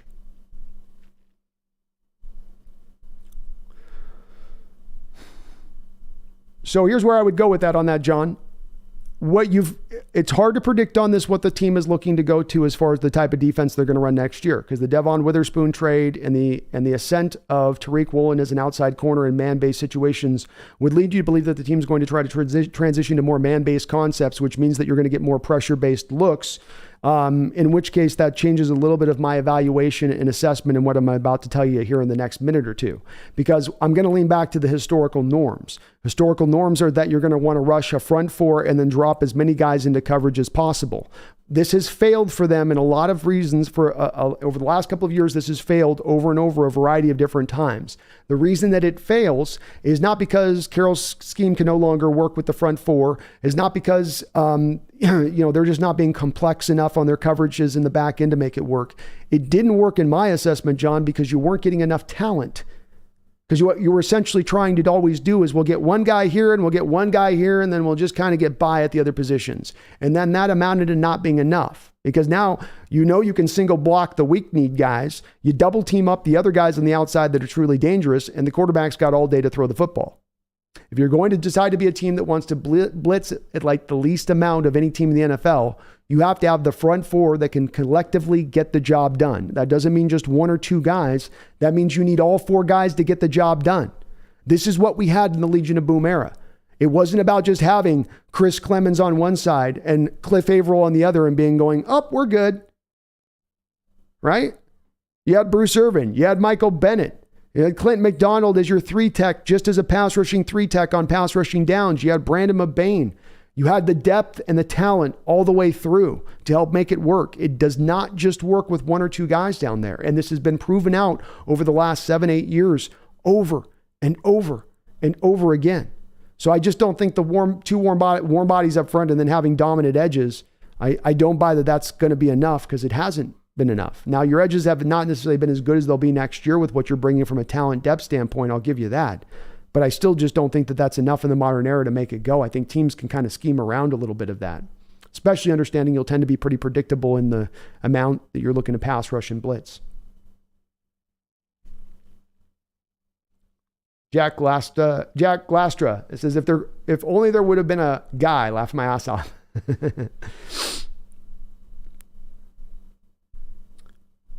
Deadly says, I guess Andrew Voorhees is still there at guard. We can get him. It's possible. Tom says, this draft has not gone the way we expected through day 2. No, it's been a little bit of a surprise. John Taney says, you're awesome. You're awesome, man. Appreciate you, bro.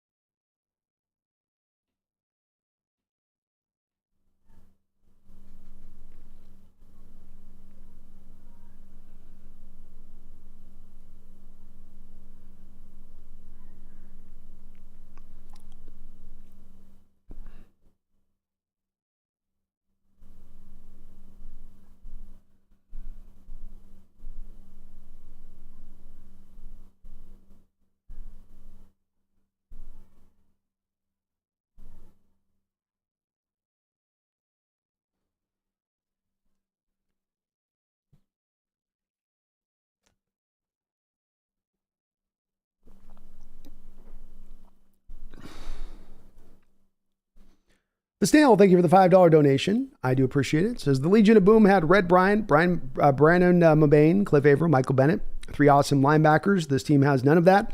Our run D is going to be a joke next year. Shaking my head. Yeah, it pales in comparison to the Legion of Boom era, what you were rocking out there with the front 7. It does. It's not bad. It's got stuff that it can do good, but it's going to continue to be what was last year, which was the greatest weakness of this team. And part of what held you back from your top end last year, part of what held you back from becoming an elite team, from even having the opportunity to sniff at being the 49ers in a football game, came from the fact that you just did not have that front 7 to make it go. And it's not been that mightily improved this offseason. So to think that it just magically turns over and becomes that great thing, I think is a little bit shot in the dark kind of view on it a little bit without it basing it on a whole lot much. Again, I don't want to come off as being negative on this draft. I like this draft. I'm not against the draft. I'm not against their offseason. I'm not against them taking a little bit of more of the slow roll approach. But I think we do have to identify it as more of that at this point than trying to think of it like this team's all in, chips to the center of the table. Let's go next year. It's not that kind of energy that's being unveiled here. You know? But thank you, the Snail, on the $5 donation. And you know, I do agree with you on that. William Leiter, thank you for the $5 dono. Says, going forward, we need to draft out of need. In Coach BT Jordan, we trust. Yes, very much in Jordan, we trust on that one. And that's probably going to be a little more need on the back of this draft than I think it was probably on the front side, to your point on that, William, at this point. I imagine you're coming out of this with a couple of defensive tackles over the next few picks. I would be probably pretty shocked if it wasn't. But thank you, William. Appreciate the $5 donation, man. Very, very, very kind of you for doing so on that. Jack Lastra, or even just any bodies in the middle and an edge. We might be just getting to that point, Jack, or just any, not even warm bodies. I'll put a carcass out there at this point. Just make it a very large carcass. It'll be a wide-bodied carcass, and we'll just stand them upright like Weekend at Bernie's. Put a little stick up behind their back. We're going to have to go with that at this point. Simeon Toko, no guards, another receiver. Oh, I don't think we're going receiver again, but guards possibility. Voorhees, John Gaines. There's some good guards out there unavailable. Could come up. UE2K, JS isn't sure about who to target in the back half of this draft, which is exactly why he wants as many picks as possible. So he can use his usual shotgun approach and hope he hits on something. Definitely seems to be the direction with this. 6 picks through the last part of this draft. That's a lot of picks on a draft that I thought was pretty weak on the back end of things. Nick Dox, Brandon, can we take Kobe Turner? We need another Kobe. We could. His value will be there at the top of the board or near the top of the board tomorrow. I've got him as a 5th round grade. Some people had him as a 4th rounder. I think the consensus boards had him kind of closer to a 4th round grade. Dustin Cole says, you guys really think our edges ends are that bad? Nwosu did work last year, and we've upgraded the other side. OFC, we're lacking interior, but we've addressed a lot of other needs. I just don't think the defensive ends, in my opinion, Dustin, can carry the day on their own. I think they'll be good. I think they'll be helpful. We do have to acknowledge that edges do tend to take a little bit of time to develop. So I do like Derrick Hall, but the thought process that Derrick Hall comes in and is a dominating like force here from the jump is maybe a little bit, I think that's a bit of a stretch. Darrell Taylor is fine, but Darrell Taylor is going to be a pass rushing edge. You can't put him out there on rundowns. So you got to hope for Boye Mafe having his continued step forward in development, which I think is going to come, but that is a requirement at this point. And looking at that unit being really a true strength of the team. But I don't think they can do it all on their own. And I think that you have, to a degree on this, Dustin, devalued the point of defensive tackle as a team in lack of addressing it in free agency and in the top of this draft, to the point that you don't have the methodology to make it a strength at this point. You don't have the pathway to make it a strength at this point. I've looked at a lot of these defensive tackles because it was a need for this team very closely at these back-end tackles. And some of them will be at least functional pros. But there is no guy out there who's going to come burst on the scene on this team and carry the day for them in the 4th, 5th round at defensive tackle. It's in a draft that was weak, in a draft that was not necessarily the strongest for defensive tackles. And it's okay. It's not the end of the world, but it is the reality, I think. Bumpy, I hope Miles Adams can beef up. He's going to need to. They must feel really high about him. Dustin Cole says, I get what you're saying. We've had crazy depth over that time period. We did. It's part of why it's probably, Dustin, hard to ever come close to replicating that kind of deal. And I'm not looking to get the front seven in tandem with the back end, like we've kind of gotten the back end closer and closer to that Legion of Boom era. I don't think you're ever going to get that. But you are kind of significantly, we could go down the line and go tit for tat looking at that front seven versus this front seven today and what we're looking at. And I think we go along the board, we're a bit weaker at every single one of those positions. And so it's just the look to try to make that a little bit more of a strength, I think. And Darnell Washington finally went to the Pittsburgh Steelers. So great pick there by the Steelers. Great value by the Steelers there at 93 in the 3rd round. Unbelievable. Unbelievable.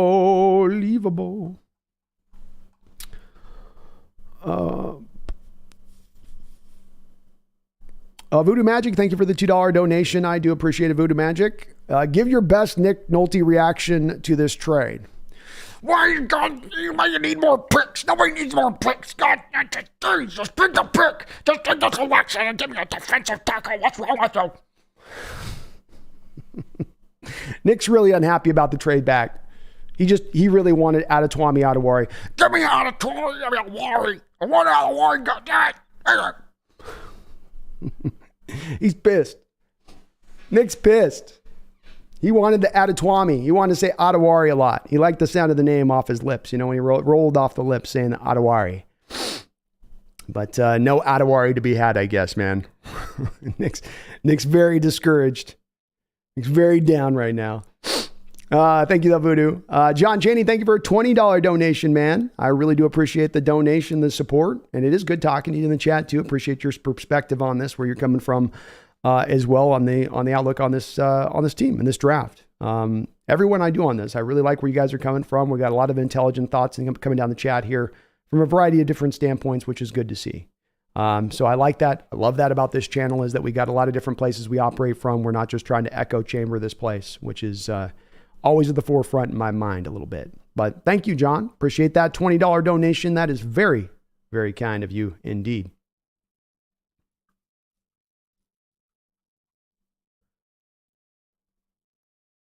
Fun P. Calais Campbell is no longer available. He has indeed been signed. Huey says, the truth is the Seahawks were a bad team last year that took advantage of a 4th place schedule and key injuries to opponent stars. Seahawks only played one good team last year and lost 3 times to them. I have heard you say that before. I can't quite get to the same spot you're in and saying that it was like a horrible. It was a weekend schedule. You caught opponents at the right time last year. That's not due to replicate this next season. That is very true. And it's one of the reasons why I am going to be a little bit, it's not even being down the Hawks, just that there's going to be, in my opinion, a bit of what they call a regression to the mean this year, in my opinion.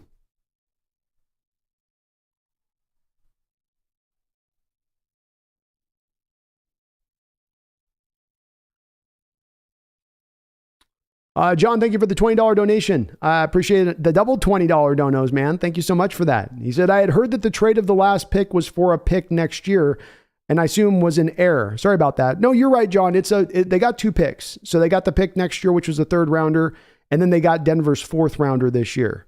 But you had already, on the back of the draft, you had the 5 picks already in addition to that. So this adds now a 6th pick to the back end of your draft at that point. But no, you're right. You're right. We did get the extra 3rd rounder next year in that. So, and I don't mind that part of it as much. The trade's fine. I like having the 3rd rounder next year. I like adding some extra draft capital next year. And that Denver pick might end up being a very meaty 3rd round pick. It might end up being almost darn near a 2nd round pick if they, who play in a very tough division, who play in a very tough conference, could find him in that spot there, John. So I don't mind that trade. I think it's okay. I think it makes some sense. I'm with it. Nothing wrong with it. Appreciate the donations, man. You guys are very kind. Thank you so much.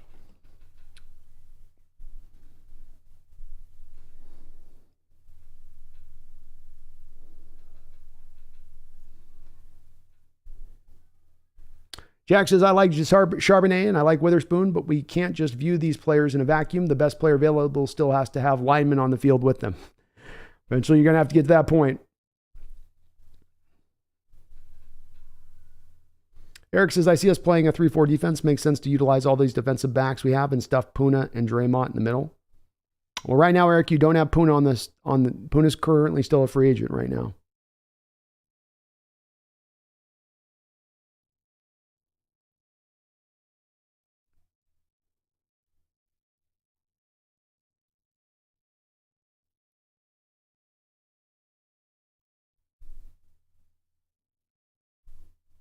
John says, shotgun approach is the best to play at the back of the draft. It's a lottery, and you want as many tickets as you can get. I don't mind it. I don't super mind it. I would have maybe liked, John, if you could have packaged some picks together and get some more 2nd and 3rd round picks in this draft. For a draft that I think is weak at the back end. I don't think it's your typical draft at the back end that even has those, lotteries tickets that are in various places. I think there's a lot of spots in this draft in the 6th and 7th round where there's just a whole lot of nothing to be had. I would have preferred taking a 4th, 5th rounder, taking your 2 5th rounders, packaging them maybe with a future 3rd round pick or something, and moving up into the 2nd round if you could have pulled something like that off. Getting one more of these kind of not maybe full blue chip players, but, kind of just at least a little more certainty there, especially if we're talking about defensive line. But you're right. It's a crapshoot on the back end.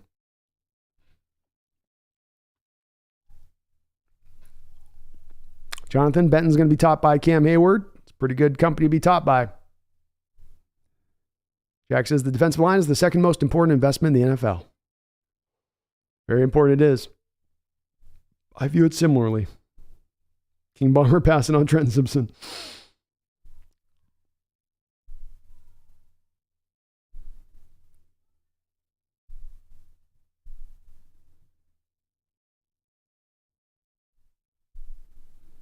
Stu says Seahawks trade down from 108. Just watch. It might be. Might just be. Wouldn't shock me. John says Hawks have not spent big on the inside line position since Pete has been here. It's true. It's been a place that they've definitely avoided. Mr. Kane says, with this last trade, we have Denver's 1st, 2nd, and 3rd next year. No, we only have their 3rd next year, Mr. Kane. We used up all the draft capital from the Russ trade this year.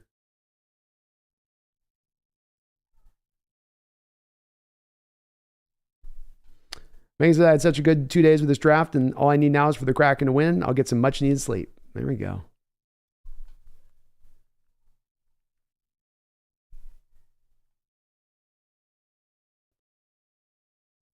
George Brady says, I think some people are being way too negative. I guess if we would have picked Jalen Carter, they would all be saying it's an A+ draft. One guy with character concerns won't change much. I can't speak for other people on it. Where they say with it, George, I feel like I'm developing kind of theory on this that I think does come from a little bit of where people's feelings are coming on this really is less, and I'm not trying to talk for everybody on this, but maybe less about, the feeling of, the draft was a bad draft and more of just, okay, well, but what it means for next year is that maybe there's a little bit of a and this is just my feeling of maybe that you've got a little bit of a restriction on how high you're going to get for next year necessarily, but that this draft could be still successful without you having that top end of next year that I think people were thinking we might have a shot at. And that's where I think a little bit of some people's reluctance to embrace this draft might come from. And I think it's actually kind of a valid understanding of it, because the team had indicated with certain moves that you were trying to go for it next year, that you're not in simply a year 2 of a rebuild, that you've decided that with having that playoff season last year, that you are in a more ready position to go a little bit harder and a little bit faster. But I don't think that that's where the team's going to come out of at the end of this day. And it doesn't make it a bad draft. It's one of those weird things where it's like, okay, maybe your top end doesn't get as higher next year, but you're still not coming out with a bad draft, or that this has been a failure draft. It's not. Or that this is even a negative thing to say about it. Just the process of the development's going to take just a little bit more time to kind of fully work its way through, in my opinion. And that's not just about Jalen Carter. That's the passing of the Canseys, the Breezes, the Mazi Smiths, the Keanu Bentons, the guys that could have given you instantaneous production on the football field from the interior defensive line position. It's about all of those guys, not just Carter. And you passed on all of them. You passed on Zach Pickens. You've gone out, no Gervon Dexter even. You're into the tier 3 range of defensive tackles at this point on a team whose greatest weakness last year was defensive tackles, on a team whose greatest weakness last year caused us to lose quite a few games and to have us lose at the line of scrimmage battle quite a few many times.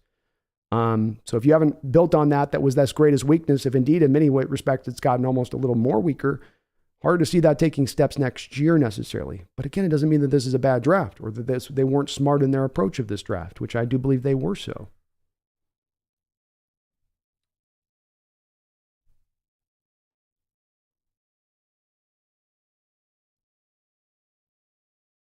Daniel Bailey, thank you for the $5 donation. I do appreciate, Daniel, all the donos on the channel today and throughout the draft coverage here. He says, could have had Carter, Murphy, or Wilson, Breezy, Benton, JMS, and Washington. I give us a B- good draft, but just feels FOMO every pick. Trenches ignored. Well said, man. Well said. I would be arriving probably around a B on this draft, so I'm not too far away from you on that. But yeah, you definitely could have had a little bit more impact for the next year's return on some of these things with going in other positions in other places. It's well said on your part. I would have loved to have come away with one of those guys to help out that crew inside. Thank you, man. Daniel, for the $5 dono. Heru Bricks, thank you for becoming a member of the channel, Heru. And if you are a new member of the channel here, we've had a bunch of new signups of memberships here over the last couple of days. Please do take a look at your community post and check out my draft guide that I dropped over there. You can go over there in the next couple. We're going to be in this next day tomorrow going through hot and heavy. We got 6 picks to go through. So we're going to go through those picks. And you might want to have some little blurbs there that you can kind of know who we're taking, because Hawks might just be apt to kind of shock us. D-Boy says, did anybody see when Pete said that the Seahawks are never in rebuilding, or did I make that up in my head? No, he did say something like that. They're always competing. He did say that. What was out there? Jack says, decent lineman. Man. We have barely had any linemen. True.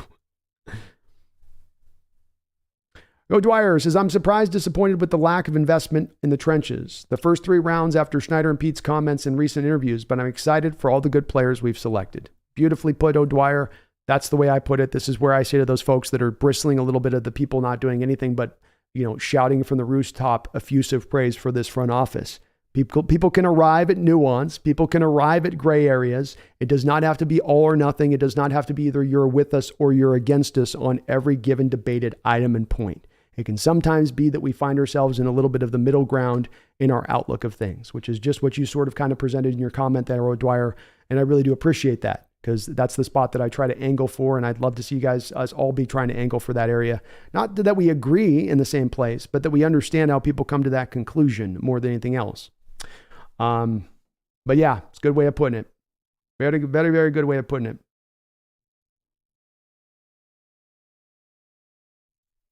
And Space says, it didn't need to be Jalen Carter. We just needed a great defensive tackle. That's it, man. That's it. John says, I know the positive attitude can be unrealistic, but last year's draft was awesome. Last year, the picks made total sense. This year is like, It is. Then the relation that I've had for this in my mind, John, is I think what happened last year is you were letting value drive your board. You had more holes last year on your team. So the value of that was going to look better where the value met need. And what happened this year is your value just didn't meet need like it did last year, where the picks then made so much sense last year because of it. But that doesn't make them bad picks necessarily. It just means those two things didn't go together as you would love to ideally have happen. But when you're running a value board, and that's your mission statement on a draft, this is sometimes going to be, I think, the reality of that a bit. D-Boy says, I think if we can take the UW starting 5 linemen, they can do better than what we got now.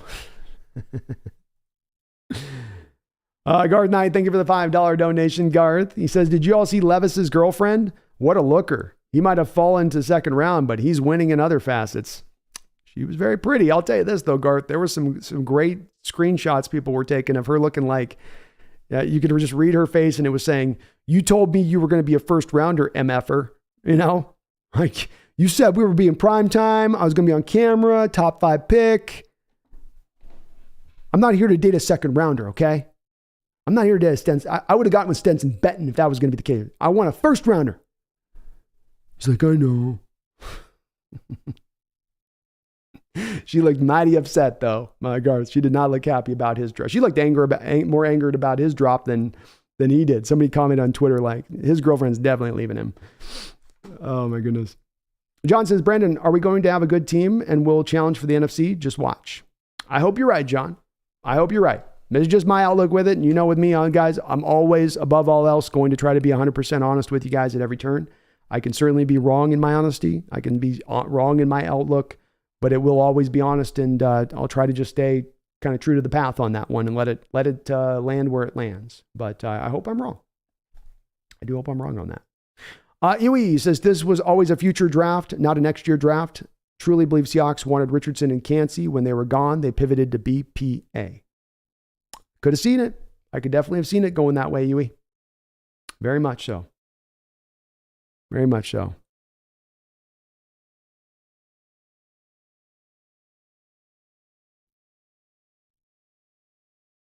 John says, okay, positive spin. Great run game, passing game fluid, 3 primetime receivers, pass defense, great safeties, great defensive backs, okay edge. Jones and Reed are steady. Warm bodies, 340-pound linebackers, stuff the run. 340-pounders, stuff the run. There we go. Wow. The 49ers are going to take a kicker in the 3rd round. Okay. Okay, Niners. Adrian X, thank you for the $2 donation. I do appreciate it. It says, loved 5, 20, but 37 and 52 should have been Benton and JMS. I would have felt a lot better about those picks. I don't feel bad about these picks, but I would definitely felt a lot better about those picks being in there. One Who Waits, thank you for becoming a member of the channel. Says, always competing for a job when the new staff comes in after next year. There you go. Jack says, what future though? The team is going to be sold in a year or two. This feels like we're drafting depth for when our stud players get traded off for 2nd and 3rd round picks. Could be. Could be that. I don't know, man. I'm just guessing on it. I'm guessing. It does feel more future, as a few of the other people are commenting in here, is that it does feel more of a draft about a future than it is about a draft about maximizing out to next year. Misplaced 12 says, Hawks Nest, I humbly submit that the strategy is to build the best possible roster that can get us in the running for Caleb Williams. I love it, man. Misplaced 12, that's a great outlook on this, and I wouldn't push back on any of that. And I think this is where it's going to be hard for people to hear me say this, because they'll take away from this, well, you think the team's only going to be this next year, so you must have hated this draft, or you must have looked at this draft and said this was a failure draft. It's not. I want draft run by value. They ran the draft by value. One of the offshoots that you get by running a draft by value is that you will often then steer away from need. That is what we call the price of doing business if you're going to have a value-based board, a value-based draft ideology that's driving you to the forefront. So I'm not going to turn hypocritical now and get mad about that if that's what I want this team to do, and that's what I've been squawking about this team to do for years now. I'm okay with it. This draft will help this team long-term. It'll help this team long-term in building the most solid type of base. It will help this team long-term in remaining consistently winning. It's going to help this team keep the Super Bowl window open longer once the window does start to crack open. All of those things are true. All of those things are true about this particular draft. Okay? All that's true before I get to say the next thing. All those are positive, good things, encouraging things about this team, supportive things about both the front office and the coaching staff. But I don't think that this is a draft that helps you a whole lot into pushing forward to next year and getting to those teams that we're trying to get to as far as competing. If you want to talk about being just a consistent playoff team, and that's the value for you in this team, and that's what you're looking for this team now and into the future, and if you happen to get a Super Bowl, great. You just want to get in the playoffs every year. There's a large contingent of Seahawks fans that land in that realm of things, so I get that. You're happy with that. This definitely is going to be a team that will push to be right on the edge of getting into the playoffs next year. But have they overtaken the Niners? Have they overtaken the Eagles? Are they going to overtake a Detroit Lions team if they take another step forward in their development this year? I don't know about that. And hard for me to quite see that. But I do like the draft, and I do like in the long term. John, why do we target a nose? I don't know, man. I have no explanation for why they haven't gone for a defensive tackle at this point. I understand the value thing is really my only explanation, but then you trade out of the third round. Yeah. Okay. Seahawks blue and green. I feel like Witherspoon's a slot corner because of his size, and picking that position at 5 hurts. It's a failure if he's only going to be a slot corner. If you're picking a slot corner at 5, that's a complete failure of a pick if that's what that turns out to be. Tom, it appears Hawks are only taking players with good value at each pick, and they think there is better value in rounds 4 through 7. It does indeed. John says, by the way, I assume the running back we took did make everyone happy. No, there was people, because John, there were people chomping at the bit there to get the Cano Benton, to get the defensive tackle. I was okay with it. I liked it.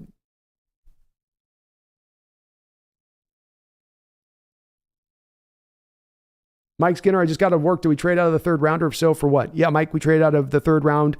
We will be at the top of the 4th round with Denver's pick, and then we pick up a future third round pick in next year's draft, 2024. Flag says John Robinson. I'm sorry, you were wrong. One who waits says, I feel betrayed. It really felt like with these picks, we don't typically have this. Was coach's last chance to win. It feels like the front office is trying to die on their own sword. It's definitely got some folks not super happy with the man, including yourself on that. You're not alone. There are some folks that are definitely not as big on this draft and where it is and how it's kind of culminating here. John Stillwell, man, thank you for gifting out some more benefits. Oh, Dwyer, John Stillwell gifting out some membership benefits out there to the crew out here, man. Appreciate you so much for doing that. So Sentient Sandwich, Eric Cotter, Drop Top Submarine, check. Skylar Thomas, 283-128, Flick of the Switch, Beef Stew, Jaeger Rodell, Roger Keast. You guys have all been gifted a membership there by John Stillwell. So do please go to your community post, check out your community post there under YouTube, and you'll notice under your membership benefits that you got my draft guide into there. So along with a lot of the articles that I've written here on the channel in regards to these Seahawks. So you got access to all that now. Please do check that out. And John Stillwell, thank you for gifting those subs over to those folks. You guys are very, very kind for doing so on that. Thank you so much. Appreciate you.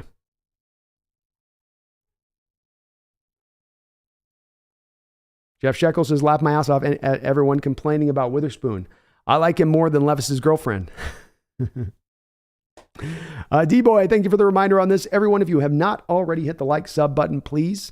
It's free at this time, and it will make you feel better. It will. It'll just make your day better, naturally. You will increase your luck. You will increase the Seahawks luck by subscribing to this channel. It is known. It is known. George Brady says, any chance Pete and John are counting on the team to be so bad this season so we can get a top quarterback next draft? No. I think if you're going to do that, George, you don't bring back Geno, right? You really wanted to kind of do something like that, you'd go with maybe a Hendon Hooker in this draft in the second round and be like, we'll try him next year. And then subtly get your way to getting bad enough to get there. But you're in a division where you're, even if you're not at your strongest next year, you're going to be second in this division. But no, you've created too good of a floor on this team to get to a place that you're going to be bad enough to get Caleb. You had to be the worst team in the NFL. You want to get Drake May, you're going to have to be the second worst team probably in the NFL. They're just not going to be bad enough to pull that off. Nunya Bidness wanted a nose tackle and a linebacker. Bush sucked last year. I don't have much faith in him. All very fair points. I felt very similar. Voodoo says I'm actually digging Levis's mom more.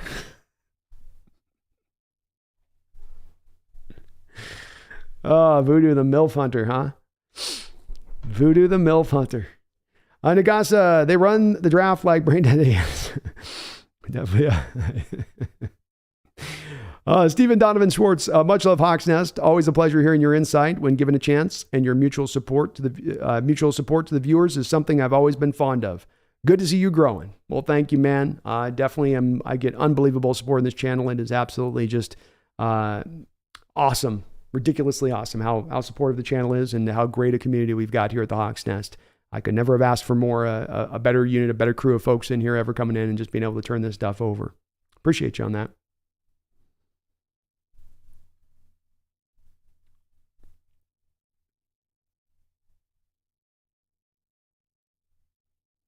John says, how the hell did Addy not get drafted? I don't know, man.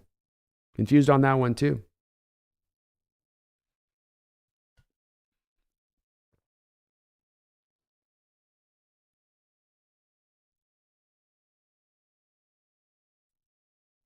Rob says, this draft maintains value for the franchise until it can be sold. It definitely does that. You're not going to be a bad team, I'll say that, with the crew that you put together. There's no bust factor to this team. I'll say that. Mr. Kane says, Brando, I'm at the point in this awesome new book called When the Sleeper Awoke. Things are getting interesting with Trey and his girlfriend. Boom, jakalaka. Oh, thank you for reminding me of that, Mr. Kane. Folks, I was going to announce that on the day of the end of the day of the draft, but I just decided to drop it a little bit earlier on that just for the hell of it. So my book has dropped out on Amazon. It's a long one. So, lock yourselves in if you're going to try to read it, but it's called When the Sleeper Awoke. It is now out there and available on Amazon, on Kindle. I'll get a hard copy going here soon. I got to get that set up here after the draft. I want to get a little bit more time, but we'll be getting hard copies put through. But thanks for reading. Thanks for getting the book, Mr. Kane. I appreciate it. I'm interested to see what your guys' thoughts are. I'm a little worried as well because I've not been able to have anybody read this book in advance. So literally the first people will be reading it will be the people that'll be buying it and reading it. So that's always a little bit... makes you a little bit nervous with that. But I'm really proud of the book. Took me a long 13, 14 years to write this thing. So I really hope it is good and I hope it lands well. But we will see what you guys think. I'll see what the feedback is. Skylar Thomas says, shout out to Johnny B. Still My Heart Well. For the gifted subscriptions. That's right. John Stillwell is the man here on this channel, gifting out subs. Really do appreciate it. 15 gifted subs this stream is right, Debo. It's been amazing on that. Wonderful to see. I hope you guys like the subscriber thing. We're going to be doing better and more on these kind of subscriber benefits, membership benefits as we kind of go forward on this a little bit. I've been getting articles and stuff, but I want to start getting some more kind of content going on that area for you folks that are members of the channel in that respective thing. So thank you, John, for putting those out there. You're the man on that. No doubt about it. You are the man. Jeff Shekel says, JSN, Witherspoon, and Charbonnet will help next year. I'm certain of that. They absolutely will, Jeff. No doubt about that. They will be a benefit to this team.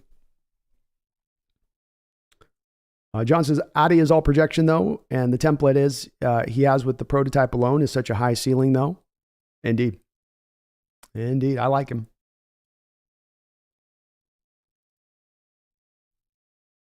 James Files, you can't only run value, though. You'll end up with 30 wide receivers. I like value. We also need a complete team. Agree with you on that. I think that you try to draw some balance to this as you can. I do think that an exercise on this, James, is that it is very hard when you start trying to split the difference on things, and that you have to take, I think, a little bit of an ideological approach on this that does have this is what we're going to do kind of attribute to it. And you're right. If you go extreme on this value-wise, you can end up with 30 wide receivers or 5 tackles on an offensive line, right? That are all really good, no guards. It can take you in that direction of things. But I think that there's also a point of this where that's going to be a bit of what happens if you allow value to be more of the driving force than need. And that at the end of the day, one or the other's got to drive it. I don't think it's one of those perfectly balanced situations where you're just always going to strike that balance perfectly. And the team has decided they want to drive a little bit more harder towards the value side of that in their approach. And I do support that. I like that a lot better than driving harder in the approach to need, which is what I think they've historically done in recent years past.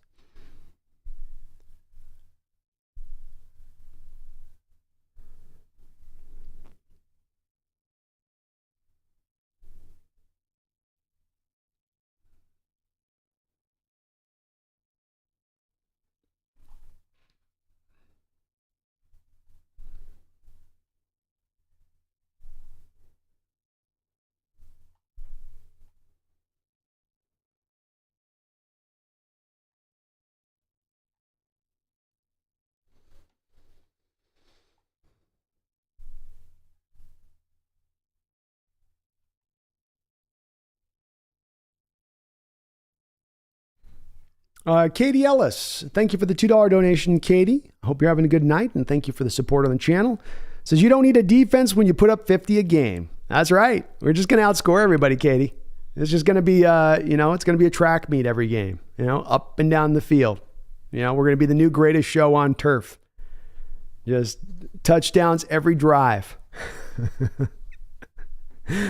Yeah. Hey, it's a philosophy, right? It's a way to go. It's definitely picking a lane on that one. That's for sure. Thank you for the donation. I hope you're right. They're definitely going to put up their share of points next year. There's no doubt about that.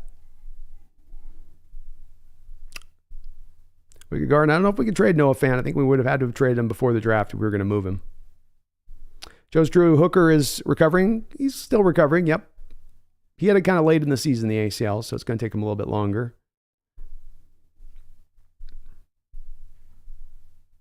James File says B-Wag's getting 200 tackles next year after they average 5 yards a carry.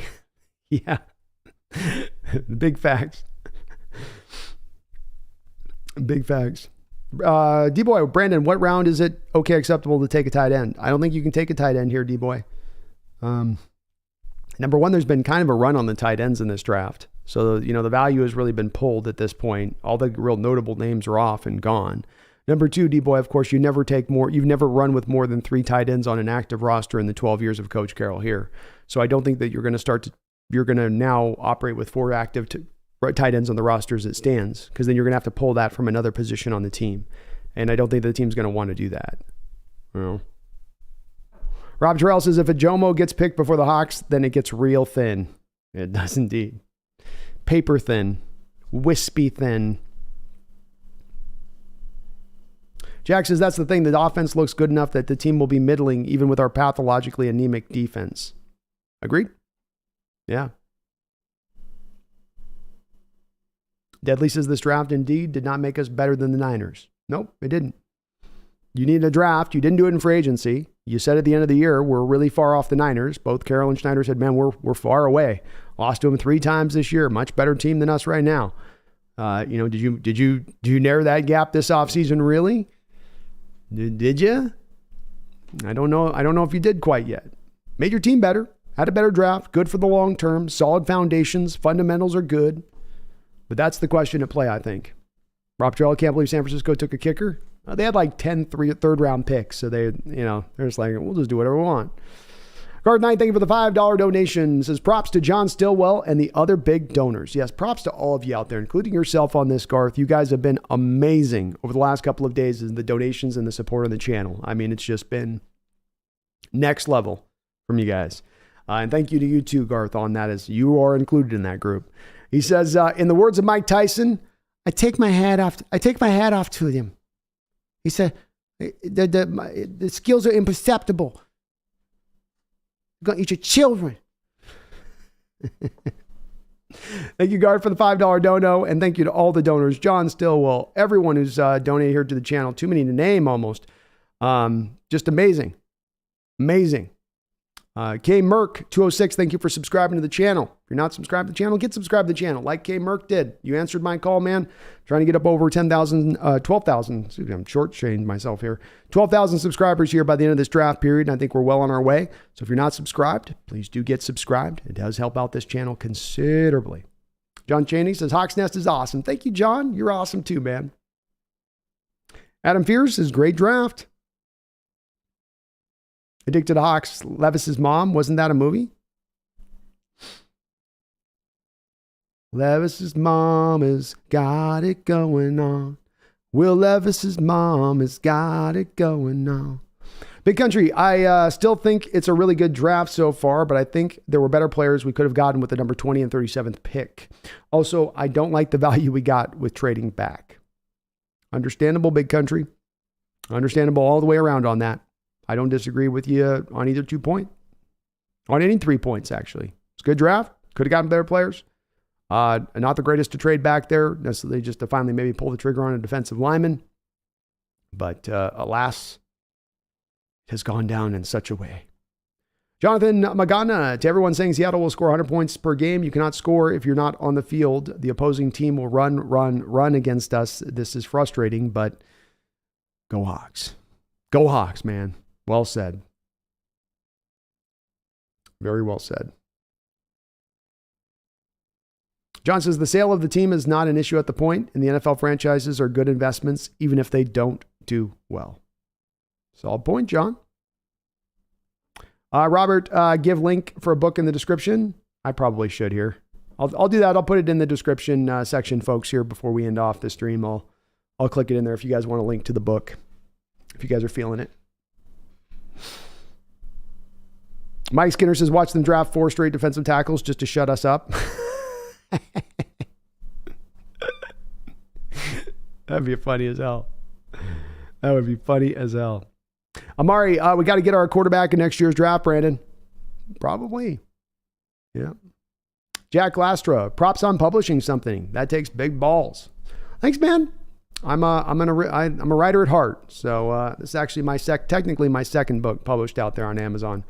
And the other one's not doing too bad. So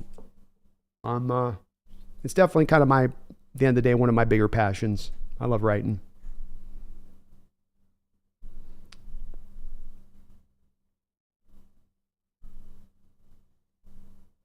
Rob Terrell, Keandre Coburn, Jay Roy, Gerard Clark are still out there for nose tackle. Not saying they're great options, but will fill holes on the line. Yeah, they're NFL players. To your point of that, Rob. Megan says, I'm heading out to concentrate on the Kraken. Maybe back later. Sounds good, Megan. Appreciate you. Greg says, this draft is a D for me. Every pick got progressively worse for me. I really, really hate the specific BPA approach. There were many times in this draft where need and BPA intersected. We refused. Solid points, man. For those that are disappointed in the way they've seen this draft go, I will be very, very much understanding where they're coming from, and I'm not pushing back on it. I get it. I really do get it. Copperwise, I'm disappointed in this draft so far. What are we doing? We're leaning heavily to value. And by leaning to value, we're leaning heavily away from need. And by leaning heavily away so far from need, that's causing you to take players at sometimes positions that might be of somewhat strength because you're leaning so hard into value. But that does now leave you at the end of the day where you get into the 4th round of a draft and you've not dealt with any of the real major holes that you have on your team that need dealt with. Huey says there was no draft on earth that was going to make the Seahawks better than the Niners. The Seahawks didn't beat one good football team last year. Maybe not, but it's about taking steps towards getting closer to them. Have you got significantly closer to them with this offseason? I don't think so. Could you have potentially have gotten significantly closer to them this offseason if you had moved with more of a purposeful approach to wish to try to accomplish that? Certainly you could have. James is so happy we avoided drafting Carter, Torrance, and Hooker, my 3 biggest nightmares. Definitely with Torrance, I'm with you on that, James, with that one for sure. But it's good to hear we avoided those for you. You get that. I know how it is when you want to don't do the ones I don't like. Please don't get the guy that I don't like, you know.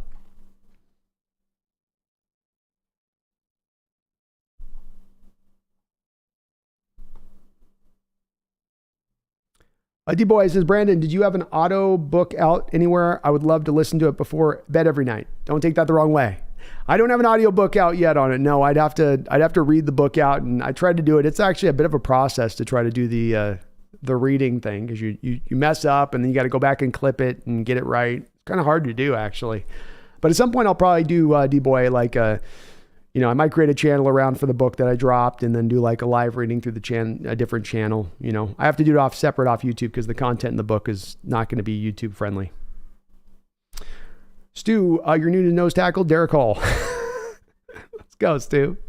Michael I. Pete and John's presser starts in 1 hour and 30 minutes. Looks like they need some extra time to come up with some mental gymnastics.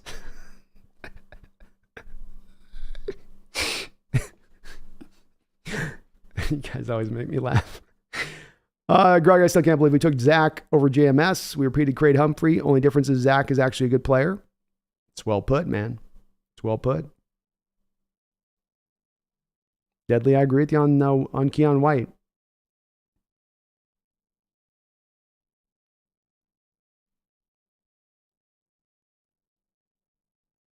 Mike says, how many snaps do we think Coach Clint Hurt will get this season at defensive tackle? He might have to suit up at this point.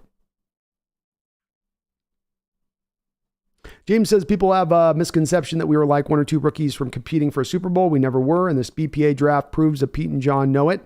We're 2 years away. Well said. I agree. Jack says, I'm sure Pete has his eye on some guard from CFL that he wants to convert to nose tackle or something equally asinine. John, wishful thinking, Seahawks have 6 picks remaining, 3 defensive tackles, 2 offensive linemen, 1 center, 1 guard, long snapper. Ha ha ha. The plan becomes complete. Hawks fan, I'm grateful the San Francisco Niners didn't take DeJuan Jones. I was scared for a second. That would have been freaky. I like the Jair Brown safety they got, though.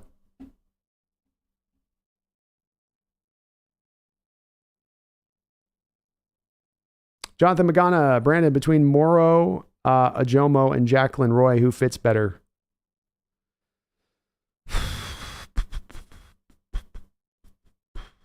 Jacqueline Roy, more pure zero techie. And right now, that's more of what you need. Moro is going to be more of your 3-4 defensive end, which is kind of a need too. I get it, but we really more need the zero tech from here. And I have technically a higher grade on Roy than I have on Ajomo. Probably should have put Ajomo as a 4th round guy. I put a 5th round grade on him, but in retrospect for how well he plays the run, I probably should have more of a 4th round grade. Joseph Miller with a $5 donation. Thank you, Joseph Miller, on the dono. Does this mean Bobby is going to be used like before instead of how the Rams use him? Not sure, man. I mean, Joseph, I get asked a lot of questions about the defense, and I wish I could answer you on this, but we're hearing Richard Sherman's maybe transitioning back to this. The Hawks are transitioning back to something schematically. We don't know what is. I don't know if they're going to use Bobby like the Rams used him. They don't tend to like to blitz very often. That's going to have to be at the head of what you choose to do if you're going to use Bobby like the Rams had used him. So that doesn't really go together with how Coach Carroll tends to like to run his defense. So I would, if I had to give you just a blind guess of something that I don't feel like I'm basing it a lot on, no, you're not going to use him like you did the Rams. You're probably going to use him like you used him here prior, I would say. Could be wrong on that, but I don't think Carroll likes to blitz. I don't think he just does not want to blitz. It's against his DNA. Copper Wise says, yesterday people were saying wait until tomorrow. You'll see how good they can do. Rinse and repeat. When it's okay to call a bad draft bad. Well, I think everybody's got the right to call it bad whenever they see fit. I don't hate that. I don't land at the point of calling it bad myself. Because I've been a guy for a couple years here, Copper Wise, that's been standing here screaming from the rooftops to let value run your draft. The team let need drive their draft way too hard for a 5-6 year period, and it drove me crazy. I'm not going to be as driven crazy by going for value because at the end of the day, you are going to build up the strongest possible team. But it also means that you're not going to always get the most immediate of returns at that point. And if I'm going to want one side of the thing, then I've got to accept the cost of the price of doing business on the other side of that too as well, I feel like a bit. But for those that do land at the place of not being happy with this draft, of feeling like this draft was a miss on the part of the Seattle Seahawks, I'm not pushing hard back on you guys. I get where you're coming from on that. Lions Planet, you drafted Hendon Hooker, man. Good luck. Good luck.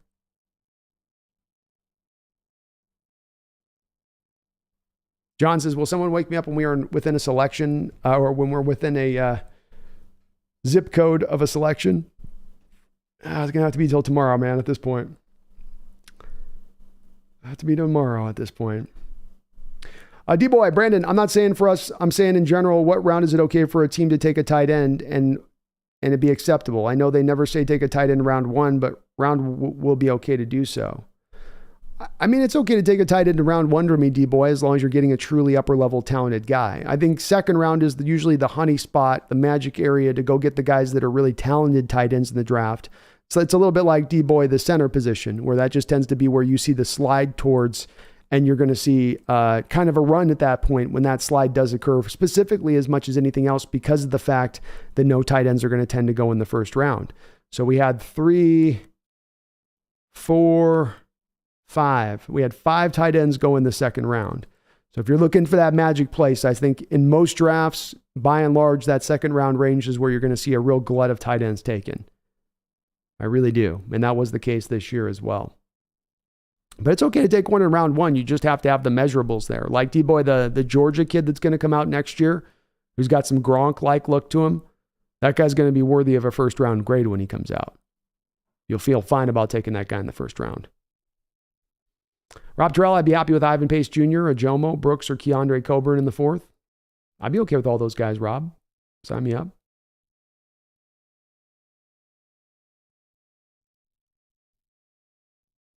James File, call up Puna and Harris. Show up at their houses with a boombox playing In Your Eyes.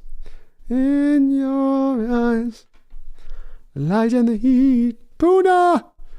Puna! Megan says, heading out to concentrate on the Kraken. Back later. Sounds good.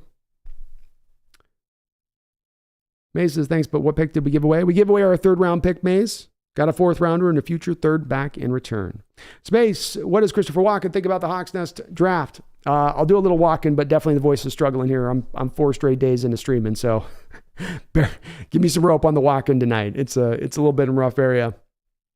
Some people don't like the draft. They say, I want this guy. I want that guy. Give me need, John, Pete. They say, no, we don't do need. We do value. It's good. I like it. Value, fine. It works, but not going to make the most immediate returns next year, 2024.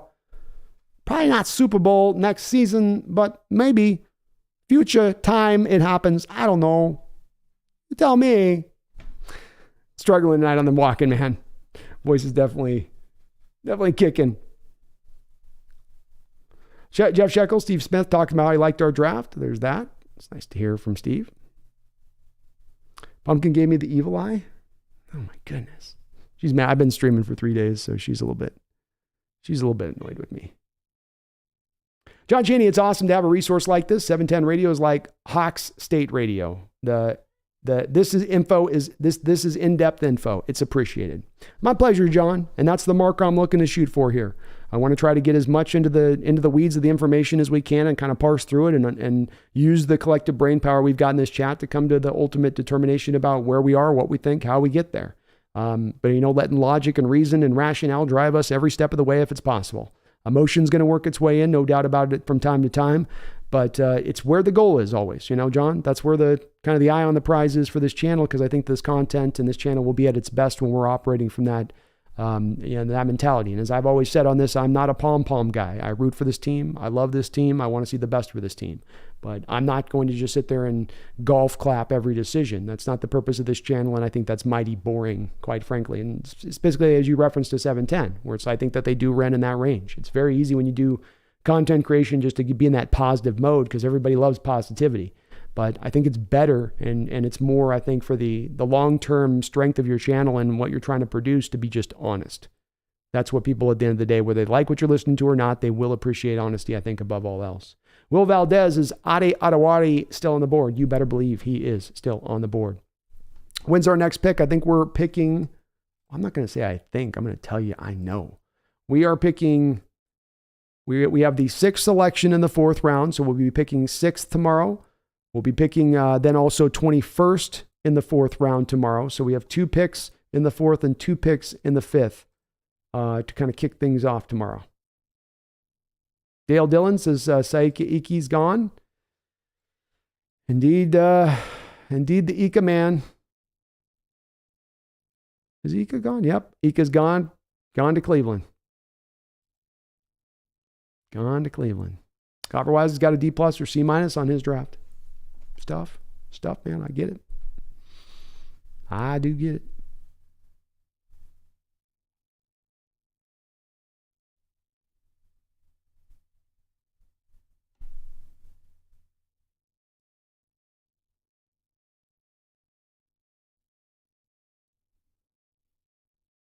Seahawks Blue and Green Super Bowl showed having the top defense isn't enough. Best offense is where the NFL is and where the rules are at. Maybe that's the route we're taking. We're definitely leaning into offense. That is for sure. You are leaning into offense fully on that. The thing with the Chiefs, though, is that they always at least had a functional defense behind that, it felt like, every year. I don't know if we're quite at that spot. Maybe we are. Maybe I'm underselling them a little bit.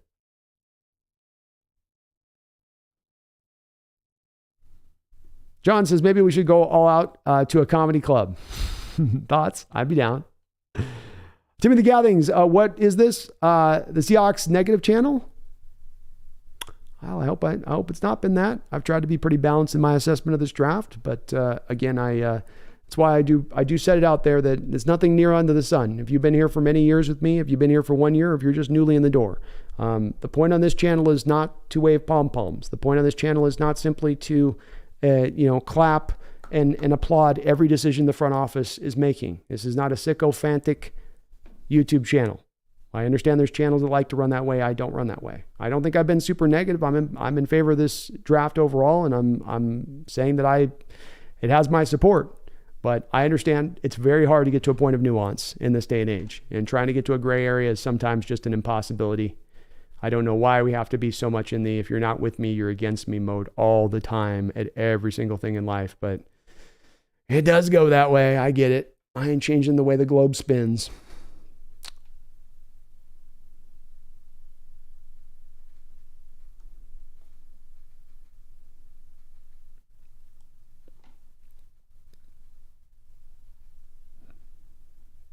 Brock Bowers, that's the guy to Georgia. Yeah, he's going to be a first-round pick.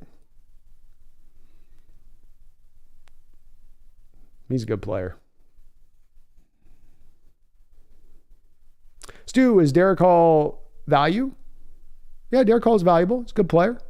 He'll bring some immediate returns. He'll work his way into the rotation. Dick Doc says, Brandon, please say a real glut of tight ends one more time. Sorry, laughing out loud for real. I'm so bad. A glut of tight ends. Jack, if a dime bag gets sold in Central Park, I want my cut.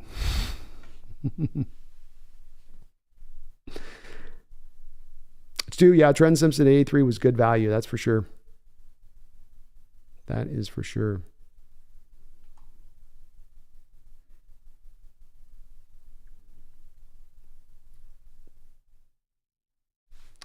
Nagasa, was it worth passing up on Henley and Simpson to move back? No, I wouldn't have. Nagasa, I would have just taken one of those two guys.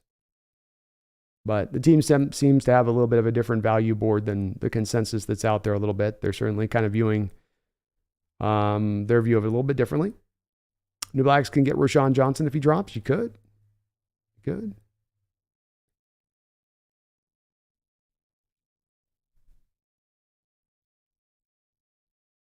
Megan, it's all good. We're gonna probably be wrapping this up anyway soon. I gotta get over here to do the Brendan channel here, so we're gonna put a bit of a button on this now. Let's get the last of the questions if we can on in. I'll be coming back here with Brendan on the B&B show here in just a couple minutes here once we do finish up. So we'll go ahead and just kind of get the finishing up because I know things are getting maybe a little heated in the chat. So we'll kind of back it up here, but yeah. D-Boy, do you know anyone what round and pick did the next cornerback go after ours? I believe the next cornerback pick at that point was then going to be 17. Yeah, it was Emmanuel Forbes, I think, at 17 to the Washington Commanders, D-Boy. 17 or 16 was the Commanders there. And they took Emmanuel Forbes, I believe.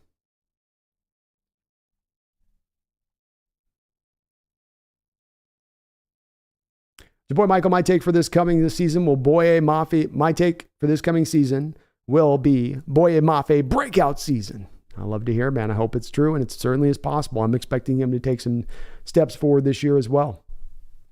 Jim Campbell says, could have had JMS and Benton both in the second round easily and then say they went value picks in the second round. You could have. I would have been way more in favor of going that direction than the other direction they went. I don't hate the direction they went, but that would have been a little bit more favorable for me and my perspective of things as well. I do believe flick of the switch, Eagles have had the best draft. And to say maybe they've had the second best draft is not an overstatement. That might be very well true as well. Wicked Garden, John Schneider is a real arrogant dude. Dodged the D-line questions the reporter asked. Figures. Yeah. And then I'm sure when it's a problem next year, that's going to be something they're like, well, how do we know this was going to come? We thought the development was going to come. Stu, Olawatami is very good. Nothing wrong with Olawatami in the fourth round, man. And if you're talking about going from John Michael Schmitz to Olawatami, that's not a huge drop off. That's a good value pick at that point. Let's not forget with Olawatami, that's a little bit different than what you had in John Michael Schmitz. He would be a pure fit for this scheme and what he provides. Deadly says, okay, chat, going to go cry in the corner. Motive Hawks Nest, I'm so sorry for complaining. It's just hard for me to understand running back in the deep running back class. Why, when we could have gotten a good run stuffer? Oh, why?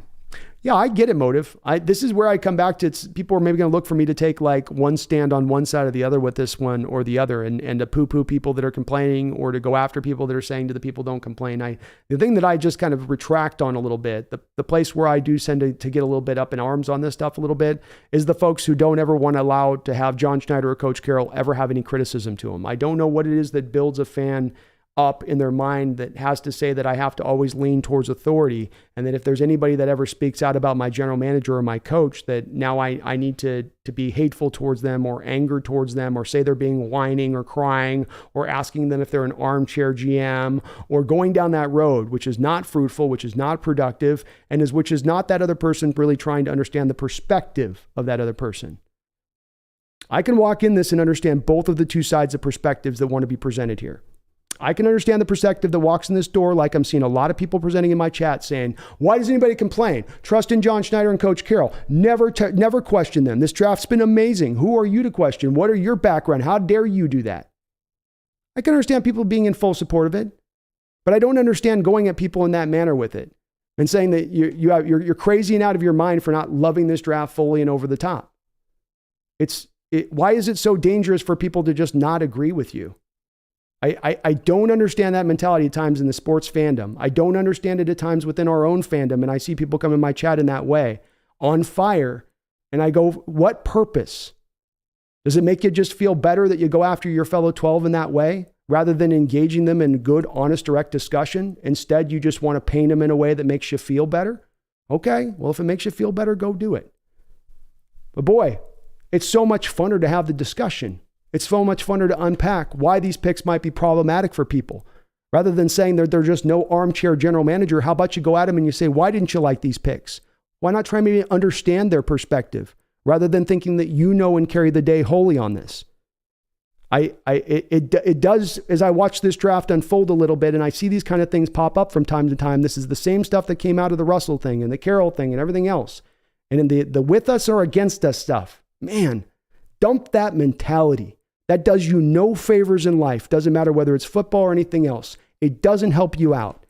It doesn't help you out, and it sure doesn't make the discussion any funner. As I said one time, I'm going to say it a million times in these couple of days, we're all on the same team. We all want to see the same thing.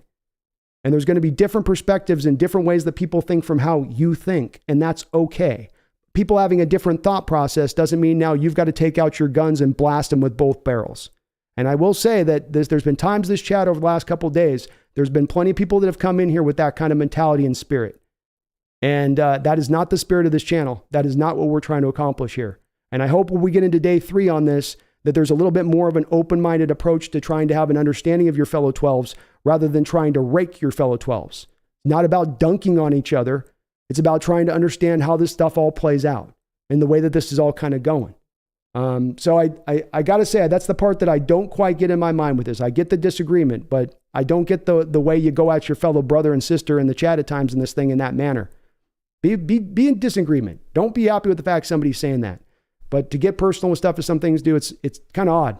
It is kind of odd for me, and I've had a good time on the stream. I've loved doing this draft coverage with you guys. This has been a fun couple of days to watch this unfold. I understand this is going to be a divisive draft, and I would really hope my fellow 12s can kind of keep that at the forefront of their mind too.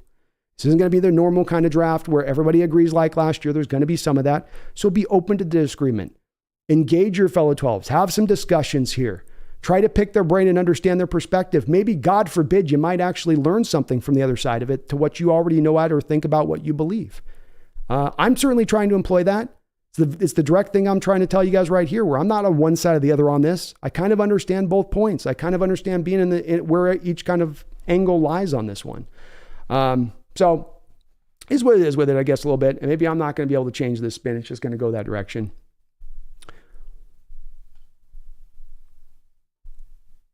Thank you, Drop Top Submarine. Appreciate you on that. I do. And it looks like we got no other questions in here. Let's see here. Dean Reeve, I know the Hawks just have to trade down and appreciate them waiting until the third round, but why pass when there was still a player like Ika? They don't have a very high grade on Ika, I guess, at this point, Dean.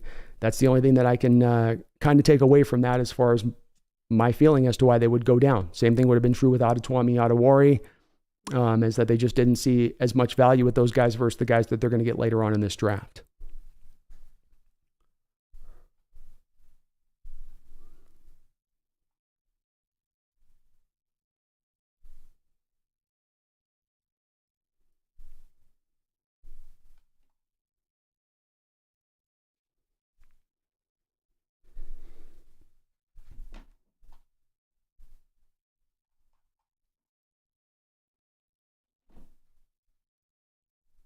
Motive, what time does the draft start tomorrow? I'm not exactly sure the time. I'll be on about a half hour before the start of it, so I got to look that up myself. I think it's in the morning time, so we'll think. Graphic says, you think this is bad? I just left the Lions chat. No, I don't think it's bad. We've been good for the most part today. I tend to be very on this kind of thing. This is an important point on this channel for me to do this in the long-term future, is to be able to understand and how my chat understand and the people that come into this chat understand. I don't care how other people do it. I don't care what other people do. And this is not, by the way, this is not a mandate to my mods. This is not a mandate to get harder on the chat and the mods. I don't want to do that either. That's not what I'm driving for here either on the other side of that. So that's not this. This is just pure and simple something of, this channel is going to be great if we can have open and honest discussion. If we've got idiots who want to come in here and just come in and start pelting their fellow 12th mans, you're going to shut down discussion. You're going to remove that beauty that kind of exists there where it can just run unfettered. And that's why I push so much back on it to say, be that active in your mind. Before you sit there and type something out on your keyboard, ask yourself, would I say this in front of this person if they were standing in front of me? Or am I typing on this because I'm being a keyboard warrior here a little bit? And I feel pretty protected behind my little glass in that respect of things. This is what can make this channel go to a great place, folks. But the other side of it can also take it down. And it ain't on a mod to clean that up. It's on every individual in person here to have the intestinal fortitude to be able to understand there's going to be opinions you're going to hear that you're not going to like, and that you can take that your heart's strong enough to be able to stand up against that without having to whip out a bunch of insults at the person across from you. It's not been bad. It's been great the last couple of days. The support has been tremendous here. We've had a ton of new subscribers, but we got day 3 tomorrow. And I don't want day 3 sliding off the rails with just a bunch of my 12 bands arguing with each other here in the chat. It's not going to be that tomorrow. So be unhappy with the chat, have the discussion, have the debate, but don't make it personal. Don't come in, well, why are you whining so much? Come on. If you disagree, then go after it. If you feel this draft so good and so strong, break it down for that person you disagree with in the chat. I don't have a restriction. I don't have a slow mode. Yeah, there's a 200 character limit, but you could just pump in chat after chat after chat if you wanted to. So you can put your argument and present it exactly as you want to in this channel and on this page. The one thing I ask is for respect, not for me. You want to come after me? I don't care if you want to light me up. I don't care if you want to call name of the book. You ain't going to offend me. You ain't going to throw me off. But I'm talking about for the fellow people in the chat. I would like it if you could do me the favor coming in here, if you respect the work I do, of being respectful to each other in the chat. It's my one real request I make. And once again to my mods, this is not a mandate to you or anybody else to drive this forward. They have to take personal responsibility on this one to make this go. You got to individually look at yourselves and go, am I being an a-hole right now? Am I being a bit of a dick in what I'm typing here on this page? And if so, maybe I should hit the delete button and stop that for a second and give that a thought process through of, is this really the best approach? This most really constructive approach? Or is just something to make me feel a little bit better? Just a food for thought. MJ Seahawk is going to finish it up here with a nice $10 donation. I really do appreciate it, MJ Seahawk, for the $10 donation. Multiple donos from you today over the last couple of days. He says, I think we get a lot of big man, old school Pete competition in the interior tomorrow. We got to get some of these. We got to get some great talent these last 2 days. We do indeed. We got 6 picks to get it done. There are some big men down there that you can still go get. Maybe they're not impactful, but they're certainly going to be pro NFL players who are going to be able to work their way into a rotation, at least on that basis of things. We'll see if this team can drive that home, drive that forward, MJ Seahawk, find those good diamonds in the rough through the back half of this draft and finish this draft off in the right way, continuing to add and continue to help this team. Dick Doc says, Brandon, I just want to get personal with Levis's moms. Teasing. Sorry. Upset. Sorry if I upset you about negative views on the draft. No, I have no problems with negative views on the draft. I don't. Those are all welcome. The folks that are like, I hate this draft and this is an F- draft. That's not what I'm referencing to. I'm not referencing to that. I love different perspectives. I love different opinions. I love the thought of somebody coming in here and being able to say, I think this is an A+ draft. And at the same time, there's a person saying that. We have somebody in here saying, I see this as a D- F draft. The thing I'm asking for is the respect between those two parties. That's what I'm asking for. I want every perspective in here. I want the negativity in here. I want the positivity in here. I don't want only positivity in here. I don't want only negativity in here. But I want the full, well-rounded view. And we get there by kind of accepting different perspectives. We don't get there by only wanting one perspective. And one perspective is going to make this channel really boring, really fast. So that's why I push so much against that. There is not just the one right way. There's the different views here that we all kind of boil together. Don Mata says 9 a.m. on the draft, Pacific Standard Time tomorrow. So 9 a.m. I will be back tomorrow, Pacific Standard Time. I do appreciate you letting me know on that there, Don. You're awesome for doing so. Wicked Garden says, Brandon, your channel is a therapy for us fiery realists. Thank you. That's just what I want it to be. I want it to continue to be that place. I want it to be a spot everybody can continue to go to. I don't want it to be a place to go to of, oh, you go there and it's a negative spot and da-da-da-da. That's not what I want. So this is the goal for me of my channel here. More than growth, more than this channel getting up to all these subscribers, it's understanding what's made this channel. And I say it to you guys, and I've said it to you a million times. It's not me that makes this channel. I am irrelevant to what happens from this channel into the future. What makes this channel and what you see people respond to is the community and the ability to come in and discuss these topics and turn over these things in a really major fashion and do so and know that they can do so without getting attacked, without having people jump on top of their head when they don't agree with the take. And that is what is going to dictate the success here. And so the more we get coming in that want to go up here and show their butt, show their old red eye, the harder it is going to be able to attain that top end a little bit.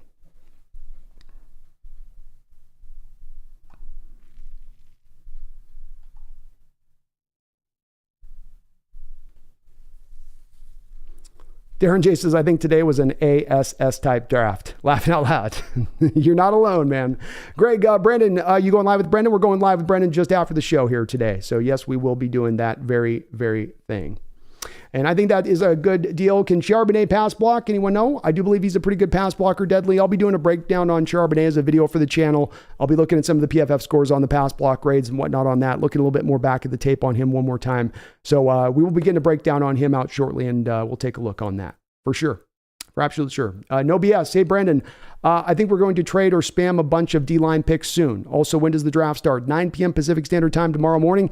No BS. So come on in there for that. I will be live at about 8:30 at that point with one eye open, a voice gravelly, but you know that I'm going to be there. Guys, I had an amazing last couple of days. I hope I didn't end it here on a sour note because this has been a tremendous couple of days. I'm just very on top of this one.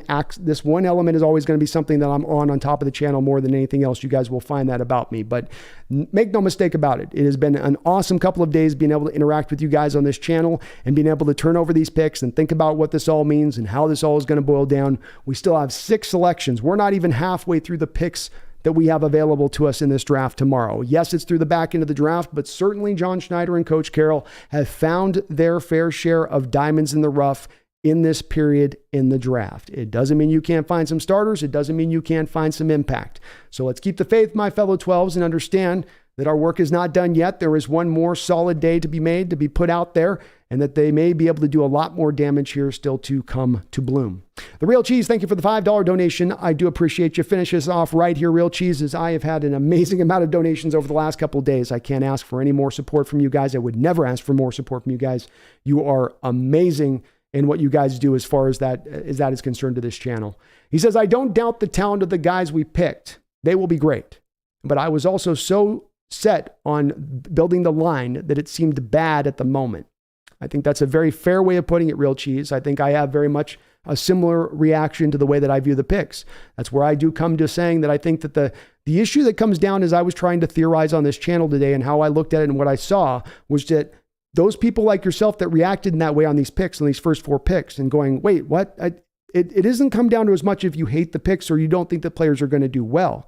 What I think comes down to some of the criticism and even being unrealized in those folks that are criticizing the situation here is that it's more about looking at understanding of, wait, maybe this means for next year, we're not going to be quite as good as I had hoped we were going to be in an NFC that is wide open, in an NFC West that has 2 teams kind of in a rebuild mode. The time seemed right to strike at that point, and you're not really striking. And so that's where I think there's that immediate kind of retraction by some of the 12s within that going, man, but I thought we were going to be in that. We went to the playoffs. We were right there. You know, we thought we were going to go and do that. And they haven't done that. Doesn't mean it's a bad draft. Doesn't mean it's not a successful offseason. Just means you haven't been able to accomplish kind of that specific pertinent thing necessarily.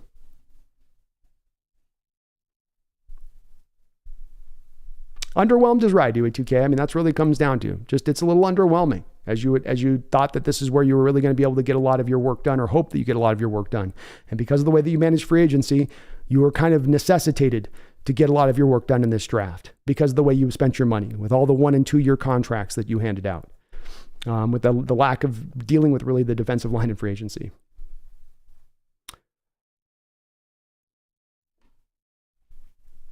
Jerome P. Hawks remaining draft picks show a 5th round pick is missing. Did we trade that one away? I didn't know that we traded that one away.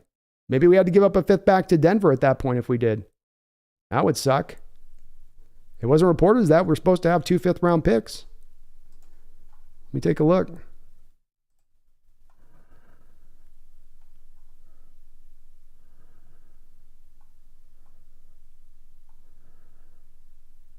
Huh.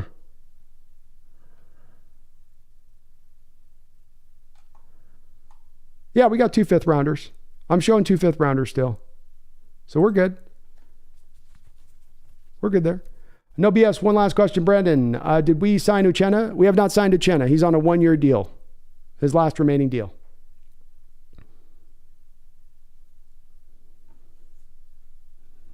Last remaining deal.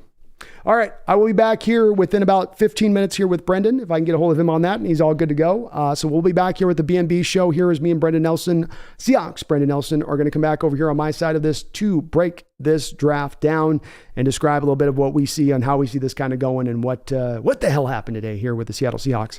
Thank you guys for another tremendous day here on the show, another awesome show here. I love doing this draft coverage every year. We're going to be doing this in the future, no doubt about it, all the time. So I've had a fun time here, even if we haven't all gotten exactly the results we thought out. It's not been a failure of a draft. It's not been a bad draft. Underwhelming, I think, is even at the people that are kind of on the low end. That's as low as they do go.